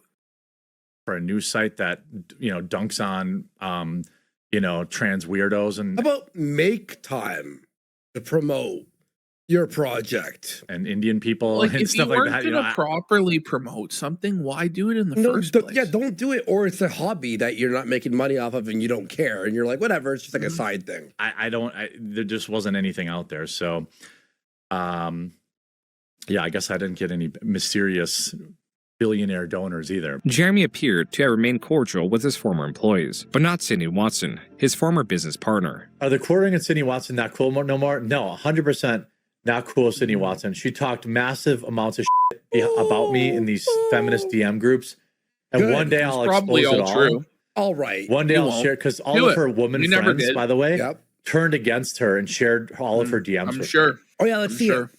All of her so-called feminist confidants immediately sold her out to me. Bullshit. She said heinous about me. Good. After I paid for everything with the Publica. That's your and, it made me want to sue her because she never paid a single penny for anything at that. Why company. didn't you then? I lost $100,000 or more. Yeah. Jeremy a good question doormat. Somebody asked in chat. Yeah. Why would feminists side with Jeremy Hamblin? Yeah, exactly. Why would feminists side with the Quarter? Why was he hiring feminists in the first place? Like, Sydney Watson is a feminist. She's like a TERF. Exactly. Yeah. It's because he's a simp. With the failure of the Publica, Jeremy would have to rely more on his YouTube channel, a channel that had its best year ever. In June, he broke his record for monthly viewership at 71 million views. This could also have been a fluke. 2024 was an election year, and Jeremy's channel afterwards could as easily see a decline. A decline that would come at the worst time possible, as he had attracted the attention of two... Let's go. Welcome home. There we are. My background was all different. Persistent adversaries. The Quartering has made a career by selling outrage, and uses the same strategy to dismiss his critics. Yeah, Alvin says, does Styx know you crap yourself in a store? What? I know that that Albin's not doing this, but sometimes like leftoids are like, use that to try to make fun of me. I'm like, I told that story on a podcast. Like, you have to also understand that a significant following is going to bring a significant unfollowing. You know, a group of people that hate you, especially if you talk about some divisive stuff. Yeah. But you have to understand who's on the other side of that stuff. It's like that person's life sucks. Okay, you've admitted your own life sucks. I don't know what to say. Like, just because somebody disagrees with you or they're making fun of you doesn't mean that their life sucks. You know what That's I mean? retarded. It's You like know, the it's crazy. stupidest I hate that excuse. It's terrible. Over the last 8 years, Jeremy's pleas for support have become more underhanded and more absurd. It began with his initial understanding at the end of his MTG days that having purpose and a defined enemy sells better than anything else he's tried. The casino are becoming regulars on June Docs. Like, it's like the third one we've been in. The Phil one, the Review Tech one. I think this one now. This last hour is all about us. It's literally 100% about us. He has thrown himself in one of the most divisive spaces and has done well for himself, perhaps too well. On several occasions, he has leaked his earnings, flaunted his wealth, and returned for more. Whether he is pressured by anxiety... Look at this room. This is the office, remember? This is where the second desk is now. Like, shame on you. Like, he never plays any of those cabinets. No. Well, none of these are even plugged in, man. No. It's like insane. It's actually crazy. Yeah, they aren't even real cabinets either. It's all arcade one-up garbage. Like, it's all trash. His financial support platforms. He can't stand and play Mortal Kombat. He has to sit on the chair to play Mortal Kombat. Businesses, business ventures, even employee salaries as necessities to Nobody fight ever the plays quote-unquote... that ever. It's a huge waste of space and a huge waste of money. It has to be more of like in a room as a decorated object. I mean, I don't even know. Like, I don't think it's I don't know, even as a decoration, especially like the one-up machines. Now, if you have like an original Donkey Kong cabinet, that's or like an original, that's sick. Or like an original Miss Pac-Man or Pac-Man machine, or like an original Galaga, like, okay, fine. Yeah. But these like reproduction sloppas that you got at Walmart for $1.99 or $2.99, like, fuck that. Ghost face in chat. He goes, "Oh, aren't those all broken?" He was like joking around in chat. But here's the thing: is I watched this. I think this is like, I forgot why I watched it. We didn't do our show. I watched it privately before we started A-logging him, and he said that sometimes he would buy those one-up machines, and they would have broken parts. So he would buy a second one that looked like it. And they would like combine the machines. So wasteful. Remember you that? know what I want is the Crazy Taxi machine. That would be sick. Nice. Crazy Taxi was fucking sick. Sniper scope back in the day with the screen on the gun was so Kino. Culture war. As this pattern has become noticeable, the reality of the wealth he has accumulated and the reality he sells that he's always nearing financial ruination does not meld well. This is why 2025 would be the worst year for him. It would be the year that his views, apart from when he started his channel, would be the worst they've ever been. His earnings, while still likely in the tens of thousands per month, will not be going up, incentivizing Jeremy to petition for more money and further fictionalize his opposition that is infinitely powerful. We are not a dropship outlet. We're a real coffee company. And I made that investment with the plan of having something that could grow. Well, we've never been at our most vulnerable. You probably saw I was selling my Neo Geo collection. I'm selling my Nintendo collection. I'm selling all this stuff to help fund this stuff. Of destitution and poverty, where he's having to sell his Neo Geo and Nintendo collection. Yeah. Right? But also, he's wealthier and richer and more famous than ever before. And like, this is the inherent contradiction that we faced at the outset of this arc, which we wanted resolved, and which was the entire point of this arc, was to get this guy to actually submit to a financial auditor his financial statements so we can find out how rich he actually is. And if he's actually poor to the point where he has to sell his like this, it's crazy. And it's because I believe in the things that I'm doing. And he'll explain that in detail here with examples of what you just said. I need to try and reach out and give you an understanding of why I could use some help. I can't confirm this for sure. The only thing that we were reliant on anyone else for was some of the boxes for our K-Cups and some of the procedures around that. Well, apparently that person, I don't know this for sure, but I suspect it, saw my YouTube channel and didn't like my politics. And while we have a 20,000 K-Cup order, basically decided to tell us there's actually no proof that any of this ever happened. Like, there was no proof of any of this. Yeah. He's just trying to grind money, bro. It's just trying to, that's him trying to grind money. Look at this. That's when he looks at the bull his wife. I don't know what's going on. We haven't heard anything back. The title of this video is Woke Leftist. It just screwed me over and all my staff. Jeremy says he is selling his Neo Geo and Nintendo collection. These are retro gaming consoles. And not the consequences of his own awful business decisions. Must have been the woke leftist.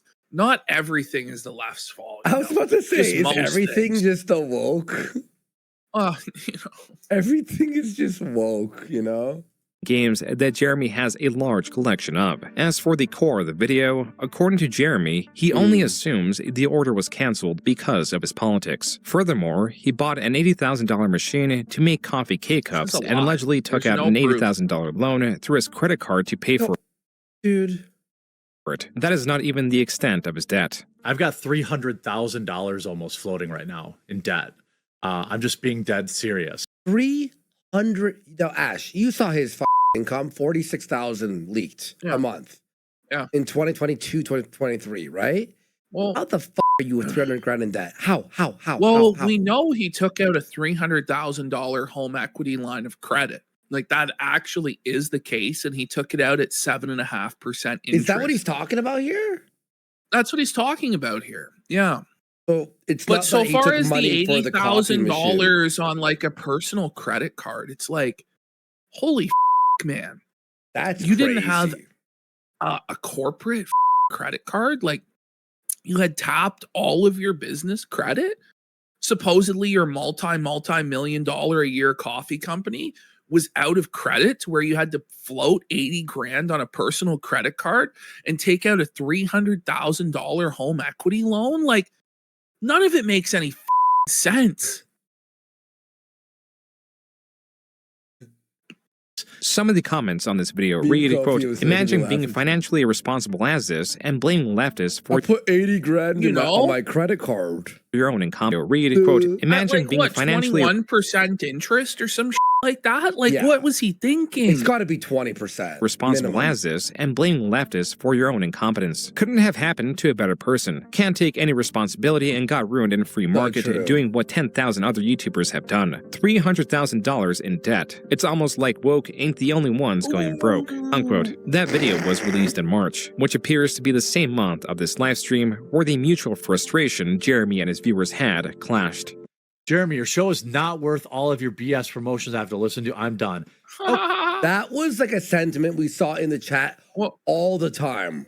Like every day. It's a very common sentiment back when he had actual viewers. Yeah. There's like 500 ads a day. Okay, 757. Remember when he had to promise like 2 ads a week or something? Remember he was like, I promise only, and then he failed the next week. And then he broke his promises. Yeah, he lied.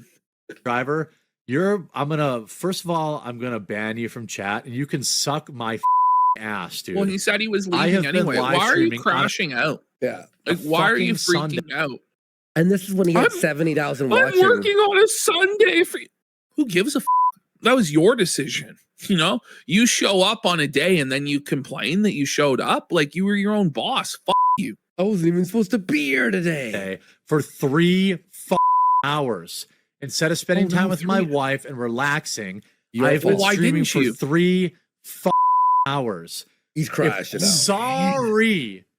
He's crashing out. Sorry.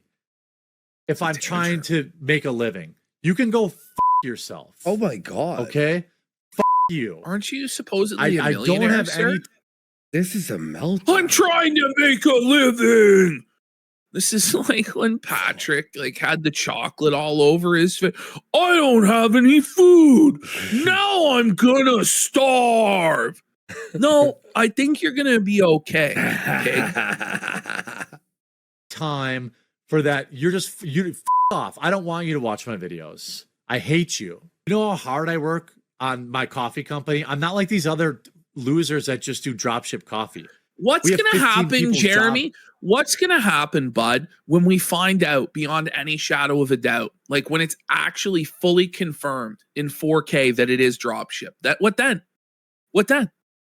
It basically already is. Are we able to do a tour of Mill Creek?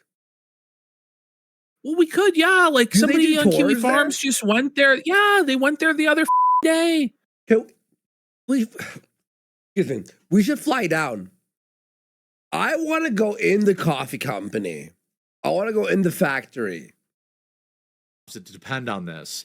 So I'm sorry if in 3 hours of live streaming, I talked about it 3 times.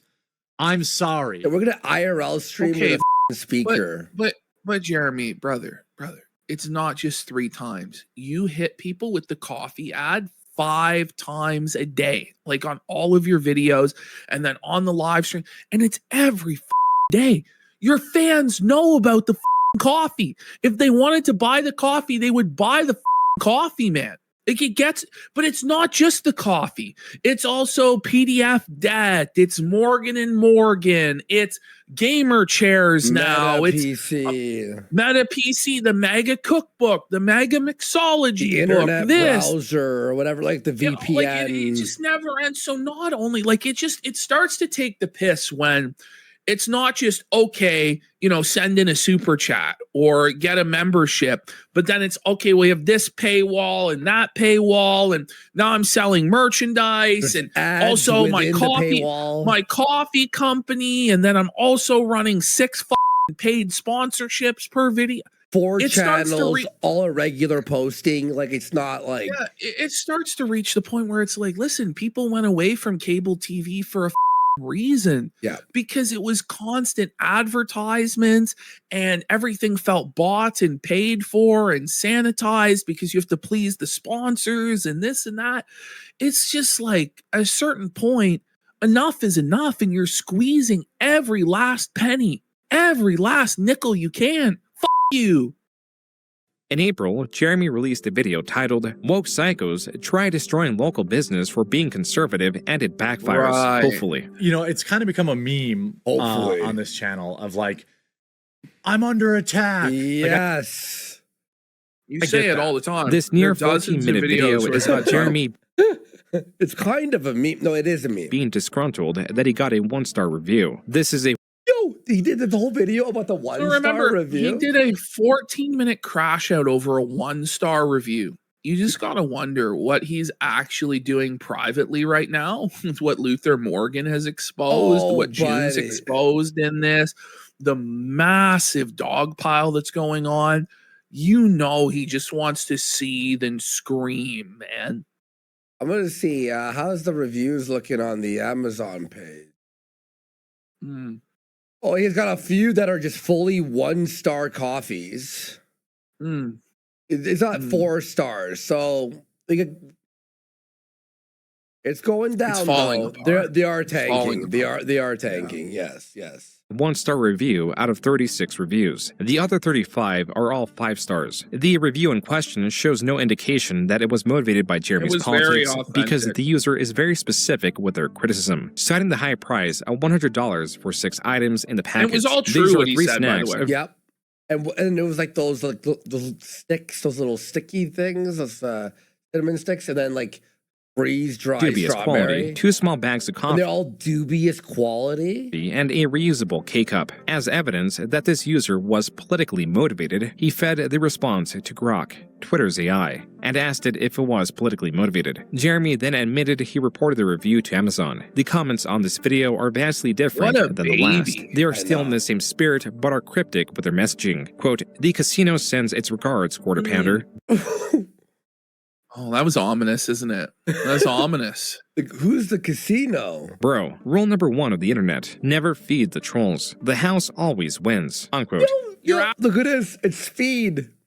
It's Speed CXL. We know Speed CXL. Speedy. Wins, unquote. You're asking them to do super chats. You're asking them to get channel memberships. You're asking them to do memberships at thequartering.com, Rumblecast, watch the videos, watch the ads, and then they also have to buy the coffee? Like how much more do you need? Content creators PPP and Andy Worski have been online for a very long time. They are internet jesters, and together we are internet jesters. What a great job title, internet jester. I enjoy that. They are the Kino Casino. Unlike Jeremy's prior opposition, their motivation for choosing their targets is not influenced by politics. They don't take themselves or their critiques all too seriously. They do accentuate the absurdity of infamous figures, covering their antics on their live streams spread across months, maybe even years. In Jeremy's case, they are the worst enemy to have because the Kino maybe even years. Like sometimes they'll talk about you for a month or two. Sometimes for years. Casino. Remember when Harley told Ethan and Buddy, he's like, I never want PPP to be mad at me. Well, I was for a minute during when he was sweeping for the Jamas, you know. He's like, those guys will constantly you for hours. Does what Jeremy does, only infinitely better. Jeremy draws online stalemates by sheer what attrition. ultimately breaks people like Jer is the sheer relentlessness. Where, I realized I had him a few months ago when I was just getting in the groove of every single day, just felting him every single day, clipping it, and I was just enjoying it, just really relishing. Remember you texting me? We got him on the ropes, Andy. We got him on the ropes. He's gonna break. Trust me. And he broke. He broke. Did. You're right. We break them. Yeah. Or manipulation. He uploads so many videos against his targets and selectively edits them that accurately responding to them all is unfeasible. Such was the case with Tularian Community College and the H3 podcast. He can maintain his ironically skeptic audience with his deception, knowing that they will only ever watch his video on the matter. The Kino Casino, however, just like Jeremy, weaves narratives about creators they cover. Where Jeremy is reliant on a handful of pejoratives that he uses indiscriminately, the Kino Casino is far more crude, specific, and unconcerned with their insults. As unconcerned with their insults. Jeremy would later find. At first, their coverage of Jeremy began in 2024. It was mostly through stories he was tangential to. If anything, they were following Styx Hexenhammer more. Interest in Jeremy grew when Styx failed to show up to his live show. This is when Jeremy found out live that his co-host had been arrested for domestic violence. What I like about this, we're in costumes for half of this documentary. Jeremy then spent the rest of the stream attempting to bail him out, even asking if any audience members lived near Styx to walk over the documentation needed for bail. It was not until around April 2025 that the Kino Casino had an invested interest in the quartering. Again, partly because of Styx, who admitted to be working for Jeremy basically for free, likely to pay off his bail, and on a live show fell asleep. He's not happy right now. He's staring at Styx. And Styx By is the just way, in a blissful... we got low IQ interruption for 5 subs. And quarter father Don Cockleone for Rage Quit says, some advice for Jer?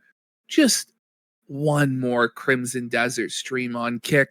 We'll turn all of this around. Just bring some fireball. That's right, Jer. Just fire up the game stream, buddy. You're winning. Dream state on drugs. He's like, what do we do with this guy? This can't. Look at Quartering, bro. He's very displeased right now. I was about to zoom in even more. I know.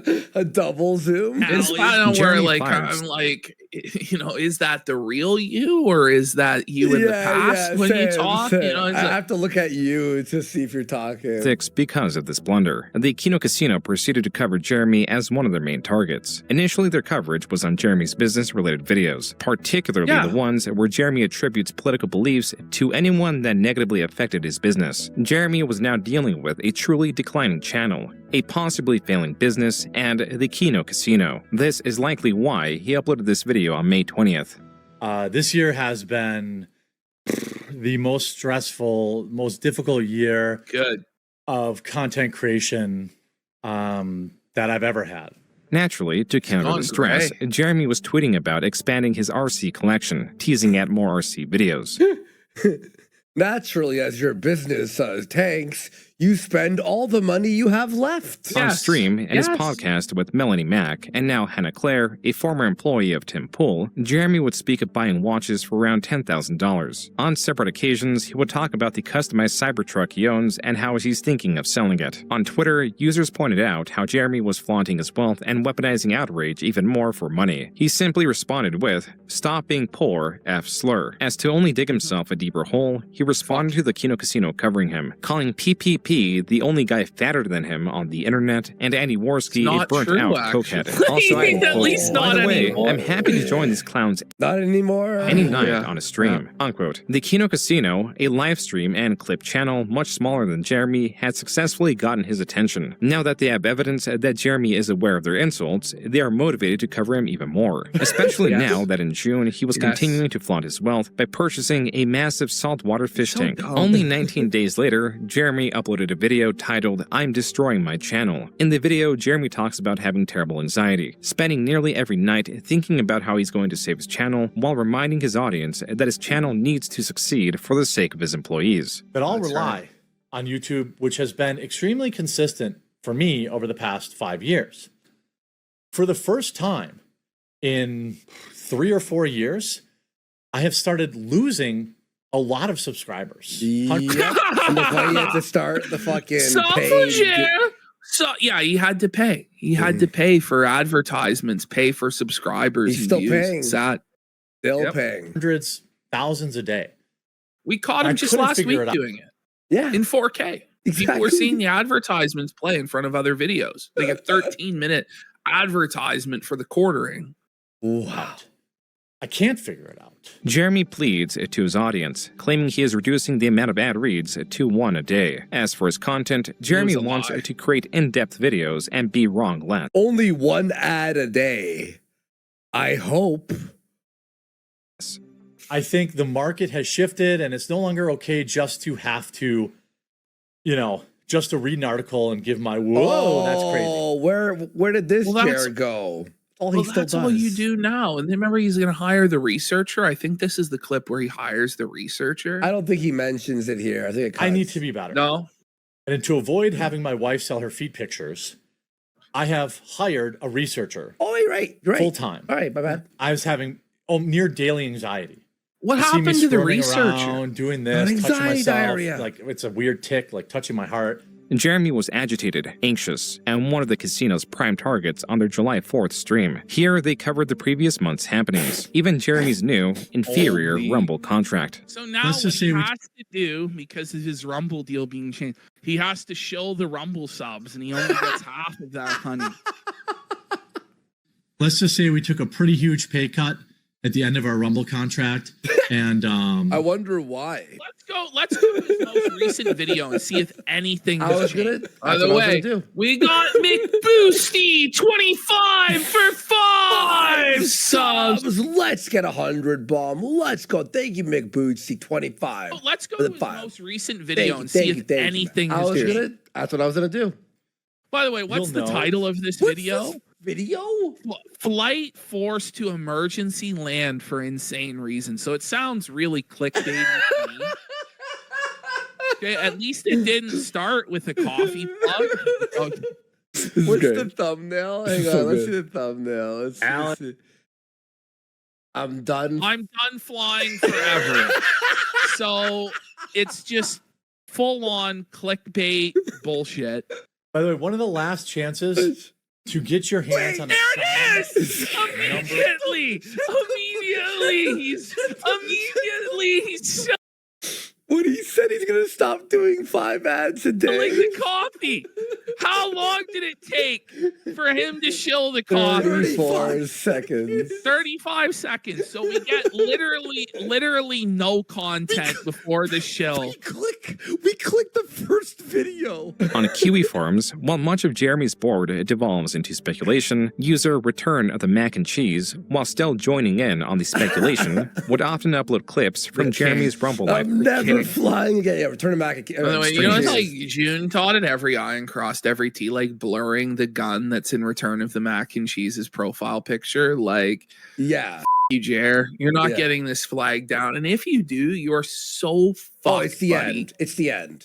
It's actually the end of his. Making sure to It is the end already, but it would be like double the end. prioritize the release of new information, like Jeremy's bout with gout, his worries with YouTube demonetizing low-effort content, and detailed information on his coffee sales. The Kino Casino would credit and utilize Return of the Mac and Cheese research, making these segments more frequent and more popular. The following will not be eligible for monetization. Reused or repurposed videos, copied content, that seems the same to me. Low effort uploads, Uh-oh, Jer. Uh-oh. By the way, we got hoo-ha for 5 subs. I love how we're basically doing it in tandem with ourselves. And I don't even know what we're going to say, but we basically say the same thing across all of time and space. Uh-oh. By August, it was clear that Jeremy did not improve the quality of his content. Instead of addressing its flaws, he once again turned the blame on YouTube, blaming the company for selectively lowering his channel's viewership. This is why he made the new channel, Quartering Live. Used to have Quarter Cast, and there was like 70,000 subscribers on there, but YouTube shadow banned it, which has also been giving me immense stress. Okay, no, So it was shadow banned. The stress of the shadow bans. This is what every political grifter says till the end of time. I've been shadow banned. They're suppressing the algorithm. Jeremy's Quartering Live channel has considerably less viewership than the Quartering. These uploads often get less than 1,000 views a video. With these tests effectively proving the shadow banning of his main channel was false, he was now claiming that the majority of internet traffic is fake. My videos have basically remained the same quality for 12 years. Oh my God! That's the problem, buddy. Imagine saying my shocked reactions are pretty out loud. 5150 asks where the sunglasses are. They might come back this summer. They're just over in the other room. Hell yeah, dude. Let's go. Let's go. Pal. We got CNC Autotheism for 5 subs. Big support. I'm so happy I fixed my lighting. It's by the way. Ridiculous bucket hat. I think I wore it for one show. my lighting It's a was Tilly hat. terrible, bro. I look like green. Worked in 2013. Green should work ski. exactly the same in 2025. Your lighting is better too. That's delusional, buddy. I just think that there's something My background's 10 times better. Holy fuck. weird going on. Like everybody collectively has had enough. You know that light that's behind me in that video is still there. Really? In fact, it's on. Whenever the lights are on, it's on behind the thing. Of the internet. I'm going to be real. I love the internet rules. Okay, guys? There's dead internet theory, which I do subscribe to, which basically, if I'm oversimplifying it, is that the majority of internet traffic is fake. Jeremy was using all that he learned in the past 2 decades to attempt to resuscitate his channel, even using his oldest trick. Have you ever thought to yourself, hey, somebody should be paying me to watch these videos? Well, Yeah, I heard you loud actually. and clear, and that's exactly Thank what this God we actually do get paid to watch them, or we wouldn't watch them at all. Yeah. We do get paid. Thanks.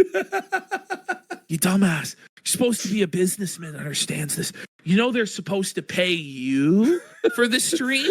That's how you make money. You're not supposed to be paying them. It's another vanity project for you. Look at all the viewers we have that I paid for. Jeremy was attempting to fall back on giveaways. You're so Only jokes, YouTube Ash. had long reduced the influence subscribers have on creators. The Kino Casino covered this and were following Jeremy's financial decisions. Come late August, they also began covering Jeremy's many stories of involuntary bowel movements. Only keep people for an hour. Pay kick for 10 subs! Let's go.